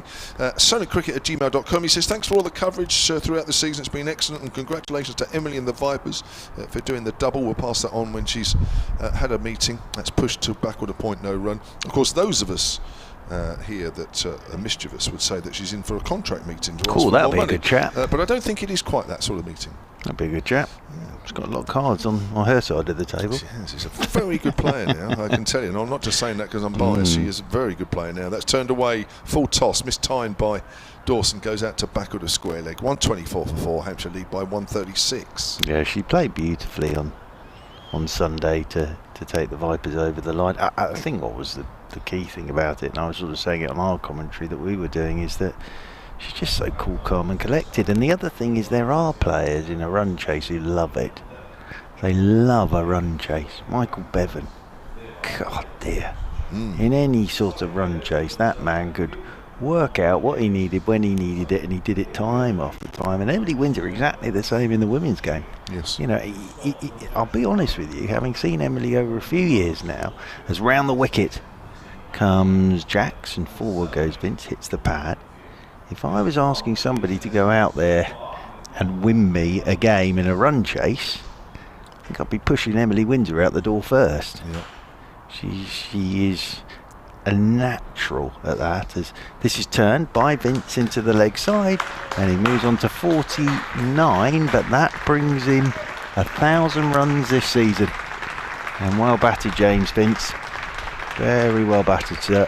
What a knowledgeable crowd as well, straight away, almost as soon as those Surrey supporters realised that Surrey had won the championship. Exactly a few moments after scoring that run, Vince gets a warm round of applause for another 1,000 runs in the championship. Well, and you've summed it up there, another 1,000 runs in the championship. As, hello, Liam Dawson. Well, laying back to cut that. And that's beating him, and it's well taken by Ben Folkes. Dawson's got a grin on his face after that one as well, because obviously he'll be bowling from that end at some point. As Jacks is in again, Dawson's forward, shout for LBW, not given. He's got a stride in there, Liam Dawson. That runs away down towards backward point. It's not easy this, is it, against Jackson Steele? Yeah, it's just going down, I would have thought, but it's not a bad shout at all. Even though he's well on the front foot. Yeah. I'm waiting for Dave to say how many 1,000 runs Vince in the championship. I think he's working it out. Jacks is in again, using his feet is Dawson. That's nicely played, just punches it down towards long on. They'll pick up a single. Welcome back to listeners on 5 Sports Extra. With us again on 5 Sports Extra. And at the moment, James Vince has just gone past 1,000 championship runs. Well, he's exactly 1,000 championship runs. He's on 49 here, and he's turning this one from Jacks down to leg slip, and Burns does the fielding, and there's no run. Dave is working overtime at the moment, Dave Allen, and he's just told me that actually, whilst he's done it before, this is actually the first time James Vince has scored 1,000 runs in the championship in Division 1. Ah, there you go. There you go. Thank you, Dave. Thank you, Dave. Well, look, he's just a fabulous cricketer, isn't he, James Vince? And this is why I'm enjoying this. Your two form players are out there together. This is bubbling up into a very nice game of cricket, this, at the moment. And I'm enjoying this. I'm enjoying spin from either end and Dawson and Vince batting. It's the third time he's gone past 1,000 runs, or got them. He's trying to sweep that one, misses outside the off stump, almost overbalances. And well, I know you enjoy spin each end, and Dave will enjoy it because it's almost like a bygone era. But Dave, and I don't know if you saw it, when Kemar Roach used his feet on the boundary to stop a boundary, classic. Dave was instantly transported 80 years back to the best games he's seen in the championship when they all did that. That's driven down towards deep mid-off. Dawson picks up a single, moves on to 14. It's 127 for 4. I think what you're also seeing here with that as well, with that Rory Burns has decided to give his quick bowlers a bit of a break as well. I know it's spinning, but I think that they deserve a bit of a rest at this point, having won the championship. So Kemal's actually just stood out there with his hands in his pockets at the moment, sweeping on the cover rope. Yeah, well, he's put his hands to bed, hasn't he, really? Let's be honest. That's outside the off stump, and Vince holds the line, but it does turn. Just a reminder, I don't know what's happened to Essex, but there was a bit of a recovery because they're 38 for 5 now following on. They were something like 13 for 5, somewhere around there, which it's fallen away for them horribly the last couple of weeks. Outside leg stump, Vince tucks it away behind square on the leg side, and there is no run. And the battle for third place between Hampshire and Warwickshire sees a little bit of daylight between the two teams. Warwickshire 261 for 8 leads Somerset by 46, but Warwickshire needs some more batting points there if they are to get at least level with Hampshire in third place at this stage. Vince pushes forward again, it's turned. That's It's drifted as well, hasn't That's a beauty from Cameron Steele. The key thing with that is the drift, isn't it? It's just drifted in, bounced and gone the other way. Beautiful. The perfect leg break that from Cameron Steele. I'm off in a moment. I'll just read this email. sullencricket@gmail.com. George Hoskins writes as Cameron Steele comes in and bowls. A bit shorter this time, so Vince is off the back foot. And there's his half century. And that has come off 98 deliveries. And with 4 fours. And having just passed 1,000 runs in the season in Division 1 for the first time. That is his 7th half century this season with 100. Very quickly, and then George says, I've really enjoyed the commentary from you and your team this season. I only found the link this season and really hope it continues. I'm retired in Spain, so don't get to go to many games, so you're making up for my retirement plan, which was to sit on a deck chair and watch the games at Dean Court in Bournemouth. But obviously, as we don't play there anymore, and I'm in Spain, that's no longer possible. But you guys are helping a great deal. Thank you, it's very kind. Very, very nice comments. Ooh. Well, Jax is round the wicket here to James Vince. He's almost done him on the outside. He's got an edge on that as James Vince, and that saved him because he was using his feet to come down the wicket to Jax, and that outside edge has taken it past Ben Folkes. He's almost done him on the outside there as well, Jax. But as it is, James Vince picks up 4 more. He moves on to 54. Hampshire move on to 132 for 4. I think I'm also right in saying that Surrey are the first county to go back-to-back Division 1 titles since Yorkshire, which was 2014-2015. It's one for Dave. Jackson and Vince turns this one down into the leg side. Up comes Dom Sibley to do the fielding. Nice for Dom Sibley as well, his first championship title. Yes. With Surrey, because of course he made the move to Warwickshire, so back at Surrey, and his first season back he's won the championship. Do you want to remind Dave, because he wasn't quite in earshot then, of what you'd said about back-to-back? I think Surrey are the first county in Division 1 or to win back-to-back championships since Yorkshire in 2014-15. I think that's right, as Jax is in. That's a full toss, which Dawson is clipping straight back up the pitch. Jax does the fielding off his own bowling, and there's no run. Dave's brain's working overtime at the moment. So yeah, it's if that is true, that's another good stat. As forward goes Dawson. I may have just made it up, and turns this one into the leg side, and Steele does the fielding, moving round to his left as Dawson settles himself down over his bat once more. Round the wicket goes Jax to him, tosses this one up. Dawson uses his feet and then just makes sure he's getting bat on it and plays it down into the leg side. And I'll say what I said last year. Now obviously Rory Burns would dearly love to still be playing international cricket, but I don't think it's any surprise that when you've got Burns for the whole summer, they win last year and they win this year. As Dawson looks to cut one that just keeps going and beats the outside edge, and that's into the gloves of Ben Folkes.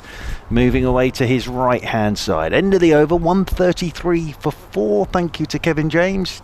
Mr. James is having a well-earned break away to our left-hand side, and Mr. Dave Allen is making his way back in, and Mr. Kevin Howes is making me feel a lot better because I was right with that. Yeah, Yorkshire, last ones to go back-to-back, 2014-15. Thank you very much indeed for that. Funny enough, in 2014, that first year, James Vince was the leading run scorer with 1,525 runs. Again, I've just done that completely off the top of my head there, Dave Allen. That was in pretty Div 2. good. But that's pretty good from me, isn't it, to know that? Not bad, mate. We won promotion that year, and he made a big double 100 here. 240 or something against Essex in a crucial game. Thank you as well to Kevin Howes. He's just saying that Yorkshire 66, 67 and 68. Oh yeah, I mentioned that earlier. Could do that next year, I suppose.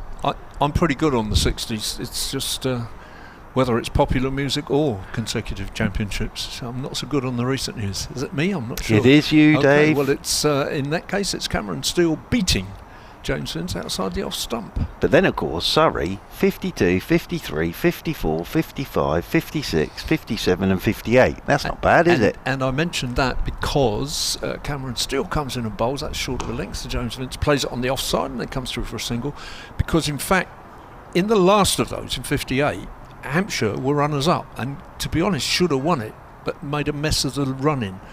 And the first match I ever saw in 1959 was between the first and second place sides of the previous season, Surrey and Hampshire. Well, that season in 59, Derek Shackleton, 126 wickets. What a man. Driven on the offside by Dawson for a single. And the interesting thing about that is that was the first of a period of 3 or 4 seasons when they experimented with covered pitches. So he would take even more wickets when the pitches were uncovered. But they experimented with covered pitches, and it was the most beautiful, glorious summer. And that's out. He's done him, hasn't he? Yeah, he has, yeah. James Vince stood for so long that I thought he hadn't edged it, although it looked very much as though he had, and he had. It's gone to slip, and Vince looked, I think, somewhat astonished. And I'd said earlier that Cameron Steele didn't seem to be turning the ball very much. He turned it enough there, not prodigiously, but enough on about middle and leg, and then it just took the outside of his bat that's been held at first slip. And James Vince, having completed 1,000 runs and gone 7 beyond that, is getting a good round of applause for his 56. He just acknowledges that, but I'm sure he's disappointed. I wonder to some extent whether he looked, as long as he did at the pitch, thinking to himself, well, when I'm out here captaining Dawson, things might happen. I think he was also surprised it ended up in Overton's hands, but what happened was he pushed forward, little outside edge, it hit the gloves of Ben Folkes, and it was a good catch from Overton at first slip, because it just got deflected off the gloves of Ben Folkes. But what a great season James Vince has had again. Past 1,000 championship runs in the first division, but gone now for 56. Nice bit of bowling from Cameron Steele, and that brings Ben Brown out into the middle and leaves Hampshire 135 for 5. And almost 150 ahead, and again a little twist in the game which keeps it alive and keeps it really intriguing. The leader's 147. There are 52 overs left today and 96 tomorrow. Oh, I don't know if it is. Is it 96? Yes, it's always 96 on the last day. Yeah. I was thinking about the rain and the bad light and stuff. So, assuming we do get, there will be a change of innings, which probably will take 2 overs out. It could be in an interval, but it probably take 2 out. About 140 overs to go. And the lead is 147. So. I think this is going to be a very interesting end to the season now, this game. I think it's a nice end, this, with spin dominating as well is good. It's Cameron Steele bowls, that's outside the off stump. Now, Surrey, interestingly, of course, have now got 2 spinners, but Cameron Steele is not, a very experienced spin bowler. He hasn't taken a lot of first-class wickets, but Hampshire have got 1 very good spinner, particularly this year. That's just short of a length, and Ben Brown plays that on the offside, no run. Other than that, though, it's a question of, do they bowl Prest a bit? Do they bowl Gubbins a bit? Gubbins bowls those leggies, doesn't he? Yeah, he does. Where he starts his run up where he looks like he's sitting down, doesn't he? Squats. I'm not sure if it's still his nomination, but at one point Kevin was nominating a wicket for Nick Gubbins as his ball of the season. Do you remember? I can't remember who it was against now, but he bowled one of those Shane Warne Gatting balls. Very good, yes. It could have been, yeah. Yes, he might well get a go. Yeah, so I suppose the nice thing is, here is Jacks round the wicket from the pavilion end to Dawson. He tucks this one into the leg side. They'll pick up a single. What I'm enjoying about this is either way it works. You've got an off spinner and a leggy going either way, and it'll be the same if you go Prest Dawson. You're going either way, aren't you? That's right. I'm not sure you'd see Gubbins and Dawson together, because obviously everything would be going the same way, if that makes sense. But yes, it's lovely this to finish the season with spin dominating. It really is. Short leg slip, and a slip for Ben Brown, who batted very nicely in the first innings of this game, which seems a long time ago now, as round the wicket goes Jacks to Brown, and Brown's on the back foot, playing this one back up the pitch, and there's no run. I think the other Hampshire regular bowler who will be effective under conditions that favour spin bowlers is Mo Abbas, because he's not an out-and-out fast bowler. He's a very subtle, fast medium. In again Jacks, and Brown will get off the mark as he pushes this one neatly and tidily out into the offside, and Jordan Clark wanders round to do the fielding. They'll pick up another single, because that leads 149. Now I think anything over 250 would be tough. Yeah. So another 100 from here really for Hampshire. Yeah. Jax is in. Here goes Dawson, and he's down the pitch, and he gets an inside edge, and thankfully he did get an inside edge on that, because Folks was waiting. He's already picked up one stumping. Had a Gubbins down the leg side off Cameron Steele. He's got lovely figures, 12 overs, 1 maiden, 2 for 27. Into his 19th over here is Will Jacks, 2 for 66 for Jacks. As Jacks is in, and Brown, the right-hander, gets on the back foot, plays this one back up the pitch, and there's no run. And if you're just joining us here on 5 Sports Extra and you haven't heard the news, Surrey were confirmed as champions about 15 minutes before lunch, when Essex were all out in their first innings at Wantage Road without a batting point. As forward goes Brown, pops this one out into the offside, and there's no run. Oh, there's a single, my apologies, they strolled a single, one more to the total, and that gets that lead up to 151 at 139 for 5. But now Essex really struggling. Second time round following on, they were at one point 19 for 5 at one point, but I'm just going to get a latest score for you, and they are now, Essex, 49 for 5. But they're still trailing by 109. Notts are 265 for 5, trailing Middlesex by 101. Ooh. Steel bowls outside the off. Sorry, I thought you hadn't quite finished there. Outside the off stump, and Brown tries to pull that through on the onside and makes no contact.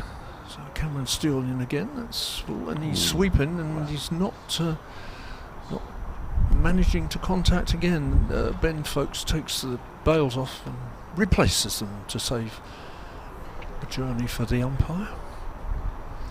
And Cameron Steele will come in and bowl the third ball as he over to Ben Brown, who will again try to make some contact with the bat, and actually just takes it away there. Just a bit of lift from that ball from Cameron Steele, and again he's bowling right arm wrist spin, and it's just a bit of a leg break. It's not a huge amount of turn, but a bit, and that I think went the other way, and it's been played out.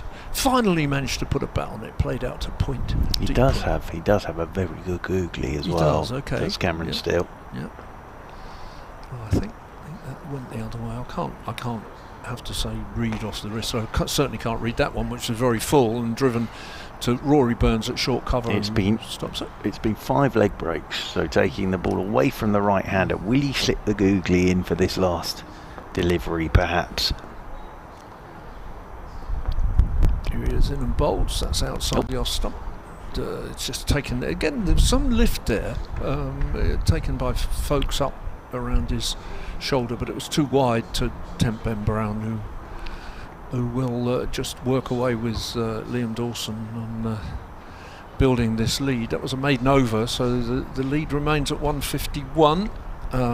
Already a bit of a challenge, although you would think Surrey would fancy scoring 150 to win it. But there is still batting to come. James Fuller will no doubt put bat to ball. Ian Holland, who has opened the batting for Hampshire quite often, will play in a more orthodox manner. Kyle Abbott can score runs.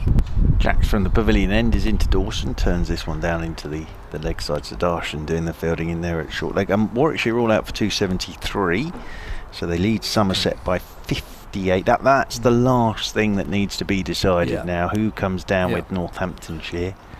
Durham and Leicestershire in Division 2. Kent, that's the other key game in Division 1, having said about the relegation, as this is swept from outside off stump by Dawson, and they'll pick up a single. And Kent in a pretty good position at the moment. They made 494, which meant that Lancashire trailed by 167, and they're 15 without loss, Lancashire, in their second innings, as it's really between Middlesex and Kent about who goes down, as In over the wicket goes Jacks, reverse sweeping is Ben Brown, and that's just hitting the front pad, and it rolls away into the offside. You would think at this stage of the game, with what's left, that it would take something for Kent to lose it, which means there are 5 points for them at least, which puts pressure on Middlesex, Certainly doesn't it? Because does. they take more bonus points. Certainly. So Well, the I pressure is on Middlesex Yeah. now, isn't it? Yeah. As forward goes Brown, turns this one down into the leg side. Around goes Cameron Steele to do the fielding, and there is no run. Yeah, I think without checking up, Middlesex have to win. As Jacks is in, here goes Brown down the pitch. Wasn't quite to the pitch of it, but slung it over the leg side to the boundary rope for 4. So wasn't quite there, No. Brown, but went with the turn and slung it over the leg side for 4 runs. Took some time to get over the boundary, didn't it? But they couldn't catch it. So yes, the timing wasn't quite there. But is that his intent? Do you think? Is he going to play like Well, I that? think he may as well. He looked positive in the first innings. Very busy-ish. Here is Jacks to him, and he's turning this one into the leg side with the turn, and it's picked up by Cameron Steele, and there's no run. I wouldn't be at all surprised to see Fuller come in and play like that. But, Well, I think we saw with Ben Brown, he was very busy. He was very positive in that first innings. So I'm delighted to say that Emily Windsor Yes. is back, which is excellent news. Yes. So I'm going to vacate where I am now and bring in the run machine that is Emily Windsor. I'm surrounded by champions today. And there's Kev as well, who's won a few trophies in his time. I'm trying to think. Certainly 86 at the Oval, Kevin, for starters, since we were talking about Surrey. And I was there and saw it. Cameron Steele bowls, and that's just driven not very far, actually. I thought it had been driven further than anticipated by Liam Dawson, but Rory Burns has to come pick it up about 2 yards in front of him and return it to Cameron Steele. Hi, Emily. You Good all right? afternoon, yes. We reckon you've been renegotiating your contract on the basis of Sunday. You're very wrong. That's short of a length and played out on the offside. And Been told how many running sessions and gym sessions I need to do for my 6 weeks off. well, that sounds like fun. Rather you than me, mate. It's 144 for 5 as Cameron Steele bowls very full there, and Liam Dawson plays it out on the offside. They run one, and they're coming back very quickly for 2, and he makes it. 146, so the lead is 158, which is beginning to approach challenging for Surrey. Not quite there yet. Good lead. Yeah, beginning to approach it. And while you were away, James Vince, who's out now, completed 1,000 runs for the season, which was good news. That's shorter, that ball, and Dawson just pushes it out on the onside and Steele fields. Then on my way round, I saw Liam Dawson's dad. Nice to catch up with him and said what a great season Liam's had, and he's very one proud father, that's for sure. I'm sure he is. Yeah, and he and his mum Bev, they come very regularly, often with wife and kids and so on. And that's a funny little defensive shot by Liam there, and Cameron Steele again fields. So yeah, no, I'm sure the whole Dawson family will be very proud of the season he's had. Really fine season. All sorts of people suggesting he should go on the tour with England. That's very full, and Dawson just forward defensively. No run, Steele fields again. End of the over, 146 for 5. I think the thing that's impressed me actually the most about Dawson's season, if we go right back to the start, especially in the championship, he was really struggling to perform and was beating himself up. He wasn't getting the runs that he wanted, and he actually had a bit of critics on his back. And where he's come from then to now, you almost forget about that period of that lull that he had, because it was quite significant actually. And yeah, now he's more than made up for it with how beautifully he's played, and I mean across multiple formats for Hampshire. He had 4 low totals. You're quite right. Yeah. 4 games. As Jacks is in, and that's in defence by Brown. Will be no run.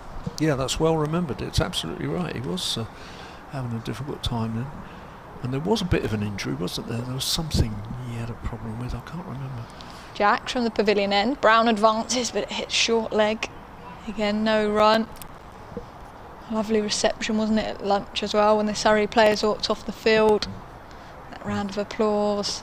Almost the crowd huddled that base of the dressing room as he's in again. Appeal for LBW and given.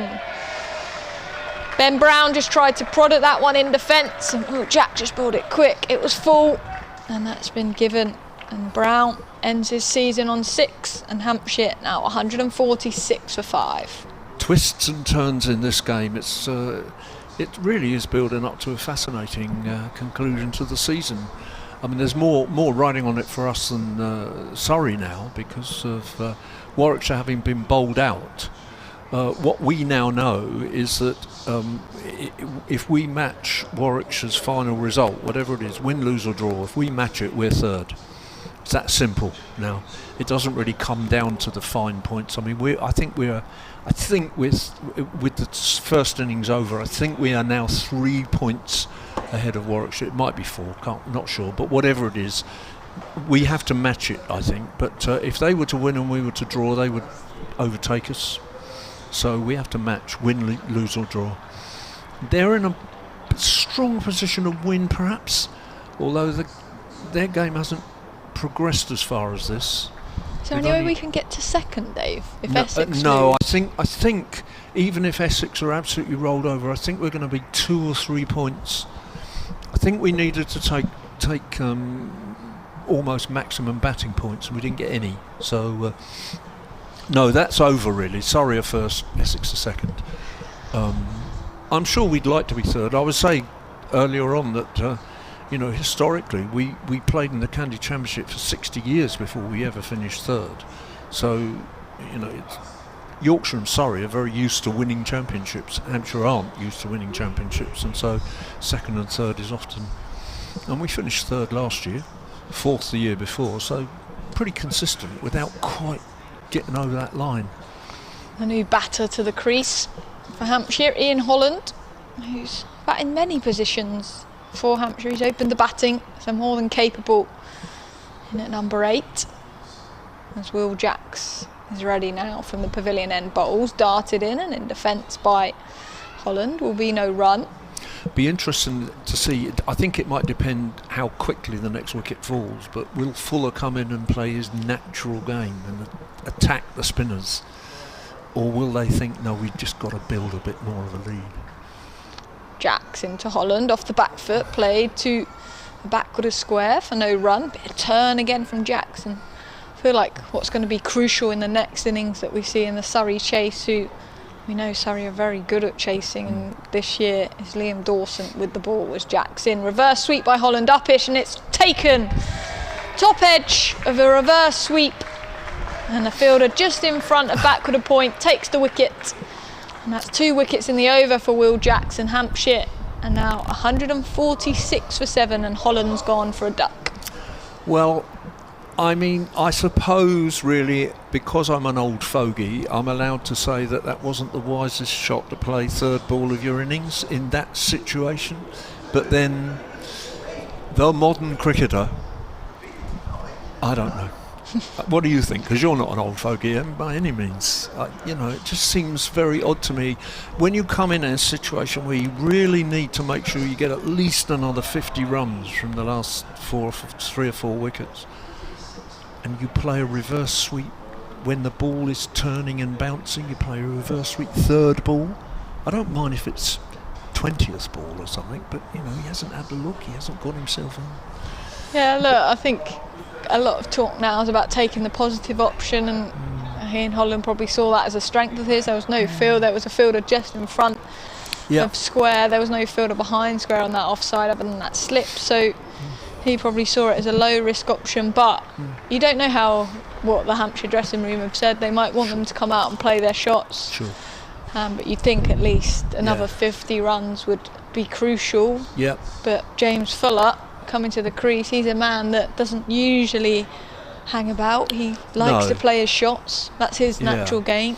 I think that would be part of it for me. I think if Fuller had done it, I'd have said, well, that's the way Fuller plays, and sometimes he's going to come off and sometimes not. It's not the way Ian Holland plays. I mean, Ian Holland has opened the batting a lot in the last 3 or 4 years, and he hasn't played reverse sweeps off the third ball of an innings when he's opened the batting. But I don't know, Who am I to criticise? I didn't often get big scores in Hampshire League Division, whatever it was. Oh, it's me, Cameron Steele. It's the end of the over, sorry. And Liam Dawson, who has a job to do now for sure, player of the season. He just pushes it out on the offside, and I don't think there's any problem with Liam Dawson giving James Fuller the strike. Probably not even Kyle Abbott, but 7 down. Very difficult to be optimistic about Hampshire's 10th wicket prospects this season, with Mo Abbas's highest score for Hampshire ever is 9. Oh dear me, that bounces. I mean, that just did him. Well, the irony is that James Fuller really didn't do anything of the sort that I was suggesting he might have done. He sort of waved his bat at it, really, didn't he? And it bounced on him, and he's been caught at slip. First ball. So played on. He's bowled. Oh, he's bowled. Played on inside edge onto the God, stumps. I didn't see that. Okay, I'm sorry. You're quite right. Yeah, I can see it on the replay now. He's just tried to push it, hasn't he, through the offside, and it's bounced that little bit. Caught the leading edge. It was an odd wave. It wasn't a decisive shot, was it? Really? So, which is peculiar, because I've just been talking up James Fuller and saying that what he will do is come in and, play his natural game and attack the ball. Well, I would say that Surrey are now in the winning position, really, at 147 for 8, lead of 159.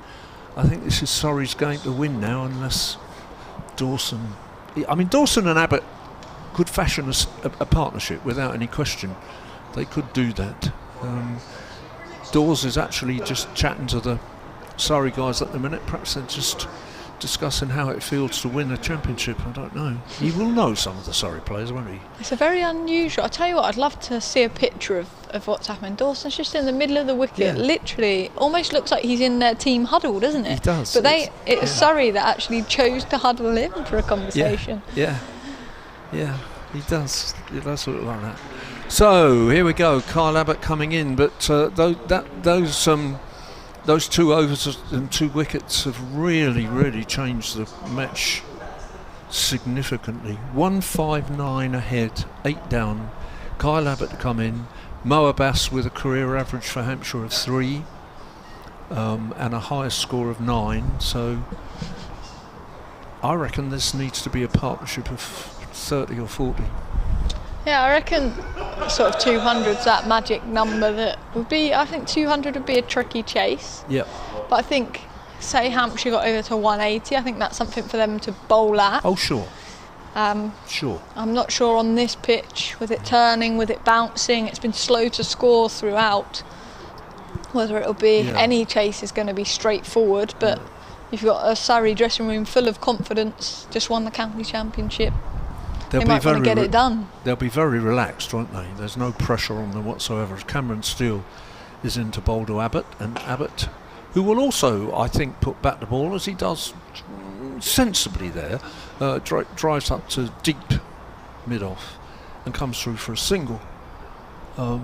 Still 46 and a half overs to go today, so this game could now move on really quite significantly by this evening, assuming the light remains. Dawson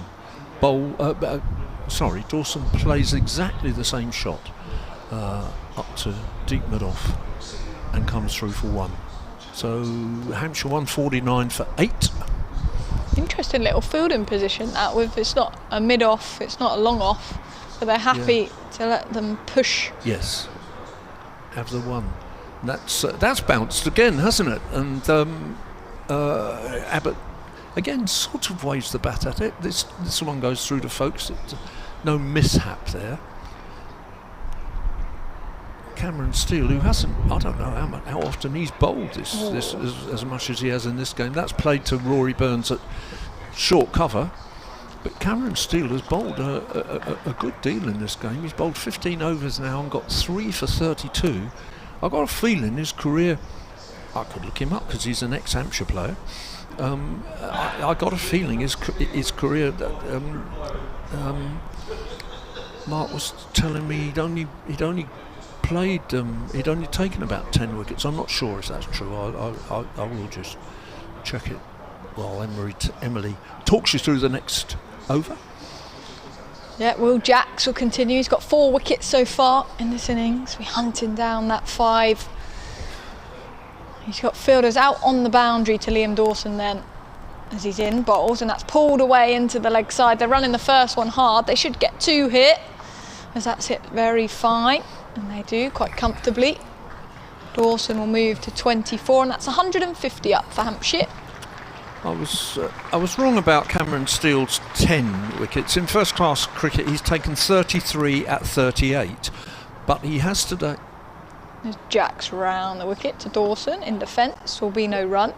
He has today at the moment the best first class bowling figures of his career. He's got 3 for 32 and previously it was 3 for 65.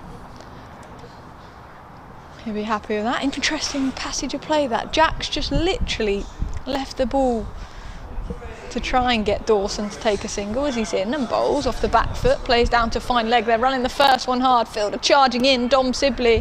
They're going to come back for 2. Good batting by Liam Dawson.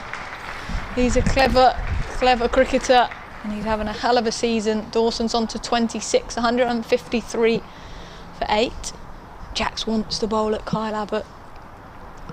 With that field spread, a long on, a deep mid wicket, and a fine leg. There's 2 fielders under the lid. A short fine and a short leg. There's Jacks in, and that's quicker, darted down the leg side, and Dawson tried to reverse sweep it, but got nothing on it. Cameron Steele's previous best was for Surrey, 3 for 65 against Lancashire. There's Jacks in over the wicket again, in defence by Dawson. Into the cover gap will be no run. He was interesting, Jacks, against Vince at one point because he didn't have a slip and he had a 7-2 leg side field with 3 men close on the leg side and 2 quite close. That short mid wicket, he had 2 there. Trying to get him to push in the offside, bowling through the gate as Jacks in bowls. In defence again by Dawson, played to the short leg fielder. Will be no run. So 153 for 8 then. Hampshire lead by 165. Liam Dawson at the crease on 26. Kyle Abbott alongside him for 1. We're going to have a change in the commentary box. Dave Allen's going to leave us. We'll be joined by Kevin James. But a gloomy day here at the Ageas Bowl, but a day Surrey will remember. They've won the county championship for 2023. There was very muted celebration at the time, but as they went off for lunch, big cheers, big applause from the dressing room as Cameron Steele from this hotel end bowls. Low full toss and played up to mid-on. There's no one there, but the fielder at long off comes round, does some diving work to keep it to 2. Kyle Abbott will move to 3. And the lead now 165. Where does that sit with you, Kev? 165. A little uneasy. You?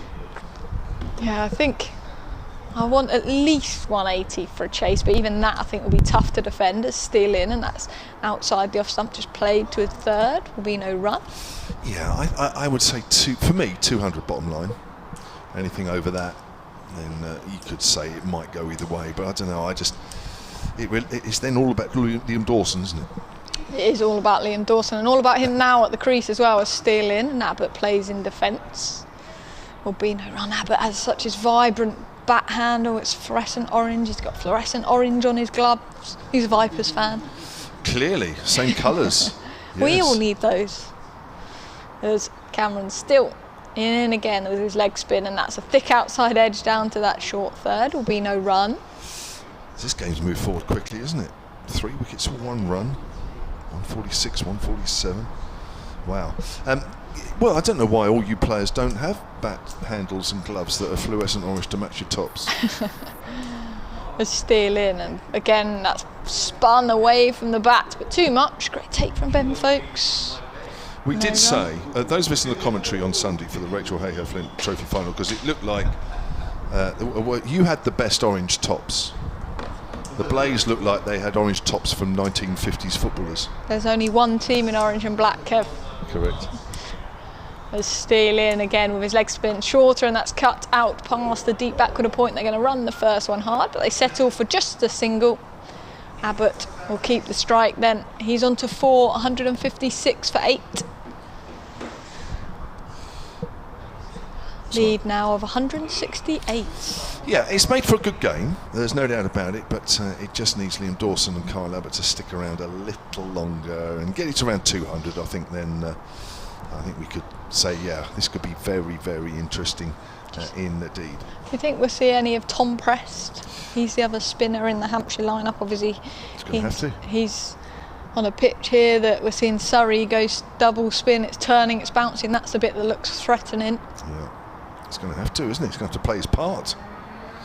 So it's Will Jacks then round the wicket to Kyle Abbott, who seems to be doing all the batting at the moment. He just stabs that down into the ground and there's no run. So Will Jacks has 4 for 76, and I think I heard David Allen earlier say that Cameron Steele's got his best first class figures, 3 for 35. Here's Jacks bowls. Abbott thinks about playing at that one, leaves that alone. I think that came back and didn't miss the off stump by very much. Do you know what? I love watching Kyle Abbott bat when it's like this against spin. Because he just reminds me of a kid when you're playing one hand, one bounce down the alleyway. Goes for the hoik over wide mid-on, and he's got hold of it to some degree, and it's going just over the rope. That's a good shot. Until he does that would be out in one hand, one bounce, no attacking shot. So he's changed his mindset. But that's good batting, isn't it? It's selective. He's just patting it back and then made Jacks toss it up, bowl it a little bit further and said thank you very much. Quite a safe shot, and mid-on's gone out deeper now for that shot. So 160 for 8 as Jacks comes in again, and Abbott just pushes that quietly out on the offside. Abbott has moved on to 8, 172 the lead. The game is bubbling up nicely.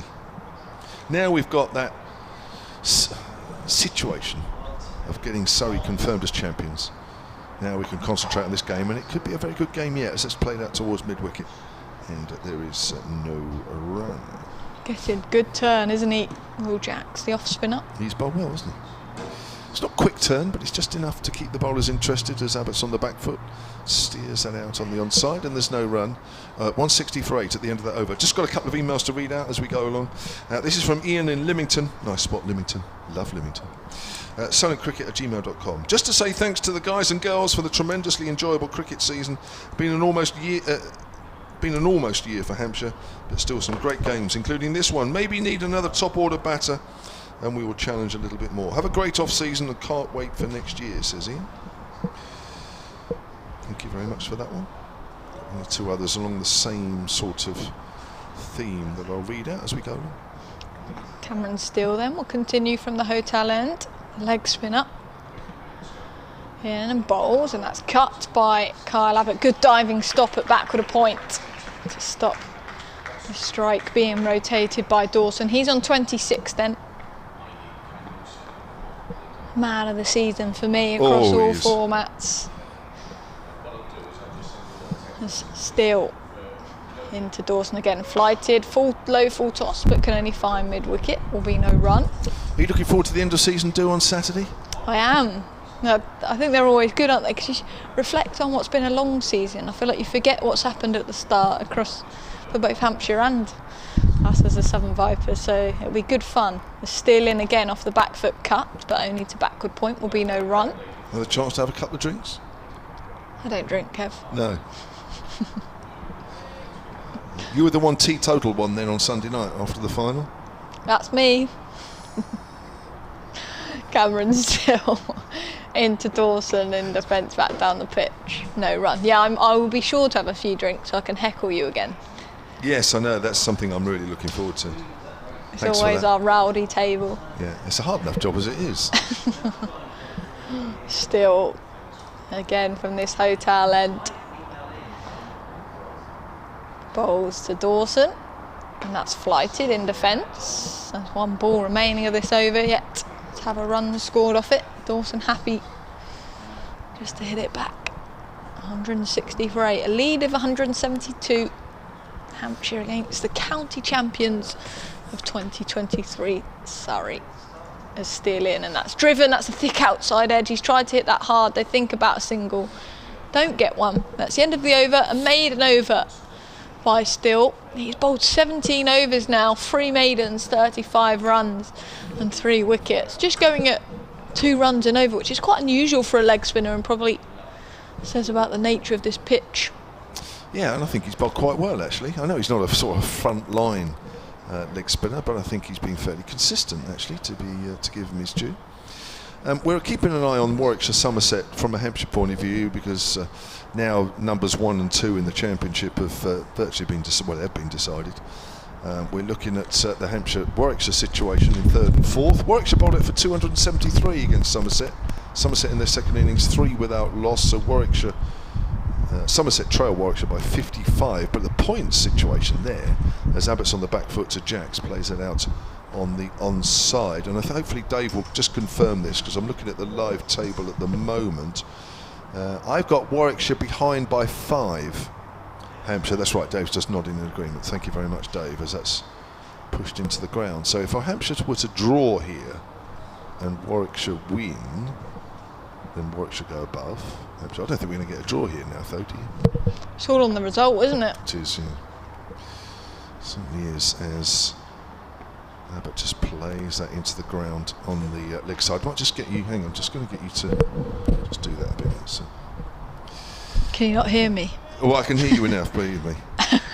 No, I'll speak louder if you want. It was just rubbing on your shoulder. It's up in the air. Sid Harson takes a catch at short leg, and I think Will Jacks was saying that's out, but it wasn't very convincing. It was half an appeal, wasn't it? That was like a desperate appeal. It was a bit, wasn't it? See how much the umpire wanted to get off the field.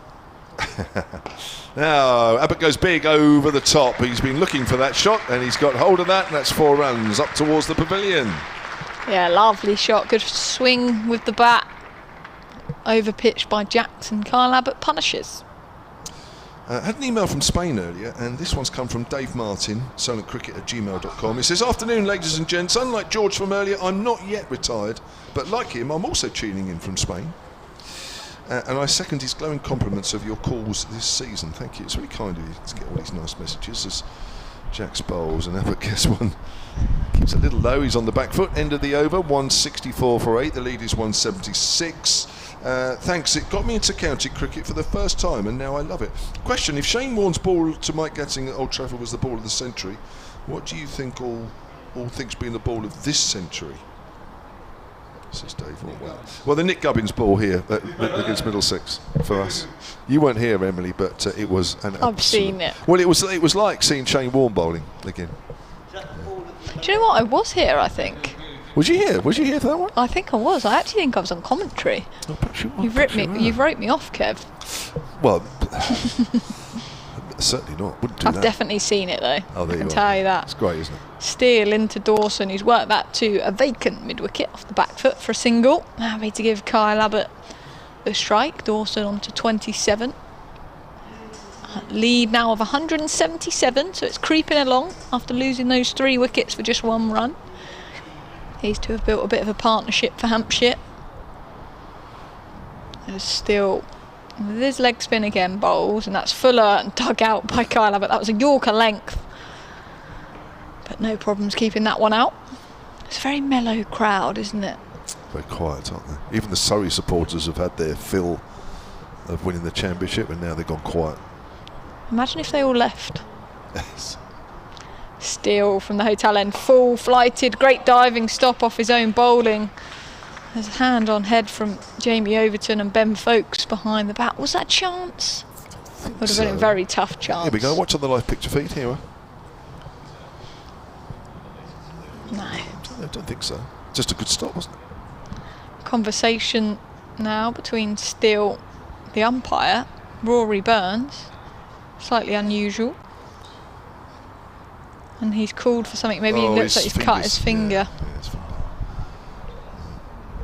He waved the white flag. Did you notice that to the dressing room? The physio's big day out. I love this part. Watching the physio run onto the pitch. Sprightly. It's the moment that they look. Do you know a physio that's just covering a game? Obviously, me as a physio, I would just be so bored, just sat doing nothing, and then this is their big moment. They're on the cameras, in the spotlight. This is why you're on, you see, because I've never ever thought of anything from a physio's point of view. And the even funnier, or the more stressful part, is when they run on with a bag that has a strap. I think I've told you this before. I get so petrified as they run, they're going to catch their foot and stack it. But this one, he knows what he's doing. Certainly does, yeah. So whether it's just dislocated or a bit of a cut, not quite sure, but he's having attention.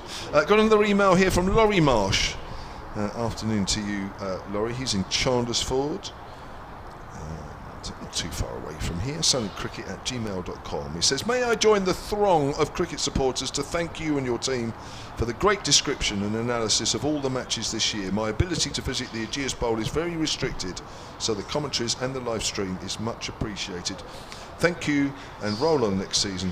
I will miss it very much, says Laurie. That's very kind of you, and thank you to everyone that's sent in well wishes.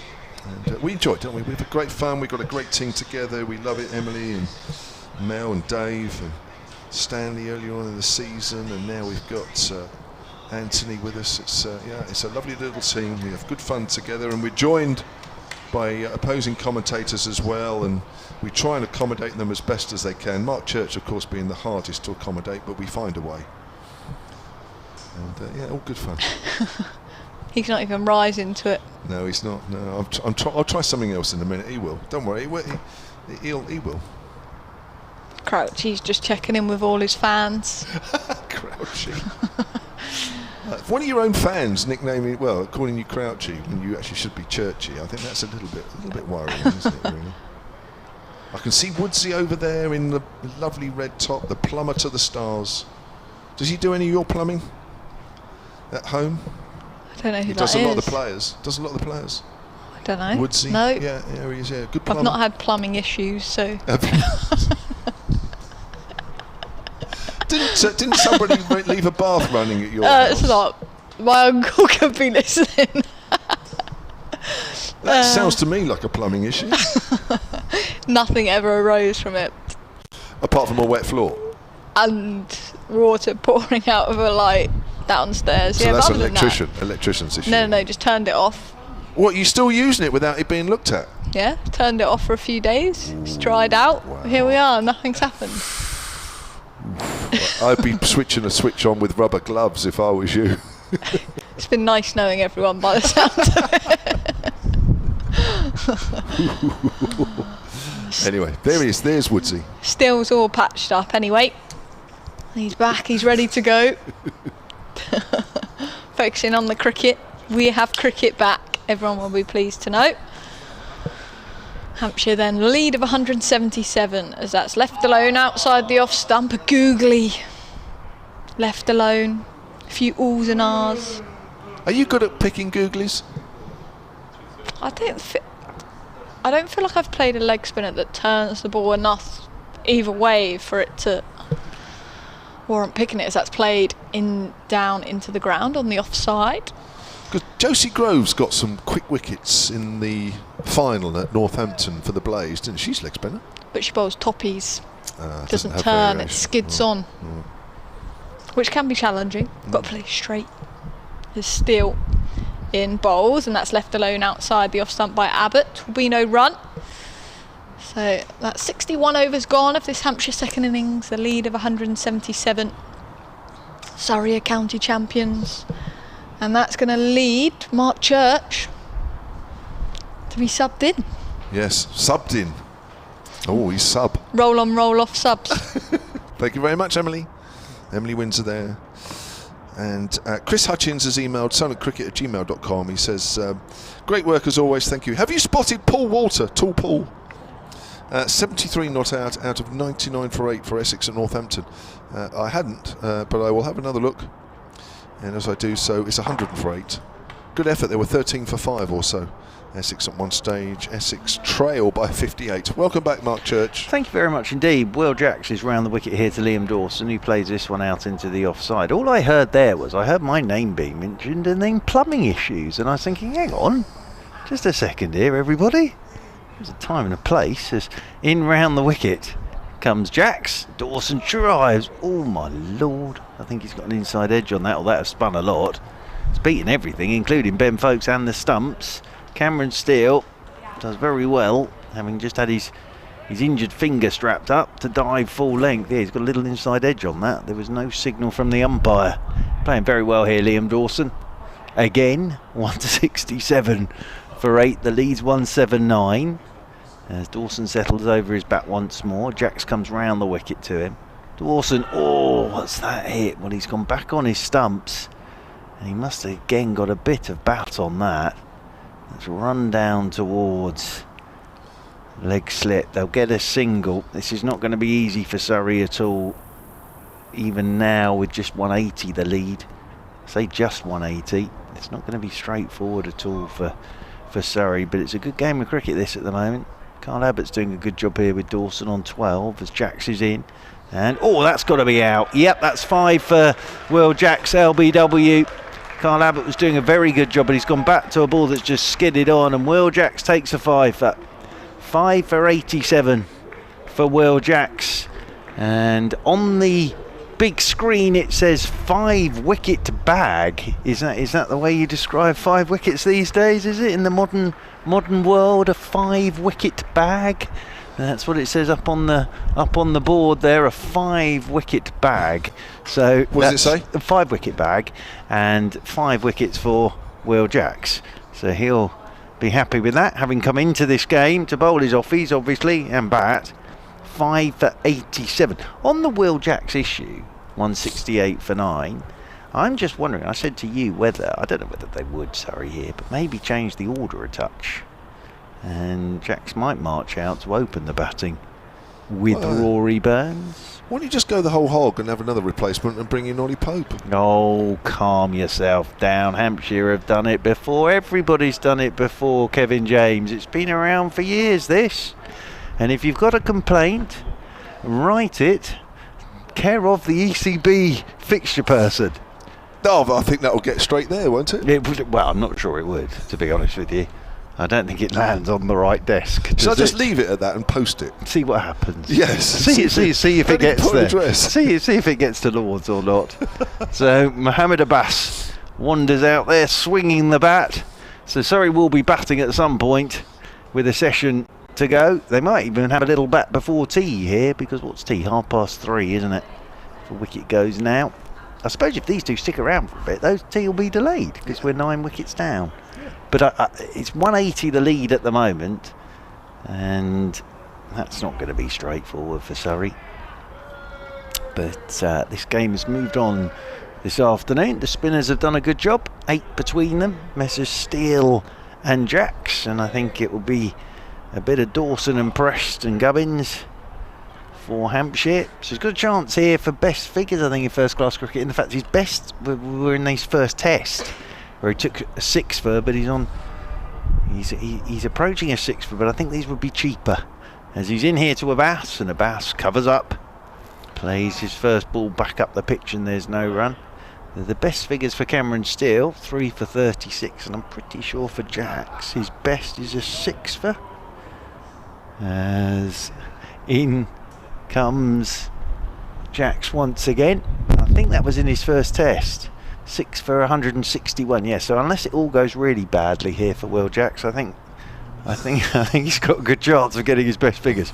As here comes Jacks round the wicket, and Abbas is forward and plays that one out into the offside. But yeah, his best figures in first class cricket were in his first test match during the winter, and he has a 5 for here. A 5 wicket bag, 168 for 9. How many 5 wicket bags do you have at home? At home? Oh, yeah, well, do you get a bag when you get your 5 wickets to put them in? No. Wonder where that's come from? I don't know. There's many an expression these days during life in general that passed me by, Kevin James. There's many. My daughter uses a few with me. And Isabel says things to me. I've got absolutely no idea what she's talking about. But she knows. She knows what she's talking about. It makes no sense to me whatsoever. Here's Cameron Steele, 168 for 9, sweeping from outside off stump. Liam Dawson, and it's a good shot. That's going for 4. That's right out of the middle of the bat. Just behind square on the leg side. There's a man just in front of square.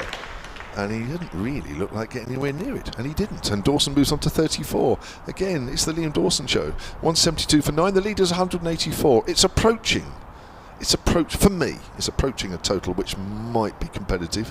It might yet be competitive, but I still would like at least 200. Yeah. I think. because it means that Tom Press can get in the game a little bit, and of course he's still a bit of a work in progress with his off spinners. Dawson just pats that back. Now with Mo Abbas in at the moment, I was just waiting for this email to read out from Chris Hutchings, because we were talking about champagne moments. His champagne moment, this was early on the day, his reverse sweep of Mo Abbas' first ball of Simon Harmer a few matches ago was his champagne. Down the wicket comes Dawson, and he's scored at first slip. Jamie Overton takes it, and that is the end of the Hampshire second innings. They've been bowled out for 172. Liam Dawson goes for 34, and that lead for Hampshire is 184. Yeah, and Cameron Steele, those be his best figures. 4 for 40 in first class cricket. Well batted, Liam Dawson. Had a right old yahoo at that, and he took it going over the leg side. Big edge and taken by Jamie Overton. So that's a lead of 184, so it'll be 185 for Surrey to win. They may have to do a little bit of batting here before tea as well, but the spinners have done a good job there, haven't they? 9 between them. Cameron Steele 18.3 overs, 3 maidens, 4 for 40. Will Jacks 25 overs, 3 maidens, 5 for 87. Hampshire all out for 172. And Surrey will need 185, having already been confirmed as the champions 15 minutes before lunch. They'll be out there batting before tea now. Will Surrey, and I think Will Jacks will lead Surrey off. And he's bowled nicely there, 5 for 87. For Will Jacks, and yes, he leads Surrey off, but Cameron Steele as well, his best first class figures of 4 for 40, and 185 it will be for Surrey to win. Will that be the tea break, or will Surrey have to go out for 10 minutes before tea? What do we reckon, team? Tea? What do you reckon, It Dave? would make sense, wouldn't it? I think it would probably be. It would make sense. Well, either way, I think if you're watching or listening, then if we're back in 10 minutes, you know that there's no tea. If we're not back for 20 minutes, then you know we've had tea. Very wise. That's the best way I can describe it. Very wise. Thank you.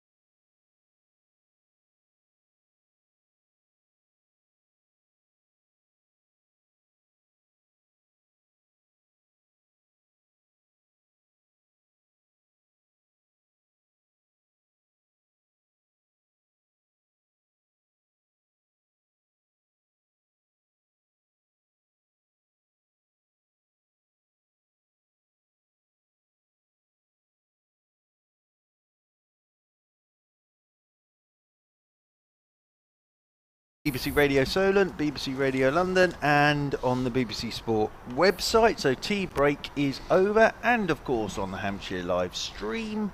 And Hampshire all out for 172. It means that Surrey will need 186 to win. Surrey already confirmed as champions about 15 minutes before lunch today. And Cameron Steele taking 4 for 40. Will Jacks taking 5 for 87. And Liam Dawson, the last man to go, played very nicely yet again, as did James Vince earlier on in the day. But the equation for Surrey is 4 sessions. I'm not sure it'll take 4 sessions either way. And 186 required by Surrey. We have 1 session left today of 38 overs. So 1 session left today of 38 overs. Dave Allen is alongside. Hi. And what did it say? It's bubbled up into a very nice game of cricket, Yeah, hasn't it? I think it has. I'm intrigued to see who's going to open the bowling for Hampshire, because I'm guessing. Oh, look, Emily's come Emily with chocolates. Windsor's gone shopping. Bless her. So she's gone shopping for food. Apologies, I said 186, didn't I? It's 185 for Surrey to win. Yeah. 185 for Surrey to win. And Mo Abbas is going to open the bowling, which doesn't surprise me at all, but I will not surprise me either if Liam Dawson bowls from the other end right from the start. Not Yes, sure, but it won't surprise me. It would make sense, wouldn't it? Burns and Sibley are out there in the middle. Burns left-handed, the captain of course, and Dominic Sibley at the non-striker's end. Sibley on a pair actually here, isn't he? Because he got an absolute beauty from Mo Abbas on the first evening. So Burns will be on strike. 2 slips in there. There's the long leg, there's a mid-wicket, there's a square leg, there's a mid-off, there's a mid-on, and there's the cover. So 185 is that target for Surrey. And Mo Abbas is just marking out his run once again from the hotel. And whether we get 38 overs in will be dependent on light, because it's still quite gloomy here. Yeah. And the floodlights are on, so whether we get the full 38 in, we will see. But whatever happens, we know what we're looking at now. 185 it is for Surrey to win, as round the wicket goes Abbas to Burns, and Burns is forward to the first delivery, pushes this one away into the offside, and there's no run. And I was saying, Dave, that 7 of Surrey's 8 wins this season have been chasing. So they're used to batting last, Right. but I don't think this will be straightforward, because we saw the pitch obviously spinning with 9 wickets between Steele and Jackson. Well bowled Cameron Steele, his best first class figures are 4 for 40. Yep. So well bowled to him. As Burns settles himself down over his bat once more. Abbas turns, kicks up a bit of sawdust, and then goes round the wicket to Rory Burns, and Burns pushes down towards backward point, and there's no run. Only 2 slips as well. One of the issues for Hampshire is they haven't got quite enough runs to attack completely, have they? So just 2 slips. Otherwise, most of the men are saving 1. Yeah, I just wonder with this light how much of this will get done tonight, because it is gloomy at the moment, and those clouds over Telegraph Wood, Yeah. they look very dark coming overhead. You're not We've sniffing already that rain been again, off, are and you? we've been off already, haven't we? Yeah. So they've taken their meter reading. If it drops below that, we're off again, as that comes back at Rory Burns, hits him high up on that front thigh, rolls away down into the gully region, and there's no run. Just been reading some quotes from Alex Stewart about winning the championship again. We had Jay Dern back up here at lunchtime. Very interesting how Surrey went about it this season, in the fact that they didn't want to defend their title. They went out to attack it and retain it, they said. They said defending your title doesn't sound like you're going out to win it, which actually is a good way of looking at it in many ways. Yeah. Round the wicket comes Abbas once again, and Burns is forward, walks into this defensive shot, plays it away out towards cover. Gubbins does the fielding, and there is no run. Did Jay Dernbach play championship cricket this year? No, No. He retired 2021. Oh. So, but of course he was part of that Surrey side that won the championship in 2018. Big part of that Surrey side. But now in sort of a bowling coach role. Is he? Yeah. With Surrey, works a lot with the second team as well, and the first team bowlers alongside Azam Mahmood. As round the wicket once more comes Abbas, and Burns plays this one as if it keeps a little bit low on him. And he pushes it away into the offside. And as Kevin James was saying, sort of last innings for all the Surrey batters in this game, and last bowl for all the Hampshire bowlers in this season. Yep. Because we're into the last day and one session now. 4 sessions of cricket to be played in this season of 2023. And the only sort of issue that's bubbling up now is who goes down with Northamptonshire. Will it be Middlesex or will it be Kent? As round the wicket once again goes Abbas, and Burns covering up again. Good over from Mohammed Abbas. Burns plays that one into the leg side. Maiden over first up from Mohammed Abbas, and Surrey in pursuit of 185. First over gone, a maiden over, and Dominic Sibley will be on strike.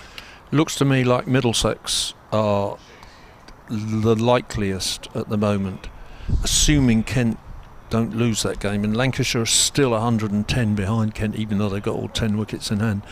It's going to be hard work for Lancashire to get a win out of that game with just 4 sessions left, isn't it? Because they're only, at best, only just going to be level. And incidentally, it is going to be Liam Dawson opening the bowling, which I think is excellent. Middlesex don't look to me like they're in a position to win the game, really. They're not still trail Middlesex by 47, but they've still got 4 wickets in hand. So those 2 games look like draws. Yeah, although, I suppose, you never know, could get together and come up with something. I suppose they could, but if one of those games went like that and the other didn't, people might grumble. Yes, well, that would be possibly the case. Yeah. Dawson it is to bowl from the Rod Bransgrove Pavilion into Sibley. He's bowling with a man at forward short leg and a slip. It's the same situation really, where he probably liked one more close catcher, close fielder. He has a very short extra cover really, a man who's close enough to warrant crouching in a catching position. He's 3-4 strips away. He just, as Dawson comes in, the man at short extra cover just walks in a couple of paces and then crouches, and Sibley plays back to Dawson, so there's no run. Just to say a warm welcome back to listeners on 5 Sports Extra.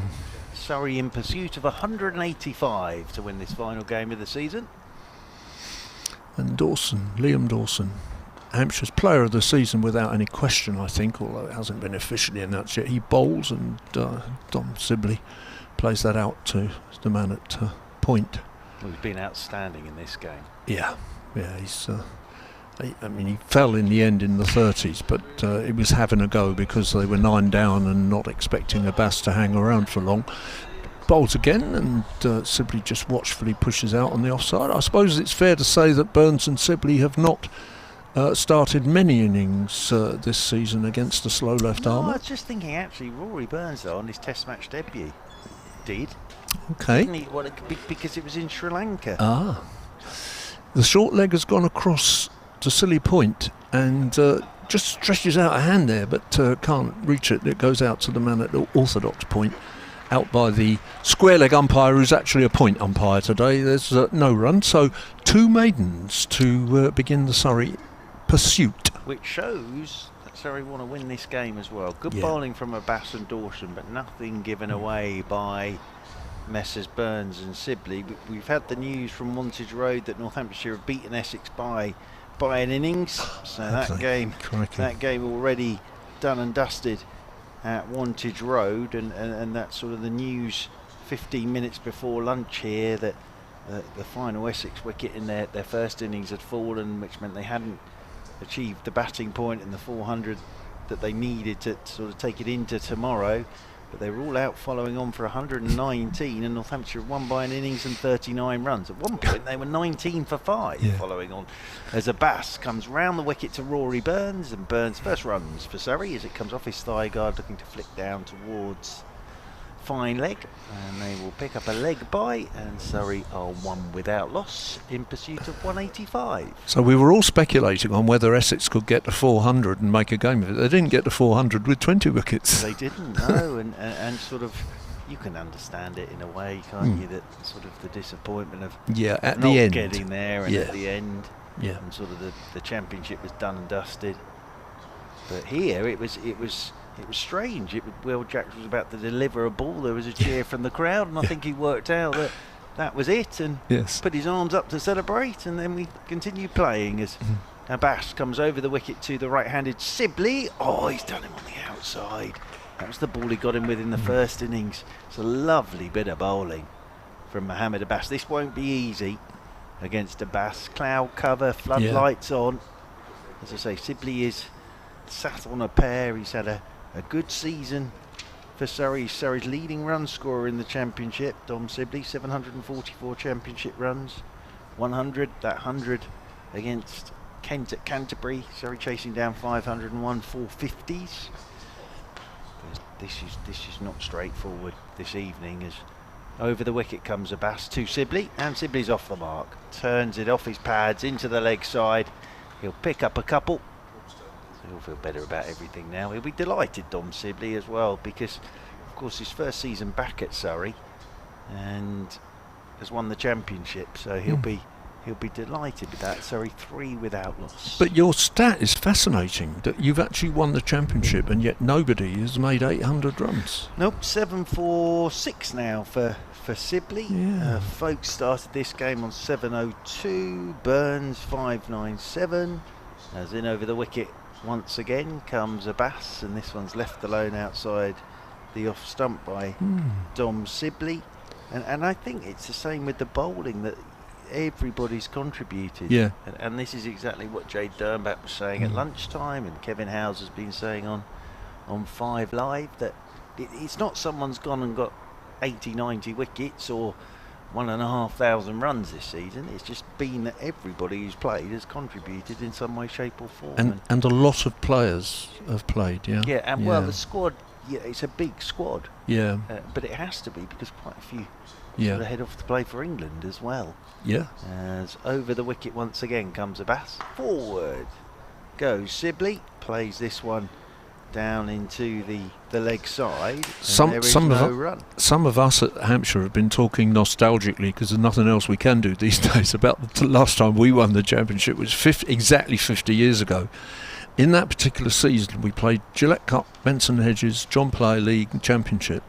And with the exception of John Rice in one Sunday League game, we had 13 players who played in every match. That's amazing, isn't it? It's just, the contrast is so different, isn't it? It tells you everything.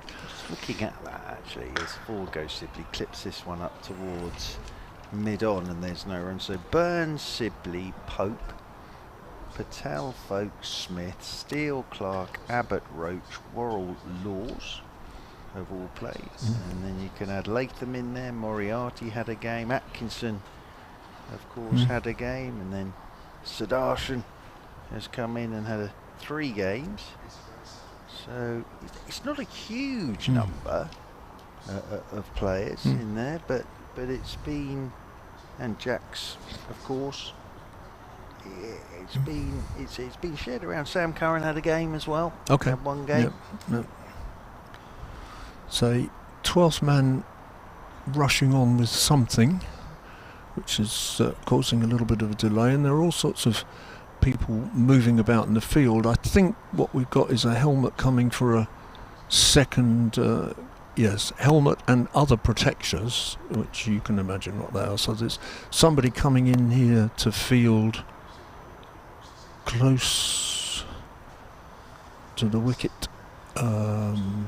Okay, so we have a forward short leg, fairly square forward short leg, and we've got a leg slip and a slip. So although Hampshire started fairly cautiously with field placings, Vince has decided to attack as Dawson bowls Gubbins, and gets a little excited there as the ball gets through the defences, and the umpire, who's been standing at point with the right-handers, the left-hander was at square leg but now can't see, so has gone across the point again on the other side, and that's just hit into the ground and bounces up. Ben Brown, the wicket-keeper, retrieves it, sends it back to Liam Dawson. If you've just joined us, Liam Dawson opening the bowling on a day when the Surrey spinners have taken the Hampshire wickets. That's played to short mid-wicket. There's no run. Dawson 9 balls in this innings so far, 0 for 0. Took 5 in the first innings, which took him up to 45 for the season. That's his best ever season. He bowls again, and Burns, and everybody's absolutely convinced that was caught behind. Ben Brown appealing for it, except for Rory Burns and the umpire. Didn't move an inch, Rory Burns, No. did he? And he was sort of indicating that may have just clipped his back leg. Yes, yeah, he he's is, just isn't he? tapping Yeah, that back he's leg tapping is his leg, Rory yeah. Burns. Yeah. So he's okay. Surrey 3 for 0. Dawson bowls, and that's just played down in front of him. Short leg picks it up. I've just done a bit of maths. Mhm. 19 players they've used in the Nine, championship right. this season. Right. 21st title for Surrey as well. Is it? Do you think we could have one day? Dawson bowls, and that comes off the edge and is just chased down to a shortish third man position by Mo Abbas, who picks it up. It's the end of the over, so he can hang on to it. He probably won't. He'll probably give it to somebody else. But I wonder how many. I think Hampshire have used at least 16, but 1, 2, 3, 4, 5, 6, 7, 8, 9, 10, 11, 12, 13, 14, 15. Yeah, 16 Hampshire have used. Yeah, so. Surrey 19. Yeah, there we are. If we'd used 3 more, we might have been the champions. But there were some people who tipped us at the start of the season, and I remember the cricketer was absolutely convinced that Lancashire were going to win it, but they just keep drawing all their games, don't they? And it looks like they're going to draw this one at the moment. I think I'm right in saying that Curran and Moriarty only played the 1 game. Yeah. I was looking at last year for Surrey as well, and they won 8 last year and only lost the 1, but that was after they'd won the championship, the last game of the season at Lancashire. Oh, yeah. So they won 8 last year as well. Here is Abbas from the hotel end coming round the wicket to Rory Burns, who lets this one go outside his off stump. So 4 without loss, Surrey. Another 181 required by Surrey. Lights improved a touch now, Yeah. I think. Yeah, I think Still it pretty has. gloomy though, Dave Allen, It's at not- the moment, isn't it? It's not lovely. It's a gloomy autumn afternoon, isn't it, really? But Well, yeah. we are in autumn, aren't But we are officially indeed. now. We're nearly in October. We We're on the cusp Yeah, of October, we are. Dave Allen. Yeah, well, we're definitely into the sign of Libra now, out of Are Virgo. we? We're into Yes, Libra, are yes. we? I don't think you Marvellous. should play cricket in the sign of Libra. Marvellous. As round the wicket once again goes Abbas, and Burns is forward, playing this one away into the offside. Round comes Nick Gubbins to do the fielding. Of course, talking of draws, they were more valuable last year, weren't they? Although I think I approve of the change this season. I'm not so fond of the shift in terms of batting bonus points. I I'd think that was- like that to come down again. I said it was utterly pointless. Yeah, And so it's proved Literally, to be. literally, It's yes. proved to be. particularly for Middlesex. Yes, the Sterling once again is Abbas wearing number 38. He's round the wicket here to Burns, who's down the pitch to him and then hooks as he sees him coming. He's got something on it and it flies over Brown. But actually Rory Burns done pretty well there, because Abbas saw him coming down the pitch towards it, banged it in, and Burns has managed to still hook that up and over the top of Brown for 4. So it's an interesting bit of cricket, that, because what it shows is that Rory Burns isn't just going to let Abbas hit a length to him. Used his feet, Abbas saw him, banged it in, and Burns still managed to get enough on it to get it up and over the top of Brown and away for the first boundary. Surrey 8 without loss, another 177 required. As Abbas, he's running through a sand pit here, created by Ben Folkes this morning, as round the wicket he goes again, and Burns will whip this off the front foot into the leg side. Timed it beautifully, but straight to the fielder. And that's James Fuller there, and there's no run. So, yeah, Ben Folkes this morning slipped early with the bowler coming in from the pavilion end. So, got a lot of sawdust and sort of created his own beach there where he was standing. So, Mohammed Abbas is running through the sand As round the wicket he comes to the left-handed Burns. Burns is forward, pushes down to backward point, and again there is no run. And Kemah Roach was slipping, wasn't he, as he was coming in to deliver from it's this end, the hotel end. There obviously is a bit of dampness, and it was noticeable when the covers came on for bad light that they got the bigger covers over the bowler's run up down very quickly, just as the drizzle started around lunchtime. Try and protect that, but there obviously is some dampness there. Probably drier bowling round the wicket. Bass round the wicket he comes to Burns, and Burns lets him go outside the off stump. End of the over. 8 without loss, Surrey. Another 177 required. Dave Allen will continue commentary, and he'll be joined in a moment by Kevin James.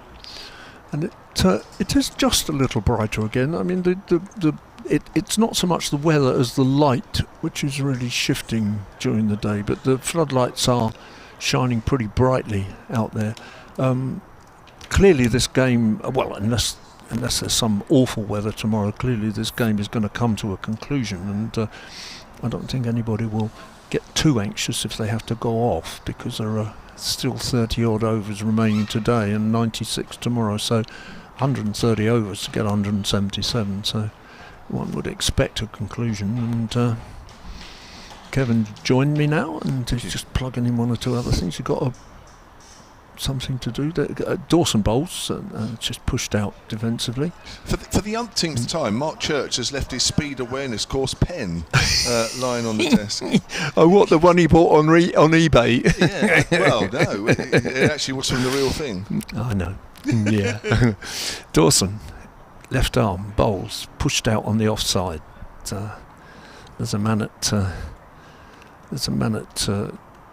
a sort of shortish third man, backward point, saving one, and he does just that. He's got a sweeper on the boundary now, and a man deep out on the mid-wicket boundary as well.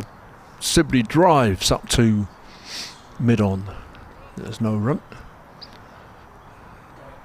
There's still a few people dotted around the Ageas Bowl here and there.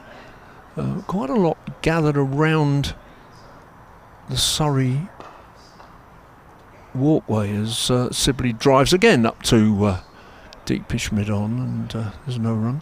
There may well be simply a lot of Surrey fans there who want to pat everybody on the back as they go in, come out, walk around, whatever, celebrate. I don't know how people behave winning championships. It's too long ago. As Sibley bowls, and that's fielded at cover. I was a member, and saw a great deal of the 1973 side that won the championship. But when they actually won it, the day they won it, I was walking in the Peak District, which was it was a bad piece of planning on my part, I have to say. Dawson bowls, and that's just through Sibley there, and he just almost takes a tumble. Really has to put his hand down on the ground just to save himself. And Liam Dawson has bowled 3 overs. 2 maidens, 0 for 1 to follow his 5 wickets in the first innings. Yes, well, I suppose the way that Hampshire celebrated the championship 50 years ago might be different. I do know actually what happened. It's quite funny because it was a bonus point. They were playing Gloucestershire, and Mike Taylor was one of the 2 people batting at the time we got the bonus point that won it.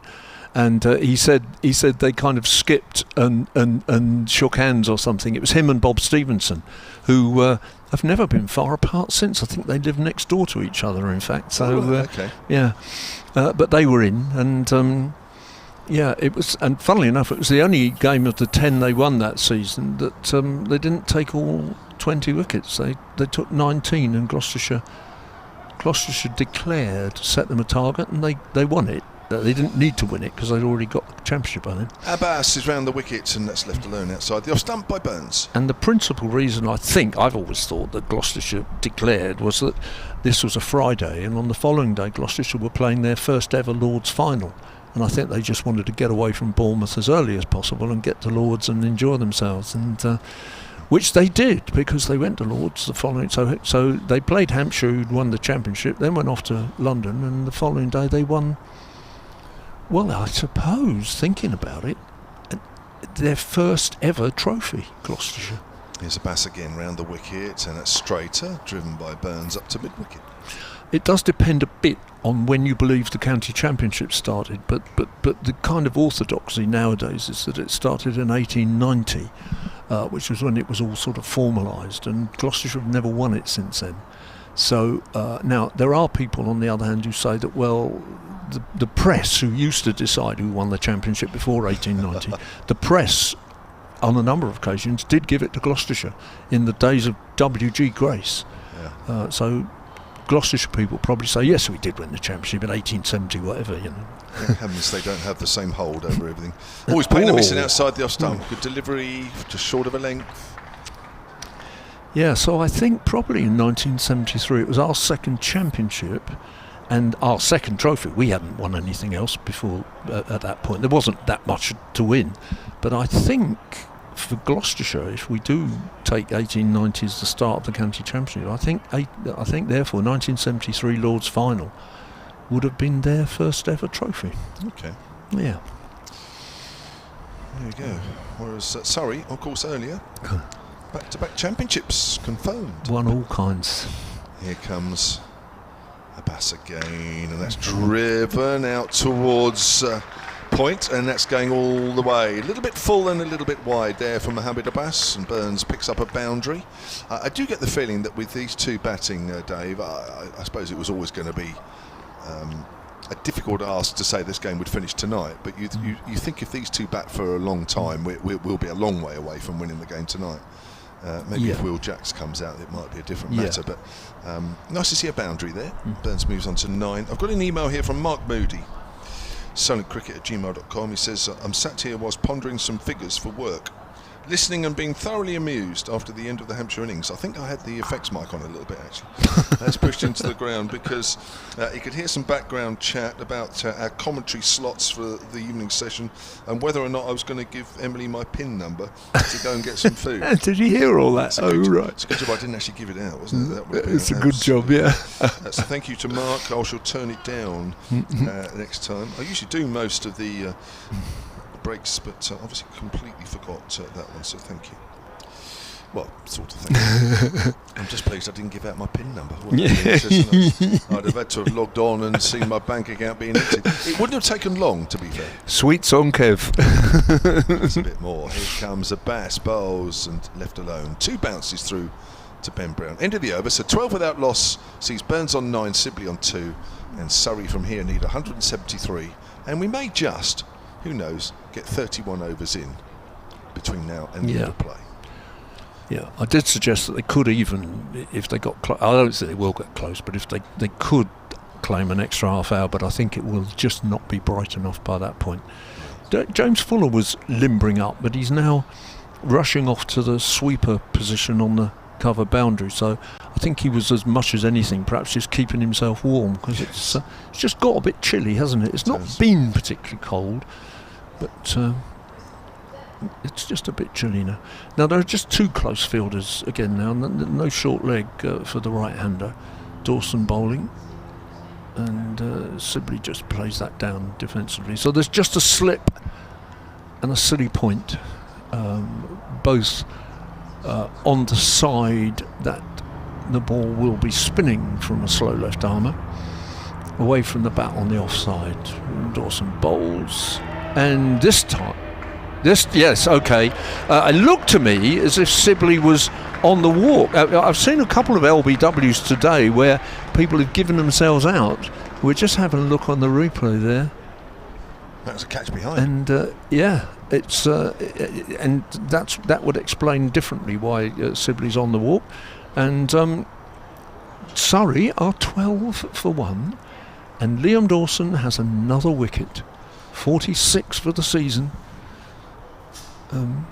And I suppose even if Surrey win, it would be rather delightful to see him get up to 50, which he's never done. That would be a remarkable thing. So clearly loving bowling on these pitches now, Dave. Oh goodness, it's fascinating, isn't it? Really, really interesting to see this many wickets falling to spin. I have to confess, it is something I do like watching. Yes, you do. I do. This is going back to the bygone era of spinners at both ends, Dave. Yeah. Well, not quite both ends at the moment, but it will be. I'm wishing that we were behind the arm rather than him bowling towards us, really, because tends to mean that sometimes odd things happen that are obscured by the batter, the wicket keeper, the first slip even.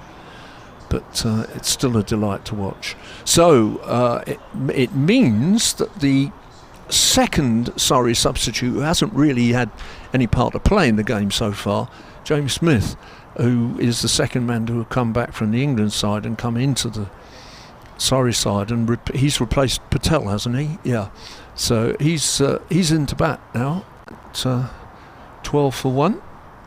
Just keeps the intrigue and interest going. Doesn't look as though they're going to strengthen the close field at all, but Jamie Smith just gets the mark, and Dawson's in and bowls, and Smith just a little step or two down the pitch and drives it up to mid-on. Looked quite confident about that, and mid-on gives it straight back to Dawson. Dawson turns around, wheels around and comes in to bowl, and this time it's just played defensively down in front of him. And I suppose the other thing is, with Dawson opening the bowling, probably bowl unchanged tonight. I wouldn't be surprised. That's another reason why we might well get the overs in, because it's getting through them so quickly.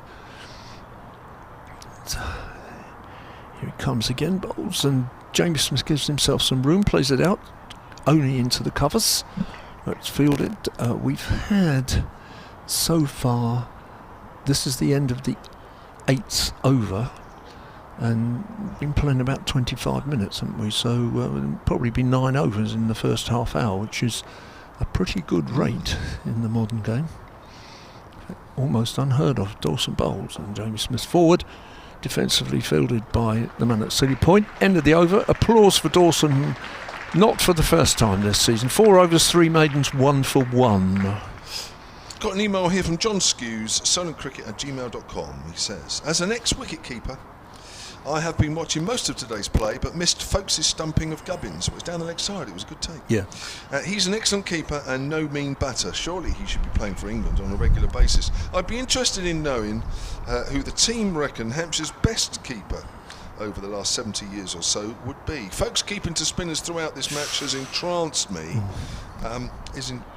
Is entranced the right word to mention Kevin's commentary when he states other words are available? There's many. I look forward to hearing alternatives. Well, Dave, you'd be the best person over the last 70 years to know who was the best Hampshire wicketkeeper. Well, I'm the worst judge of a wicketkeeper in the world, really, because I don't know nothing about Thought as Abbas comes in, flicked away by Burns out to deep square leg where Prest comes in off the boundary. 13 for 1. If you're going for a wicketkeeper on whom you can rely to score excellent runs, then you probably don't have to look a lot further than Nick Pothas. And interesting to comment that Pothas and Ames, of course, were the 2 keepers that kept to Shane Warne, which was one of the more challenging things. When we won the championship in '61, Leo Harrison had been the well-established keeper for a long time, and that was a very varied attack then, because we had Shackleton, who was not much more than medium fast, really, but very, very accurate and subtle. Yeah. Butch White, who was very fast. Here comes Abbas. Forward is Smith. Back to Abbas. Jimmy Gray, who bowled seam up. Malcolm Heath sometimes bowled quick, but then we also had 2 slow left armers in Peter Sainsbury and Alan Wastrel, who both took about 50 wickets, and an off spinner, Mervyn Burden. So he was the point I would make about Leo Harrison was that often on uncovered pitches where the ball is doing all sorts, he was keeping to a real variety of bowlers. So he was Bobby Parks, who you played with, was a very good keeper, wasn't he? Very good. Really? Standing back to Malcolm Marsh. Yeah. Smith comes down the wicket and pushes Abbas up to mid-on. Yeah, but Court Harrison bowled Shackleton was a very well known.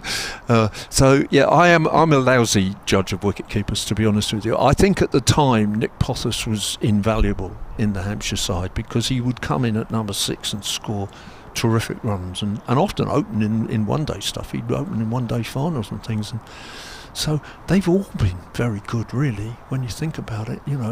Bobby Parks, A.D. Ames, Nick Pothers was the succession. Then a bit mixed in recent years. We haven't not settled really, has it? Been Allsop, McManus. Here's Abbas. Oh, it's edged. Falling short of second slip. Good stop from Liam Dawson on the half volley. Oh, good reactions going low to his left. And there was also the man who succeeded Brian Timms was Leo Harrison was Brian Timms, and then of course absolutely mustn't forget Bob Stevenson, who I've already mentioned, who kept to that wonderful attack that won the championship, and that had pace and spin and so on, and he was the leading wicket keeper in the country in the year that we won the Candy Championship. So all sorts. Bass runs away from us and bowls to Smith once more. Length ball. Smith prods out to mid-wicket. So yeah, lots of good keepers, which is exactly what you want, wouldn't you? Yeah. And I've sat on the fence. Yeah, you have. Completely. Come out with your best. Spoken like a true broadcaster. I'm gonna put all those names in a hat now and pull one out and come back and tell you the answer. But actually, it would be nice to hear from other people, because there will be a lot of people listening and people who will tweet, who will say, well, the one I liked was X, and that would be good to hear. But I think in a way you have answered the question, because I think there was a lot of good keepers, which are very difficult to work out who was better than the other one. Here's Abbas. Smith off the back foot, works that to extra cover. Good diving stop, Nick Gubbins. End of the over. Thank you, Dave Allen. I just got time to say one thing, though. Possibly the greatest wicket keeper ever at Hampshire was George Brown, who opened the batting and kept wicket for England in an Ashes Test series, and also took over 600 wickets as a fast bowler. Wow. What an all-round player. Off I go. Multi-dimensional. 13 for 1. Got an email here from Lynn, solentcricket@gmail.com, Lynn Sewell. She says, hi, I'm enjoying and watching the live stream. I stopped watching for a late lunch, and Hampshire lost 3 quick wickets, so thought I should start watching again to stop the rot. It was all going well until Abbott got out. Keep up the great work on commentary. I grew up watching the Hampshire legends Greenwich and Richards calling in at the old United Services ground in Portsmouth. Oh, Dave's loving this. On my way home from school, just waiting for the start of the next over. Now living in Devon, so the commentary is a great way to keep me in touch. Lovely to hear Melissa and Emily on commentary, as well as the older Hampshire stalwarts. I shall pass that on to Dave. Of course, I'm not in that. That's pushed out on the offside, and there's no run. Welcome back, Emily Windsor. Oh, what's happened to you? You've completely disappeared off the face of the earth. I'll tell you why. Because only half of you is plugged in. I don't know what happened here. There you go. That was me. That's better. That's fine. Down the wicket comes Burns, steers that past short leg down to backward of point. 2 players on the floor, including Kyle Abbott at backward of square leg. 14 for 1. Yeah, good to be back. Again, the game's moving forward, isn't it? Albeit pretty slowly so far in this Surrey innings. It was going to be, wasn't it, with Burns and Sibley opening? It was never going to be wrapped up with overs to spare tonight, although it might still do now, but it never felt like it. Measured reply so far as Dawson's round the wicket. Smith hammers that away off the back foot, out on the leg side. It's gone out towards square. I think that's Mo Abbas running round from deep square legs. So a lot of work to do there. They'll settle for 2, and Smith is off the mark for 16 for 1. Yeah, poor Mo Abbas there, just mid-bowling a spell, having to run all that way round. Won't be too happy with that. Well, this is his last innings having a bowl. I don't know what he's doing after this. I imagine he'll be going back to Pakistan pretty soon, but I'm not quite sure how much cricket he's got coming up. I'm sure he's got a bit of a break. Thick outside edge as Smith comes down. It goes out to backward a point. I think Liam Dawson's always going to pose a threat here. You'd expect him to. 9 of the 10 wickets that fell in the Hampshire innings fell to the spinners, Jacks and Cameron Steele. Here he is from the pavilion end. Smith gets one that just bounces and leaves him. Playing and missing there, coming forward. Too good that, isn't it? How do you play that? Just watch that on the live picture feed. That's turned big. Pitching on middle. Brown taking it to his right. All you can do is just play the line, can't you? You can't do any more than that. He's on the back foot there and steers that out into the gap once more on the leg side, and that's a single. It's going to keep the strike. So 18 for 1 Surrey, need another 167, and we have a minimum of 28 overs left. Yep, just ticking them off, aren't they? Surrey one by one. The county champions. It's very rare you see as we look at the pavilion, Kev, under the Surrey dressing room. It's just a band of fans just stood watching, wanting to be really close to the coaching staff, the players. They're loving it over there, aren't they? Well, and so they might. It's a great effort, isn't it, really? I mean, it's not easy. It doesn't matter how good a side you have. It's not easy winning the championship. Of course it isn't. And for long periods this season, it looked as though they were going to do it with weeks to spare. I'm amazed it's come down this close, really. But you did feel a little bit of nerves out there over these 2.5 days or so as they looked to get the 5 points they needed to secure the championship. In the end, as we thought it might, events at Wantage Road actually dictated when they did. But it's still been, it must have felt a long wait. Yeah, and with all the gaps in the season as well, they have to wait longer as Kyle Abbott into the attack. As he advances, that's hit hard back at him. He's done well actually to get his head out the way. But Jamie Smith advances. He's not going to let Kyle Abbott settle into his spell. That's 4 runs. Well, this is interesting because in the championship game at Surrey, second game of the season, a lot of the Surrey players, Ollie Pope, I can certainly remember doing it. When Mo Abbas were bowling, when Kyle Abbott was bowling, they were using their feet.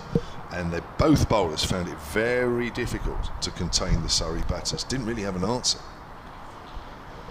I think it's a good option, isn't it? The keeper's obviously always going to be stood back in red ball cricket when you've got a seamer bowling. And they're going to use their feet as Abbott this time stays in his crease to play him this outside the off stump. Good reply from Kyle Abbott. That's good cricket. Top reply, that. Smith, Top reply. Smith's on to 7, 21 for 1, 164 to win for Surrey here at the Ageas Bowl. Keep looking up at the floodlights as they're still on, Kev. Yeah, the light's not too bad overall.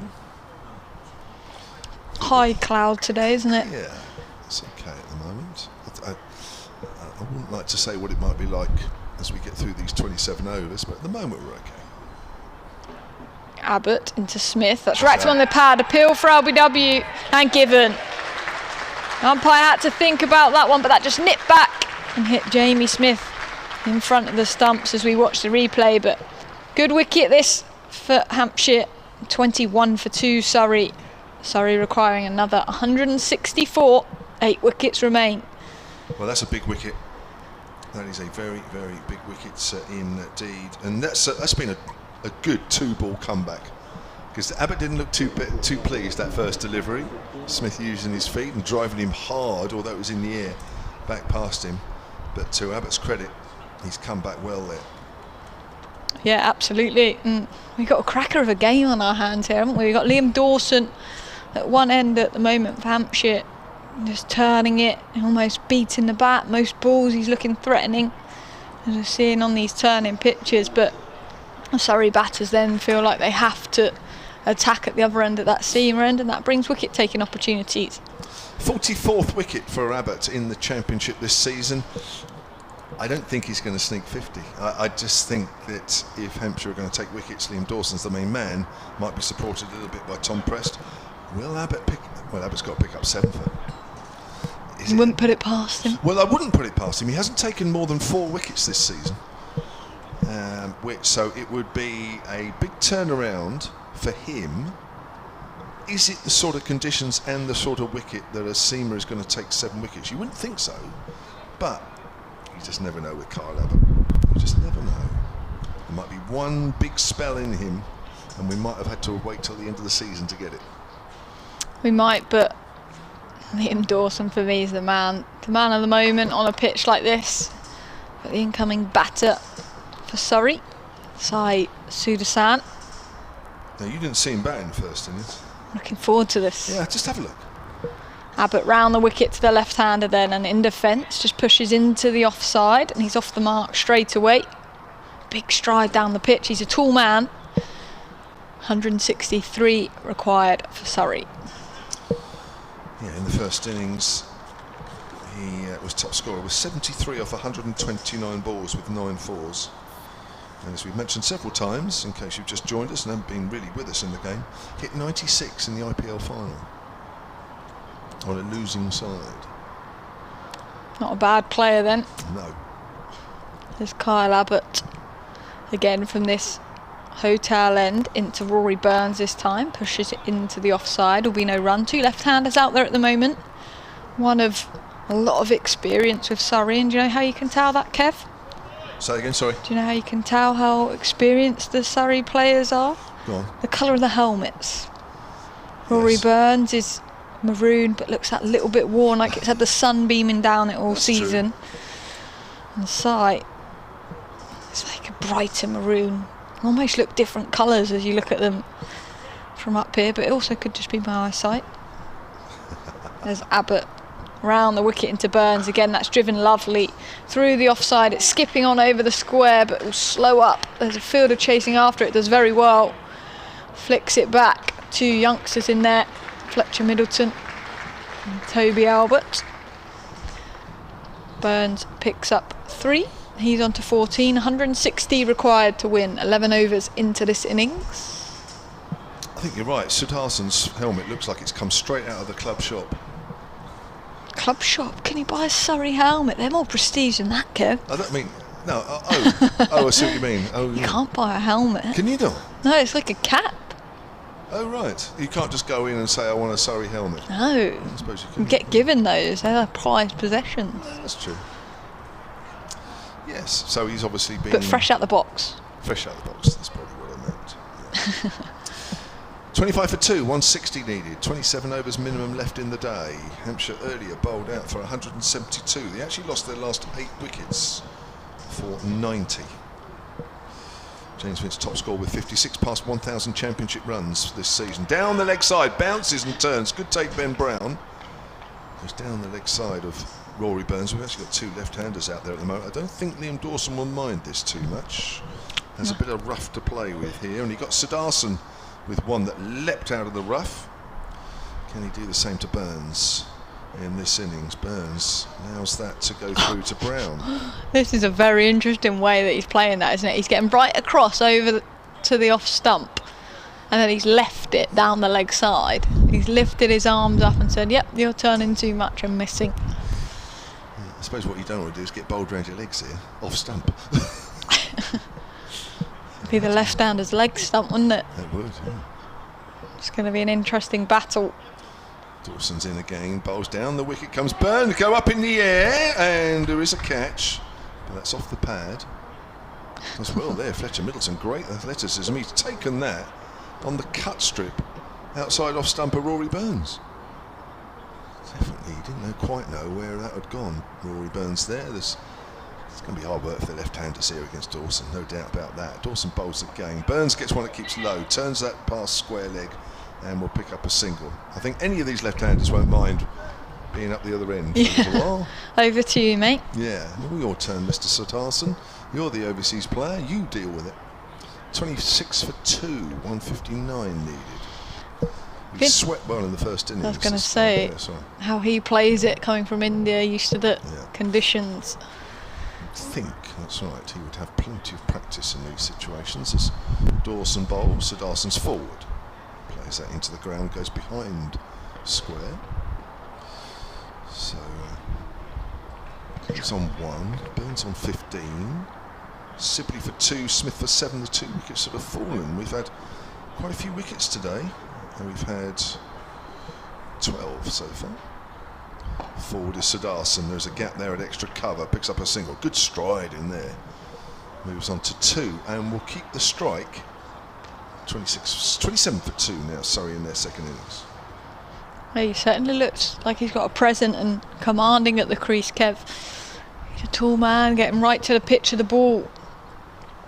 But he just didn't look phased there by what could have been threatening the left arm spin of Liam Dawson. How do you approach spinners in this situation? Because you face a lot of spin, don't you, in women's regional cricket? When the ball's turning a bit, what's your first thought process? Just for me, hitting straight down the ground is probably an area that I worked on last winter when I got an opportunity to. And I think once you then get those straights back, you've then got an easy rotation of the strike option as Abbott's in, and that's played in defence by Sudharsan. Will be no run. Yeah, that's my sort of method. I'm not a big sweeper of the ball, but if I look to hit straight, if I get one over the top, they usually send one of them, and then it's an easy single. And I think my danger and the bit, I guess, area that I developed is I liked cutting the ball. So off spinners that turn it into me, if I start cutting the ball, I'm quite vulnerable. So I look to just play higher up the wicket initially, and developed a bit of a off the back foot, a pull shot over to the leg side for the ball that's turning in. But if it is turning a lot, you've got to look straighter down the ground for me. There's Abbott in bowls, and that's in defence again. Will be no run. But probably what I want to work on this winter is sweeping. I think it's such a good armoury to have, particularly in the women's game. Yeah. On the style of pitches we play on, just help to hit 360, and again a way of negating the turn. I think Ben Brown for Hampshire is a big sweeper. You see him do it really well. Be careful sweeping too many off straight, won't you? Try and do it more outside off stump. Okay, that's so I don't get LBW. Yeah. Sweep on line. Yep. There's Abbott round the wicket into the left-handed Sudat, who just works that calmly into the leg side. He's charged the first one, thinking about two, but Tom Press charges in from the boundary rope and keeps it to a single. He's on to 3, 28 for 2 Surrey. Further 157 to win this match here at the Ageas Bowl. You see so many players sweeping almost premeditated. Before the ball's left the hand, they're down there ready to get sweep. And of course, if you sweep, of course, length is very important when you're sweeping. You get that wrong, especially if it's straight. It's struggling. So promise me when you're learning the sweep, don't premeditate it. What about when I'm practicing? There's Abbott in to Burns. That's played back to him. Will be no run. The thing is, when you're practicing the sweep, it's like, I mean, these guys now play so many shots with their sweeps, as you know, and what have you. It almost becomes a little natural now. So when you see the ball in certain areas, don't you, that it's a shot that actually comes into your head, obviously before the ball arrives. Now that's all right. When the ball's left the hand and you've picked it up, and that shot is a natural shot for you, that's fine. The problem is you're thinking about it before it's left the hand, isn't it? That's when you've got a problem. I've actually done that a couple of times with using my feet against spin this season. Kyle Abbott into Burns, and that's played to mid-wicket. Will be no run. And I've really had to tell myself, so a couple of times I've been out stumped, and it's like a spinner bowling at me, and I've preempted running at them. And of course, when you do that as well, you're excitable and do it, so you do it early so the bowler can see. But I had to sort of retrain that if it's up, I'll use my feet, so I can have the intent to use my feet, but only if it goes sort of up above eye line. If not, then just stay where I am and don't run past it. Which has happened a few times. Well, it's easy to do as well. Get overexcited. Do you want to take him down? There's Kyle Abbott facing Rory Burns. That's back down the pitch. Will be no run. That's the end of the over. 13 overs gone, 28 for 2 Surrey. Run rate above 2, which has been rare so far this game. I'm going to take a break. Emily Windsor will stay on, and then Mark Church will be alongside her. 157 to win for Surrey then. Children arrived at the Ageas Bowl. There's school blazers watching the game today, which is nice to see. Hampshire had a lovely crowd in this summer in Championship cricket, a real mix of people.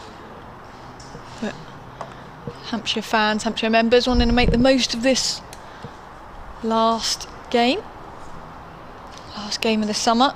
And a lot of Surrey members here as well when I was doing my laps on the ground. There have been a lot here since the start of this game, Emily Windsor. There's a lot staying in the hotel, I noticed, at breakfast. There's Dawson in, and that's played down at his feet. Suderson will be no run. So yes, and I think obviously they'll enjoy themselves tonight, I'm sure. Players have still got a game of cricket to win. There's Dawson, left arm over the wicket, into the left-handed Suderson off the back foot, pushes into the offside, and they come through for a single.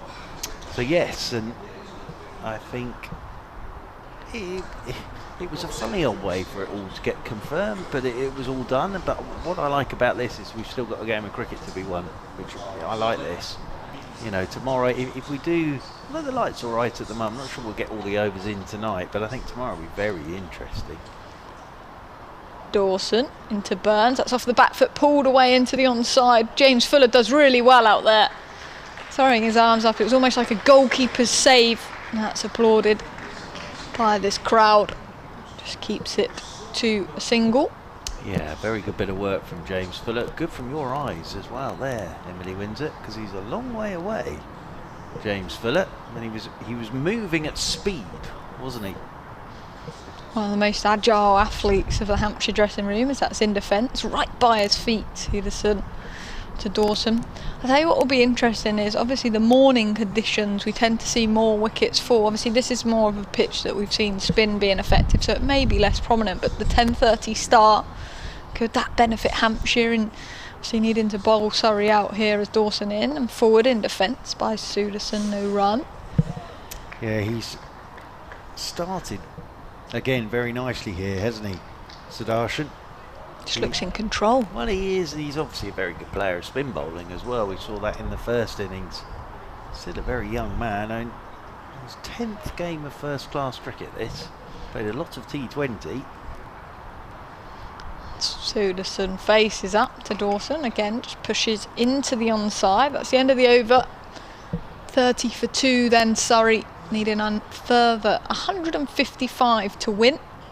Hampshire need 8 wickets. Where's your money at this stage? Well, I think it's pretty even at the moment, isn't it? What we've seen in this game so far is they always say, don't they, if you can make a side score the most runs in the last innings, then you've done a pretty good job. But that's not going to be the case here for Surrey, because of course that 219 from Hampshire will be the highest score of the game so far in the first innings. So no one's really found batting easy here. But with one of these, you need one player sort of to get in, don't you? As round the wicket comes Abbott from the hotel end to Burns, and Burns is forward, plays this one towards backward point. This Surrey batting no line-up. Run. You bat deep though, don't you? Yeah, very much so. And again, it's sort of coming back to what we've talked about all day, really, is that's sort of what they built it around. They bat all the way to 11, and they've used a 5-ball bowling attack that whoever's been in that attack has been very effective this season. So they've had their game plan worked out since the first game of the season. And the other thing, I mentioned it again, 7 of their 8 wins have been batting last and chasing a total down. So they're used to all of this. As Abbott ready once again to come round the wicket to Rory Burns, and Burns is clipping this one into the leg side, and that rolls in there towards short mid-wicket, and there is no run. So it's not like they're not used to chasing. This one will be a difficult one because obviously there's spin in the pitch and there's a bit of help for the bowlers, and it's not the quickest of pitches. But I've always said any side that can chase down 501 on anything to win a game of cricket, they're always going to be pretty confident about how they're going to go about it. And even if you have one cameo from your more destructive type players, that's pretty much the game done, isn't it? Round the wicket once again goes Abbott, and Burns pushes into the offside. Sudarshan wanted a single, it wasn't there. Burns put his bat up to send Sudarshan back. Sudarshan did a quick 3-point turn in the middle of the pitch and then dashed back, and there's no run. That's one of them, isn't it, that you don't want to slip when you turn. If he slipped, he was in trouble. What was it I saw the other day? David Warner in a one-day international, as he set off, his boot came off and he was run out. His boot just flew off his foot. He pushed off to go for the single and his boot flew off. And then he was short trying to get to the other end. Wow, that's got to have been a first, surely. Do your laces up. As round the wicket goes Abbott, using his feet to touch here is Rory Burns to Abbott. Getting down the pitch towards him, plays this one back up the pitch, and there's no run. Nice bit of bowling to dismiss Jamie Smith. He's had a very good season for Surrey as Jamie Smith. He came into this game, and obviously we weren't sure whether he would be playing in this game, Jamie Smith, but he'll finish the season with 740 championship runs, Jamie Smith. And in that there's been 200s and 4 50s. So he's had a very good summer with the bat, Jamie Smith. As round the wicket again goes Abbott, and forward comes Burns and pushes down towards backward point, and again there is no run. Yes, and obviously he's had his one-day debut. Yeah, that's exciting, isn't it? He's an exciting cricketer. And Will Jacks is the other one in this side for me. I think he's got a big future in England colours ahead of him. Obviously made his debut last year, wasn't he it? made his debut in all 3 forms of the game last year. And obviously that test match debut with his 6-for as well. He's a very destructive player, isn't he? Round the wicket once again comes Abbott to Burns. Don't bowl there, Carl Abbott, you know that. On the hip of Rory Burns. And he clips that one away into the leg side and he'll pick up a couple of runs. 2 more to the total, 2 more to Rory Burns. Burns moves on to 18, 32 for 2 Surrey at the end of the over. 23 on the board remaining today in terms of overs. And Surrey need a further 153 for victory. Has anyone this year, Churchy, not underperformed, but with the bat? I think Burns hasn't made 100 this season, which for Rory Burns is, that doesn't happen very often, does it? 450s, but hasn't made 100 this season. Still's made nearly over 600 championship runs, but probably in terms of numbers for him, not his best summer with the bat. There's Dawson into Suderson from the pavilion end. That's bounced a little bit but played really well with soft hands. What's so impressive about that is that's the way he got him in the first innings. Got one to really spit at it. Wasn't a lot he could do about it. He's obviously waiting for that now and got that one to go down rather than up. He looks in control at the moment as Dawson in that swept beautifully and timed into the leg side, but there is a fielder out there, James Fuller, for exactly that, but that's a sign of a confidence player. He's on to 533 for 2. Yeah, and we saw a bit of that in the first innings as well, that he picks his shot to sweep. He plays it very firmly. Dawson into Burns, bowls, and that's a player miss outside the off stump. Just playing at the crease, Rory Burns there. Didn't turn as much, that one just held its line. Well, of course, he's a very good player of spin. Rory Burns, I was saying his test match debut, he basically faced all spin in Sri Lanka, didn't he? Dawson, left arm over the wicket, advances Burns, but plays up to mid-wicket. Will be no run. But no, Dawson's bowled beautifully in this game. He really has. He just looks calm, doesn't he? I guess a man that's bowled so well, you're going to be on your last game of the season. Yeah, he just looks very confident, doesn't he, in everything he does at the moment. As he's into Burns off the back foot, just plays back down the pitch. And what I love about watching Championship cricket, any ball that's remarkably close to hitting the stumps, anyone that's around the bat slips, leg slip, all hands on heads. They don't move their feet, they don't move any position, and make a few alls and ahs. As Dawson in, he advances Rory Burns, that's hit high down the ground. Fielder chasing after it, but don't bother. 2 bounces for 4. That's a man on the attack. He moves to 22, 37 for 2, and a further 148 required. And it'll be over to you, Mark Church. It's an excellent piece of batting. Be joined by Dave Allen. Thank you very much, Emily Winter. That was an excellent bit of batting from Rory Burns. Feet made that shot. Danced down the pitch. It landed in the rough stuff, but by the time he got there, he was right next to the ball, Rory Burns, and hit it straight back over Dawson's head for 4. So Burns moves on to 22. Surrey move on to 37 for 2. Another 148 required. Dave Allen is back, and Tom Prest is coming into the attack. Dave Allen. So this is fun because we had Cameron Steele and Will Jackson. We're now going to have Liam Dawson and Tom Prest. Yes. Well, Tom is not very experienced as a first-class spin bowler, but there again, Cameron Steele had a best of 3 for 62 before today, so we shall see. It'll be good if things work for him, for sure. Yes, it'll be interesting to see how Surrey go about Tom Prest as well, won't it? Yeah.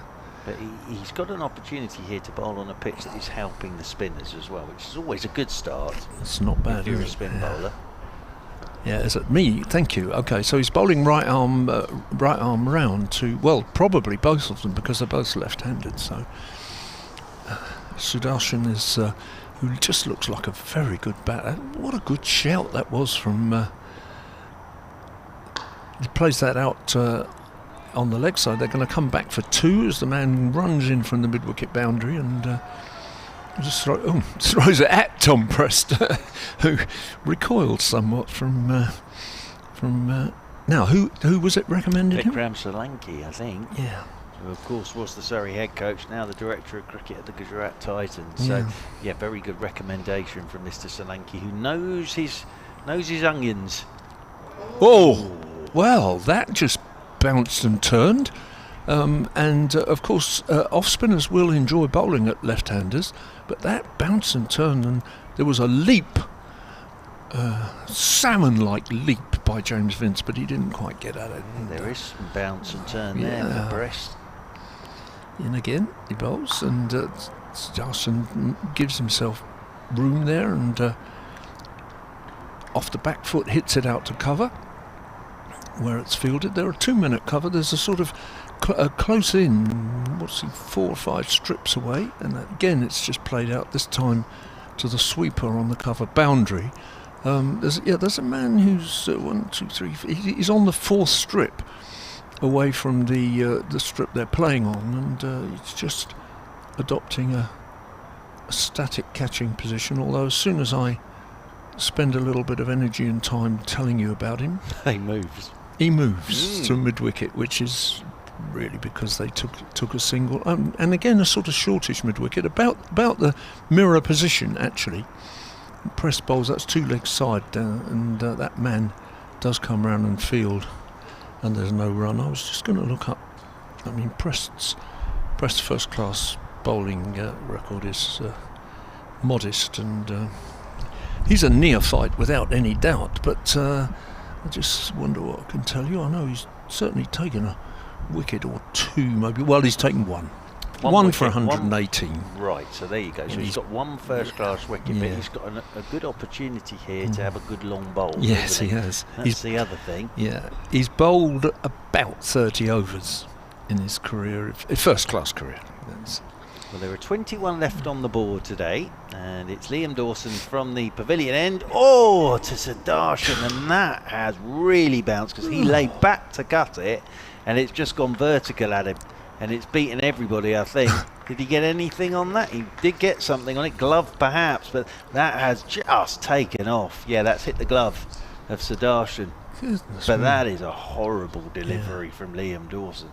That was a bit like facing the West Indies in the 1980s. Almost took his head off that one. I've seen Shane Warne playfully bowl bouncers at batters under certain circumstances, but that was like a Malcolm Marshall delivery from a slow left armour. It took everybody by surprise as Dawson's in and Sudarshan gets himself forward to a good length ball. There is that rough stuff, and it seems to be if Dawson can hit the edge of that and get the pace right, which he has mostly got the pace spot on, but that one just exploded at Sudarshan as he waits again, and he's driving shot from Sudarshan. How well's he played that, because he those wrists, and he only goes fully forward if he thinks I can drive this or just defend it in front of myself, but this is all wrists from Sudarshan. It's a beautiful shot. He's on to 14, and Surrey move on to 46 for 2, another 139 required by Surrey. It also suggests to me that he has that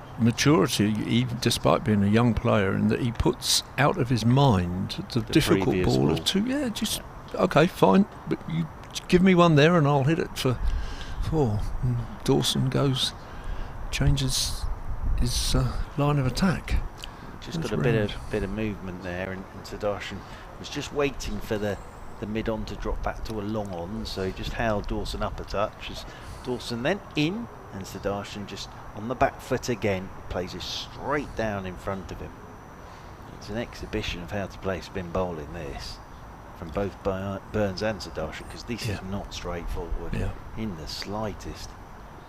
Dawson ready to come round the wicket again to Sudarshan, and Sudarshan gets on the back foot, works this one into the leg side. Now Fuller took a little while to get going then, but they'll just take the single. That'll be one more to Sudarshan. He moves on to 15.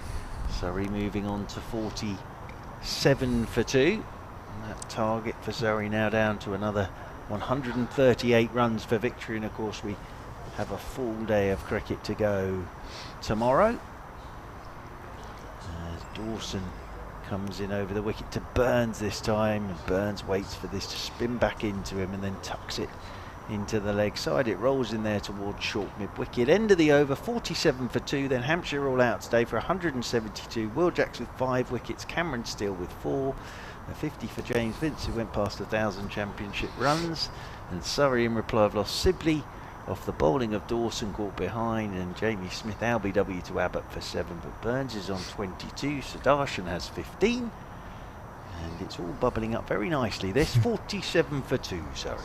I was saying that Tom Prester's only got the 1 first-class wicket. He's bowled quite a lot more in white ball stuff, so he's actually got 7 wickets in list A and another 2 in T20 games. So he has done a bit of bowling. He certainly bowled for England under-19s when he was captaining them. So we shall see as he bowls from our end, from the hotel end, running in towards the Rod Bransgrove Pavilion. And Sudarshan just plays that very carefully out on the onside. The keeper, Ben Brown, has to go and pick it up, and they scamper a single, but quite a safe one. It was interesting in the last over to see that Sudarshan hit that 1-4 off boundary off Dawson, and Dawson then came back, changed his line of attack. There's pressed bowls, that's hit out on the offside this time as a quick run round. I'm not sure about Sudarshan's running. I think that might be the biggest question mark over him at the moment. Although, of course, he's running with guys he's not exactly. played with. I he think doesn't that's know. probably the thing, as much as anything. Yeah, they haven't quite got used to each other yet. But Preston coming again round the wicket, and he didn't know quite where he'd played that. Thought he was just playing it down defensive in front of him. In fact, runs away to the man at Liam Dawson, who's he's at long leg, but only halfway back to the boundary, if that, and so there's no run, saving a 1. Pressed bowls, that's slightly shorter on off stump, and it's quite nicely fielded there. Nick Gubbins. Nicely played though by. A bit of sunshine coming into the box That's nice. now. We haven't had that at all today. No, just a bit of brightness. It's, pressed bowls, that's well up, and that was on about off stump and had a bit of bounce, but Sudarshan there uses his hands to turn that away on the leg side, but there's no run accrued, so it's 49 for 2 still. Again bowls, and this time forward defensively, no run, and well, that's good over from Preston's doing okay so far. 2 overs, 0 for 5. Tight, hasn't caused great alarms, but we'll be getting a useful bowler. I think one of the options that James Vince has got is to keep changing the bowlers round, because he's got quite a lot of bowlers on the field, and they're not going to bowl, whether they win this or lose this, they're not going to bowl a huge number of overs. Yeah, and Dawson bowled so well in that first innings. I wouldn't be at all surprised. He just keeps going. Yeah, from the pavilion end. It's what he did in the first innings. Here he comes over the wicket to Burns. He's pulling the bat inside the line. That's a great take from Brown. Someone kept a bit low. So Brown's got balls that are flying and keeping a little bit low on him at the moment. So that's a great piece of keeping. It really is. Burns is 23 or 52 deliveries as Dawson is over the wicket to Burns, who's down the pitch, smears this into the leg side. Wasn't quite to the pitch. That Sudarshan's quick, so he'll come back for 2. And that will bring up the Surrey 50. So 51 for 2 then, Surrey. 50 comes up in this 20th over for Surrey. And just a reminder, we do have a day tomorrow to go. Unless it rains, we'll get a result in this game. As Burns is just waiting to see where Fuller is standing out there at a deepish mid-wicket as Dawson's in to Burns. Burns digs him out, pops him into the offside. It's good running. It's good cricket from Surrey. Just pops it into the offside, sprints the single, and Burns moves on to 26. Surrey moving on to 52 for 2. Another 133 required by Surrey. And 18 overs after this one still to go, so Yep. that will be down, certainly below 100. Yep. As Sudarshan waits, Dawson was about to let go of the ball but decided not to. So he'll try again here. Liam Dawson. Yeah, they're going about this very well at the moment, sorry, but I think on a pitch like this you could see all of a sudden a couple of wickets go quite quickly. Yeah. As Dawson's in again and punched off the back foot by Sudarshan, he'll get a single up there to a wide-ish mid-off position. And that will move him on to 17. Surrey move on to 53 for 2. And the Ageas Bowl now is bathed in sunshine. September sun. Very nice it is too. Little bit like being in the Caribbean. As in over the wicket comes Dawson. Forward goes the left-handed Burns. Plays this one out into the offside and there's no run. A little bit. A little bit. And the fact the sun's out. And there is some sand out there now from Ben Folkes, so that's a bit like the beach. As Dawson's in, Burns is sweeping. Good shot. Straight out towards Fuller on that deep mid-wicket boundary rope. They'll take the single. That'll be one more to Burns. He'll keep the strike. End of the over. Surrey 54 for 2 then. Burns 27. Sudarshan 17. And another 131 required by Surrey. I have reason to suspect that my wife, I don't think she listens to it a lot, but I think she might well be listening to the commentary at the moment, my wife. Hello.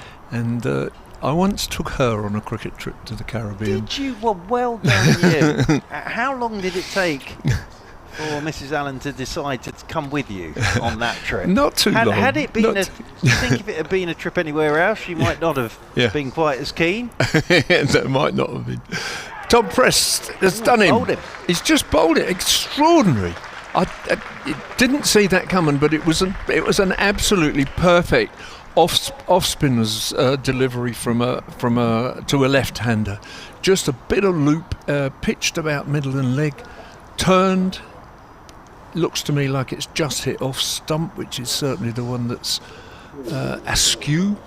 And Tom Prest has doubled his total of first-class wickets with that dismissal. Well, it's the perfect delivery to perfect the left-hander. It was, yeah. Drifted it in, spun and hit the top of the off stump. So Rory Burns goes for 27, and he'll make his way off knowing that championship title has been secured, and he'll get a very warm round of applause for Rory Burns, because a lot of the Surrey supporters have sort of headed down there towards the pavilion end and they're near the Surrey changing room. So Rory Burns gone for 27. It's exactly what I said. On this pitch, he could suddenly lose a couple. Yeah. And you've seen there with Prest, it's just the perfect delivery. Yeah. Round the wicket, the off spinner to the left-hander, it drifts in, pitches and hits the top of the off stump. So he's got a good one there.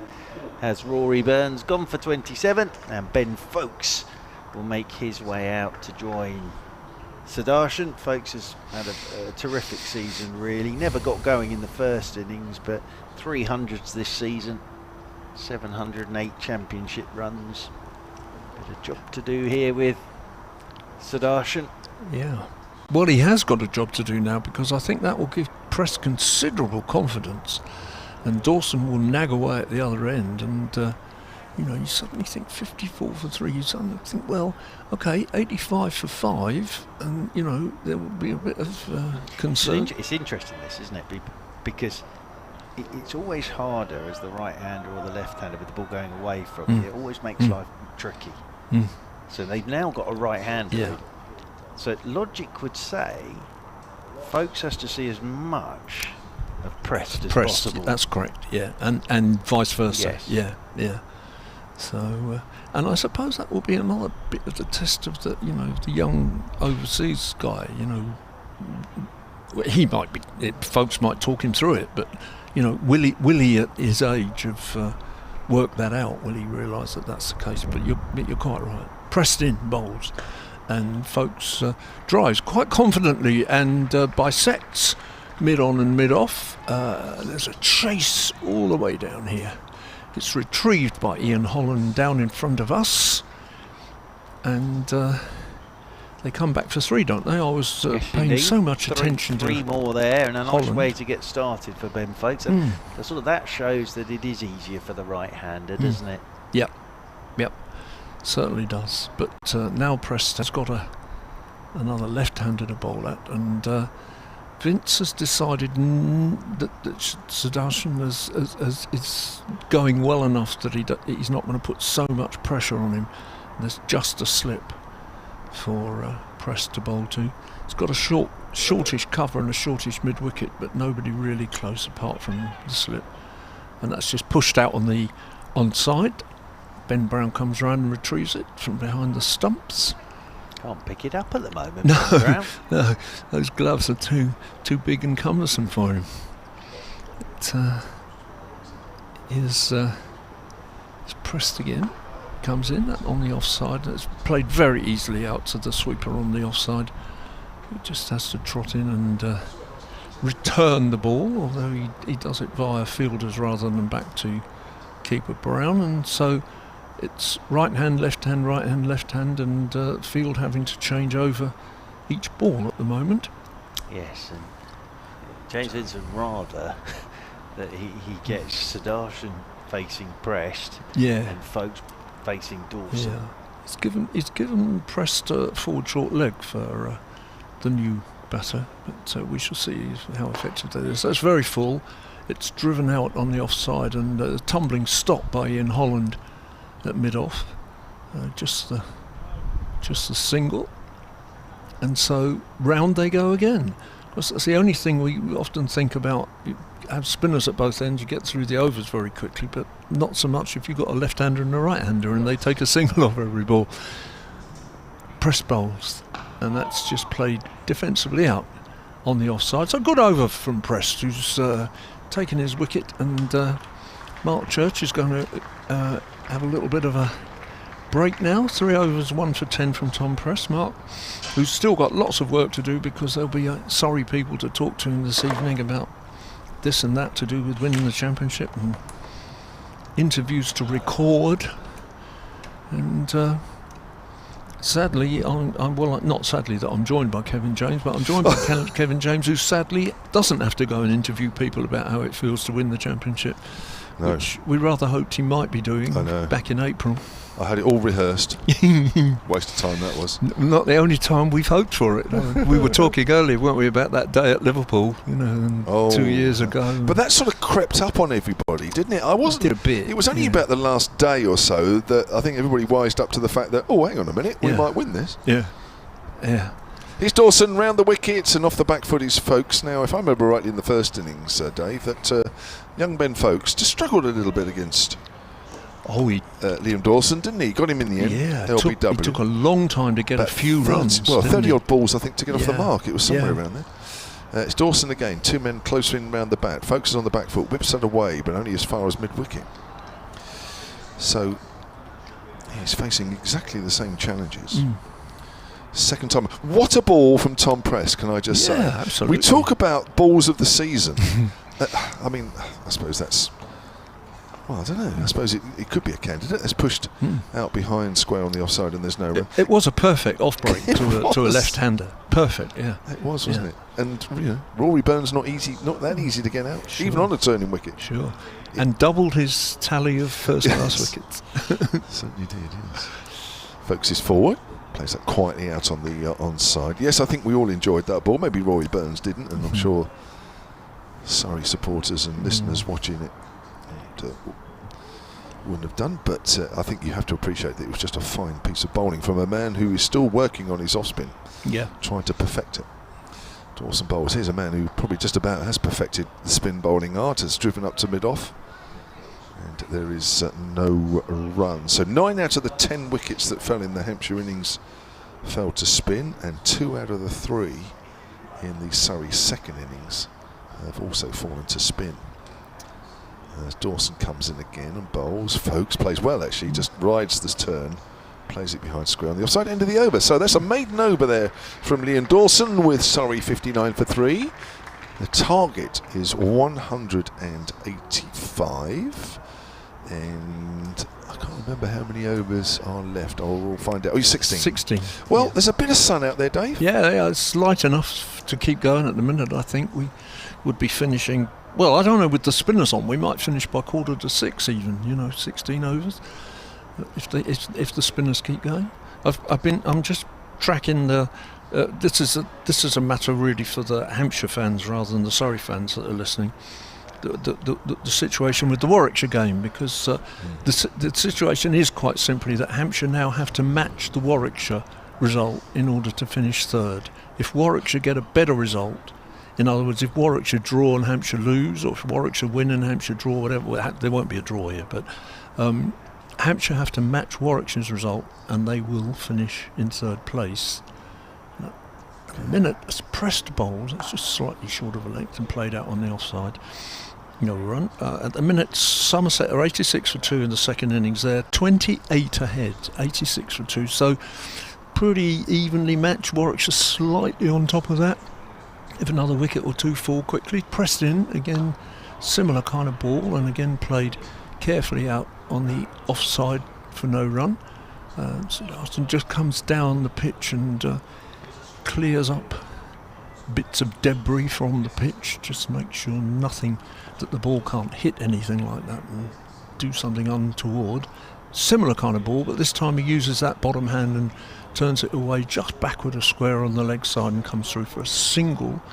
So that goes up to 60 for 3, and he goes on to 19 from 35. So single off pressed over so far, 3 balls.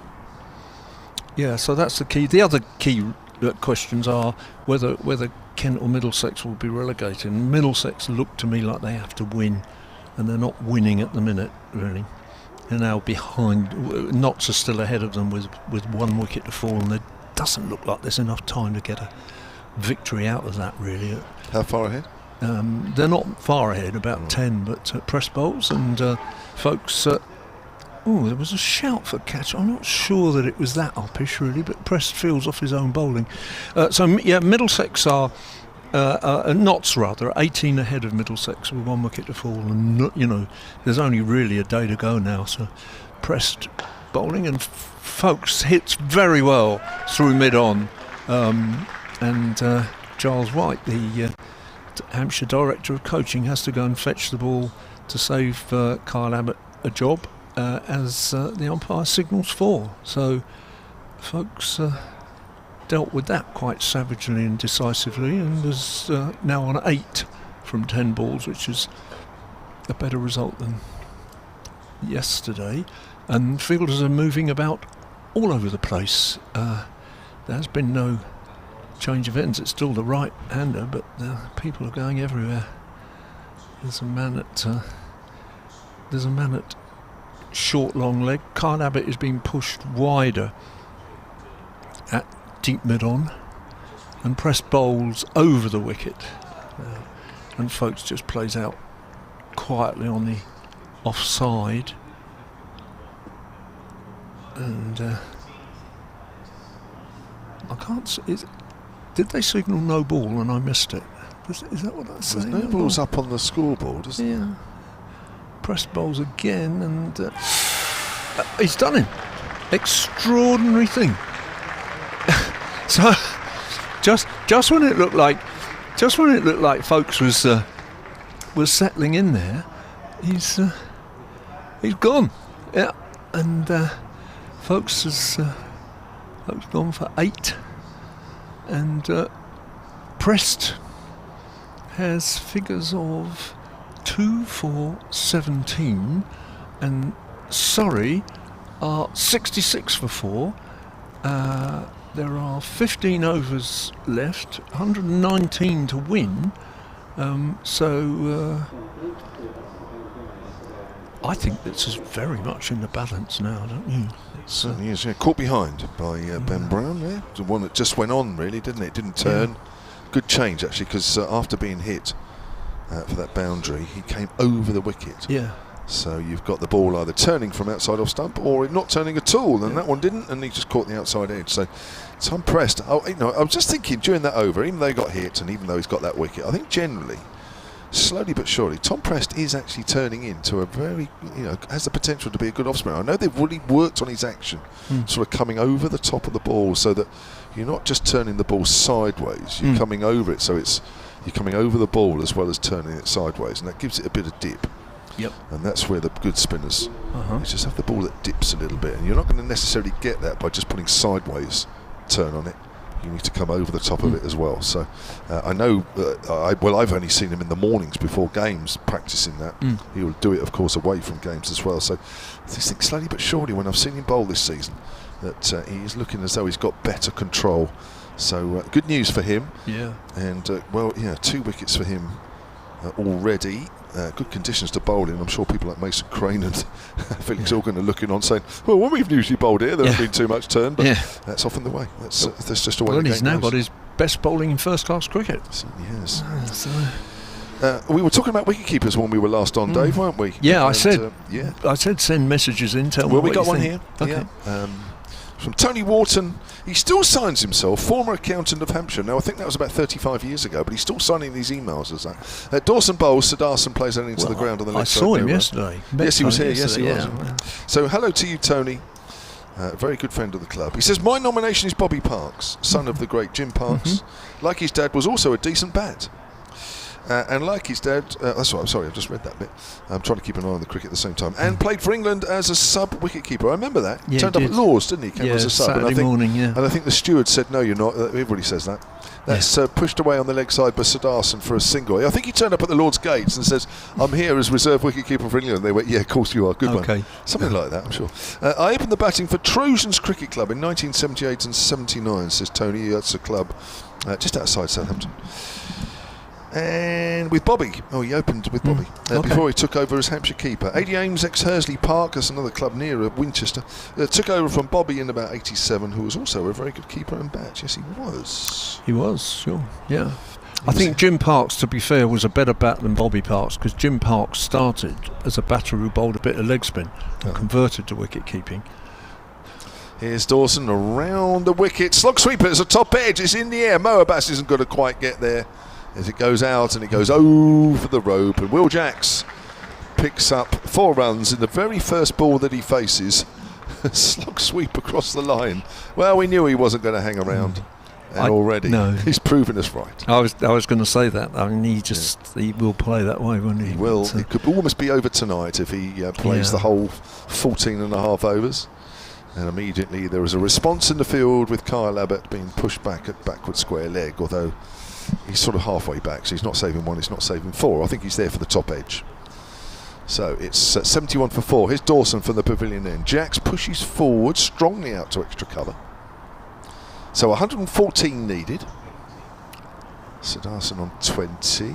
That's off 37, a little bit quicker than he was in the first innings. Well, Dawson's gone at 2.5 and over, which sounds perfectly respectable for a spin bowler, but it was actually much tighter.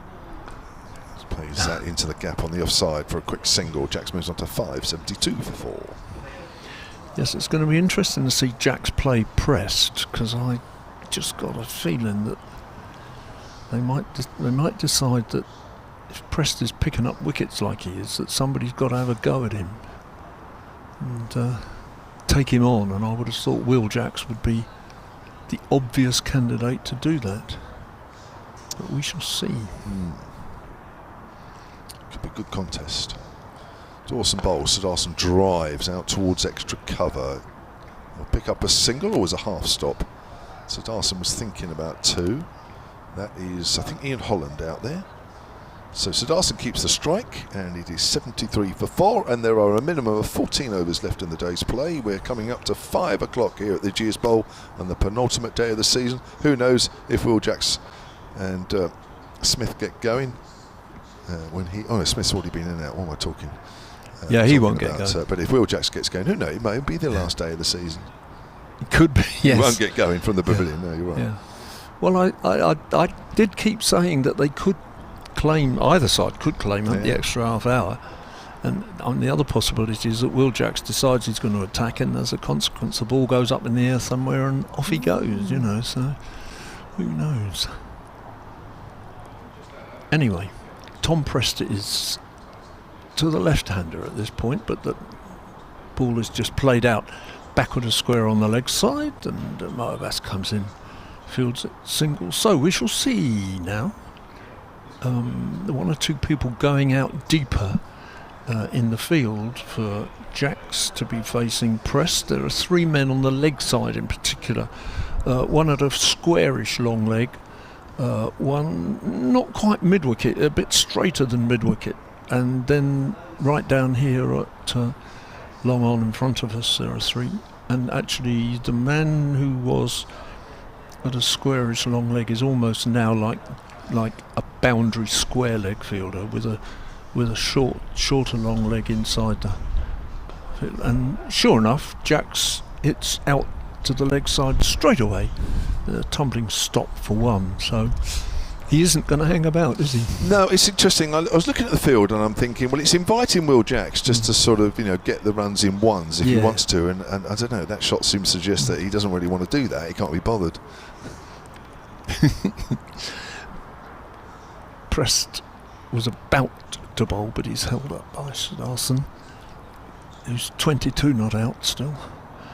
In comes Prest, bowls round the wicket, and that's nudged away on the leg side. It comes through for a single. So 76 for 4, 109, creeping down, the target creeping down towards 100. Will Jacks, let's see again, that same leg side field. Let's see what he does this time. Exactly the same.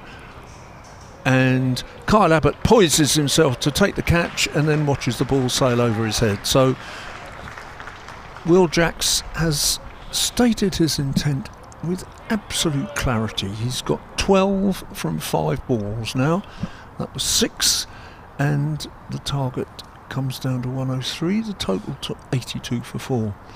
Yes, I get the feeling that he wants to celebrate winning the championship tonight with not the added burden of having to come out to bat tomorrow morning. Yeah. Then they can really celebrate this evening, all evening. Prest bowls, and that's outside the off-stump, and just has a bit of a slash at that. Takes his front foot away and doesn't connect, and the ball goes through to Ben Brown. And Emily Windsor is about to come on.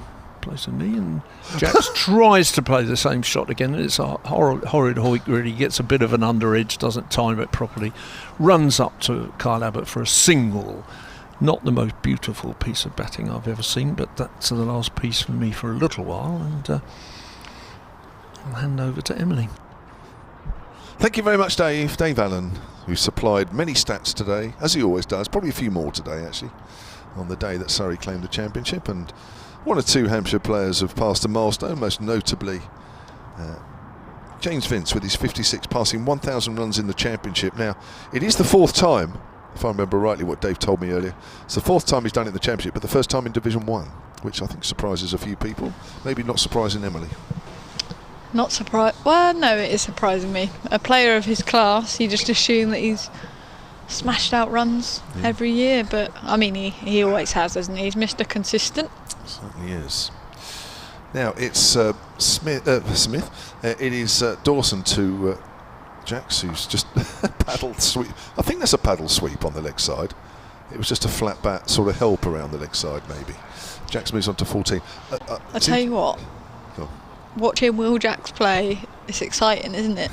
Anything can happen. It's interesting. As soon as Prest lets the ball go, he steps 1 foot across the offside and he's just waiting to slog sweep it on the leg side. And if it's not quite there, then he just does something else. It's going to be very interesting if he's out there for a while. So Darson's on the back foot, works that away on the leg side, out towards deep mid-wicket where Fuller fields. And the total for Surrey moves on to 85 for 4. It'll be interesting to see what Jacks does to Liam Dawson, because that is a bigger boundary away to our left. And of course the ball is turning away from him. So can he play the same way? Will he play the same way? Just to see. I can't wait actually. I can't wait to see what he does.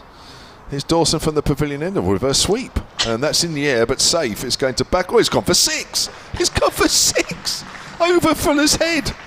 He's running round and I thought, well, he won't quite get there. And then all of a sudden I saw him look over the top. That's a 6 reverse sweep from Will Jacks. 20 off 9. 91 for 4.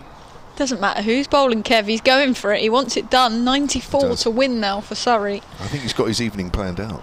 And I'll tell you what, if he's here for any length of time, it'll be done pretty quickly. He will. 94 needed. Here's that Liam Dawson. I'm sure Dawson will have a say in this. Yeah. Oh, that's turned. That's a good piece of bowling. And Jacks was going to play that conventionally, but there's too much turn. Don't bother. Go for the attacking option, Jacks. This is a good contest, actually. This is a very good contest. Neither of these want to give an inch. Here comes Dawson, bowls. Jacks drives out to short extra cover. Both these players will want to come out on top here.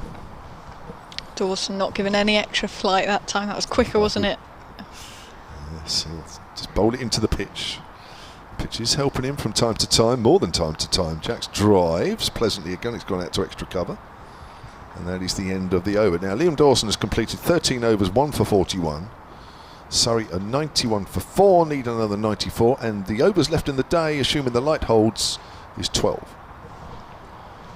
Yeah, these two just looking pretty comfortable. And I think the beauty of this partnership is Sai Suderson is happy just to say, let's have one, over to you, Jacks. And yeah. Jacks is going to take that aggressive option, you know that. With the way he's playing and has played all summer, he's very exciting young talent. Oh, now this is interesting, because James Vince has decided that there's going to be no Tom Prest, and James Fuller came into the attack, and I'm sure the umpire there, Martin Saggers, just had the light meter out just as a test. That's interesting. Would you have left Prest on?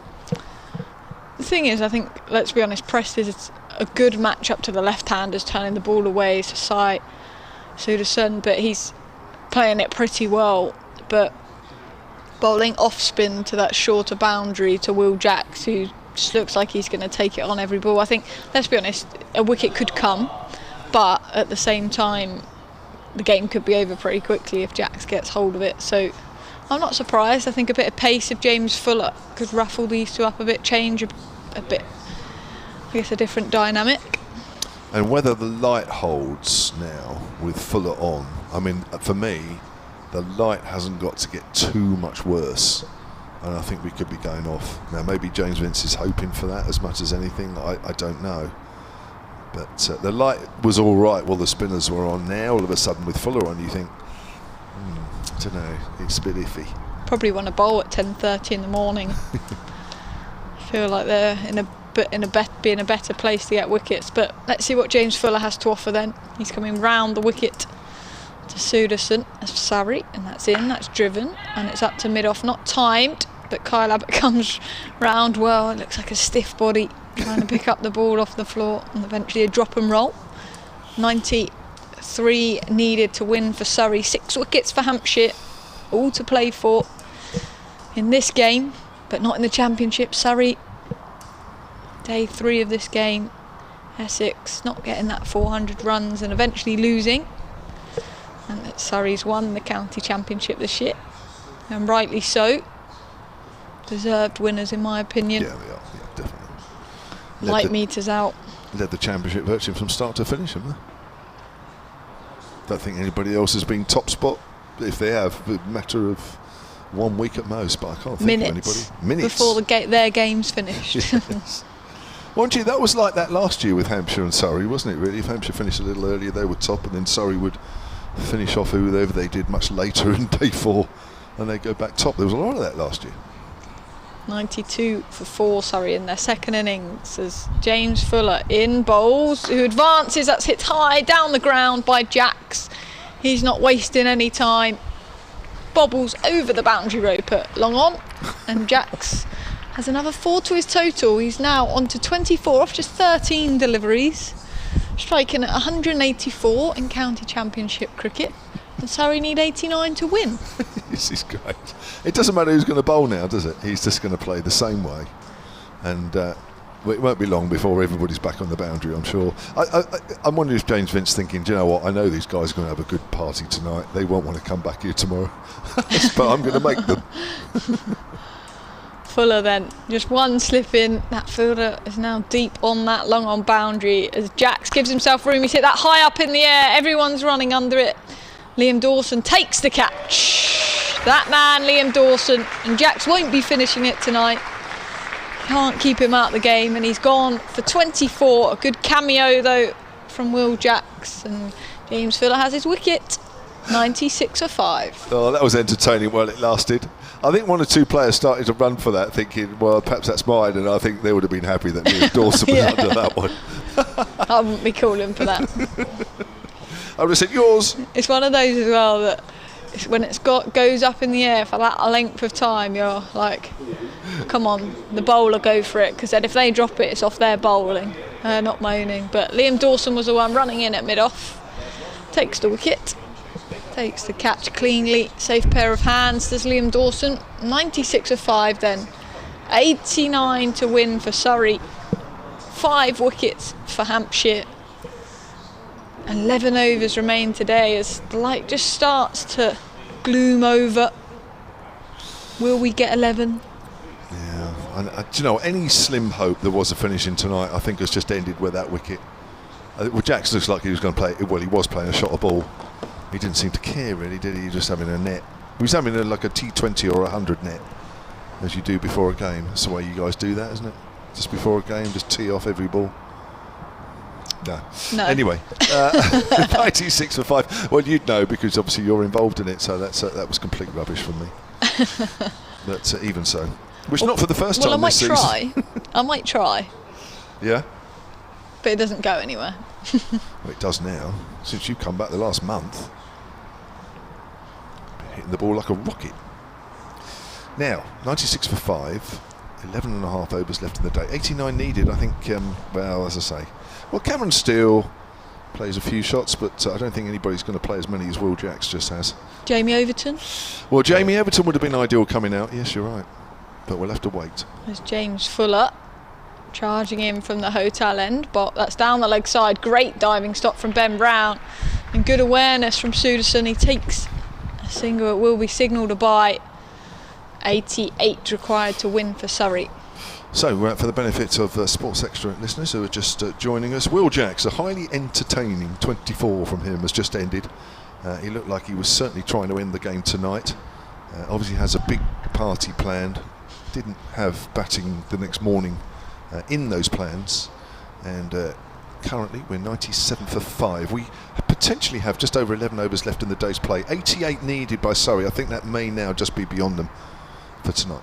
Fuller into the overseas Suderson. He just leaves that alone outside the off stump. Will be no run. He's played nicely for his 25 off 43. Yeah, good 70 in the first innings as well from the Indian player. Will Jacks is 24 off 14 balls, two fours and 2 sixes. But it's been about the spinners today with a turning wicket here. Liam Dawson and Tom Prest have picked up 3 of the 5 Surrey wickets to fall so far, and in the Hampshire second innings of 172 all out, Jackson Cameron Steele picked up 9 of the 10.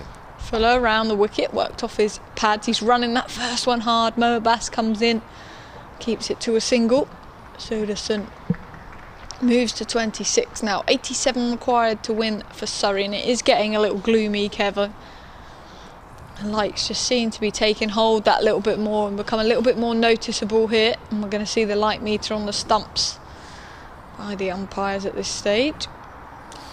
So while they're taking a reading, Dominic Sibley caught behind off Dawson for 2. That was 12 for 1. Jamie Smith, LBW to Abbott, one that nipped back on him. He was out for 7, 21 for 2. Rory Burns bowled by Tom Prest, an absolute beauty from the off spinner that pitched and just left the outside edge and went into the stumps. 27, that was 54 for 3. Ben Folkes caught behind off Prest with one that just hung out there outside off stump. It didn't turn. He was out for 8. Dawson bowls, pulled away by Sudarsan out into the deep on the leg side. 99 for 5. I don't know about you, Kev, but I'm starting to lose the ball. Well, that when it goes square of the wicket. Probably that's an indication of how the light is out there. It's a bit gloomy, has to be said. Well, we're late September, it's that sort of light, isn't it? Which seems all right until you start playing cricket, and then you think, well, actually, Yeah, not ideal. The new batter Cameron Steele is finding a silly mid-off. Fletcher Middleton right in his eye line, plays that into the ground. It goes over Middleton's head, goes out on the offside. But you're right, it's the cloud is filling in a little bit. It's that sort of grey, murky cloud, isn't it? That you get at this time of year when down comes Cameron Steele, called through by Siddharthan. That's another feature of Siddharthan's batting. Not only is he a very correct player, but he's a very good judge of a single and runs it hard as well. 100 up for Surrey in the 28th over. Surrey love a chase, don't they, this summer? Oh, yeah, most of their games, haven't they? Old Church was saying. The Surrey supporters who were to our right and had about 3 or 4 flags out along the seats all seem to have gone. Certainly all the flags have gone. Gone over to the changing room. Of course they are. They're over there. They're all standing around there. It's played up to mid-wicket, no run. You're right. There's quite a few people standing there, away to the left of the pavilion. Yeah. Interestingly as well, there's a man in Surrey kit with 2 rather large Sainsbury's bags walking, or other shops are available, of course, background to the changing room. What do you think is in those? As Dawson bowls, so Dawson flicks that away on the leg side. It was in the air, but well to Fletcher Middleton's right at short leg. Single takes Surrey on to 101 for 584 needed. What do you think's in there? Maybe a few pears, apples, bananas, protein maybe. That you always have when you've just won the championship. Yeah. It's just what you watch that down with. Oh, that's hit straight to mid-on by Cameron Steele, and that is out. And that is another wicket, not Liam Dawson's best ball, and he stands there as almost to say, that wasn't, but so what, it's a wicket. And Surrey are 6 down here at 101, and still with 84 needed, and this wicket is turning. Well, how are we going to get another twist here? Are we, Kev? I think Surrey now becomes the most crucial player in this inning. Surrey bat deep, we know that, but there's still a lot to do. The highest score on this inning, on this pitch so far this game is 219, so 84 doesn't seem a lot, but they've only got 4 wickets to do it in, and on a turning pitch, Liam Dawson in the form that he is. But Jordan Clark top scored in that first innings. Got a good 50, didn't he, really? Siddharthan got the 70, and Jordan Clark played positively for his 50. He's a very dangerous player. Might be just what Surrey need in this situation. So they were set 185 by Hampshire after they were bowled out for 172. And we were saying at the time, weren't we, Emily, that 200 felt about right. 200 felt a good game. And 185, you think, well, it's probably slightly in Surrey's favour, but I have to say now that this game, for me, is very much in Hampshire's favour, and interestingly, Tom Prest is straight back in. Emily Windsor is going to stay on, and then she's going to be joined by Mark Church. Yeah, I think there'll be 2 reasons behind that. One will either be the light. The umpires have said you can't bowl your paces now, spin only, or Will Jacks was dismissed, so they feel like they can bring the off spin of Tom Press back in as he bowls, and on the back foot and half appeal. Well played by Suderson. He's on 28. Mark Church joins alongside me. He feels crucial to Surrey right now. Suderson. He's played very well, hasn't he? Pressed right arm round the wicket with his off spin and played back down the pitch again in defence, no run. Yeah, and sort of, I did say earlier, you can be going along quite nicely on here and then lose 2 quick wickets and suddenly it all goes back in the balance. So at the minute, sort of Hampshire are in control of this, I think. As that's turned nicely into the onside. Press just missing his line slightly, darting it into his pads. 102 for 6, sorry, they need 83 to win, or Hampshire need 4 wickets. Yes, indeed, and the more likely of it all finishing tonight is Hampshire getting the 4 wickets. I'm not sure, though, how much longer we'll even stay out there with the spinners on, because it is getting very gloomy at the moment. Jordan Clark made 50 yesterday, 50 not out for Surrey in their first innings. Pressed in bowls, and that's down the leg side. Good take by Ben Brown. And the off spin just keeps turning. Now, I think Will Jacks was either trying to win it tonight or take as much out of it as he could this evening. has pressed into Clark outside the off stump, swept nicely. That's fielded in the deep by James Fuller. Big throw back in. Wasn't straight to the stumps, and Ben Brown does well tidying up. But good running by Surrey. 81 to win now. Yeah, and we've said all season Surrey bat all the way to 11. Well, they're going to need to here, aren't they? They're going to need to bat all the way to 11 to win this game, the last one of the season. Pressed in again. Hop, skip and jump. That's turned a long way in the rough. It's pushed into the offside. They're going to come back for 2 again. Big throw, and that's right over the keeper's head, and James Vince tidies up. But good running by Surrey, and I think it's really important that they do that with these runs to get 79 to win. 9 overs remain today.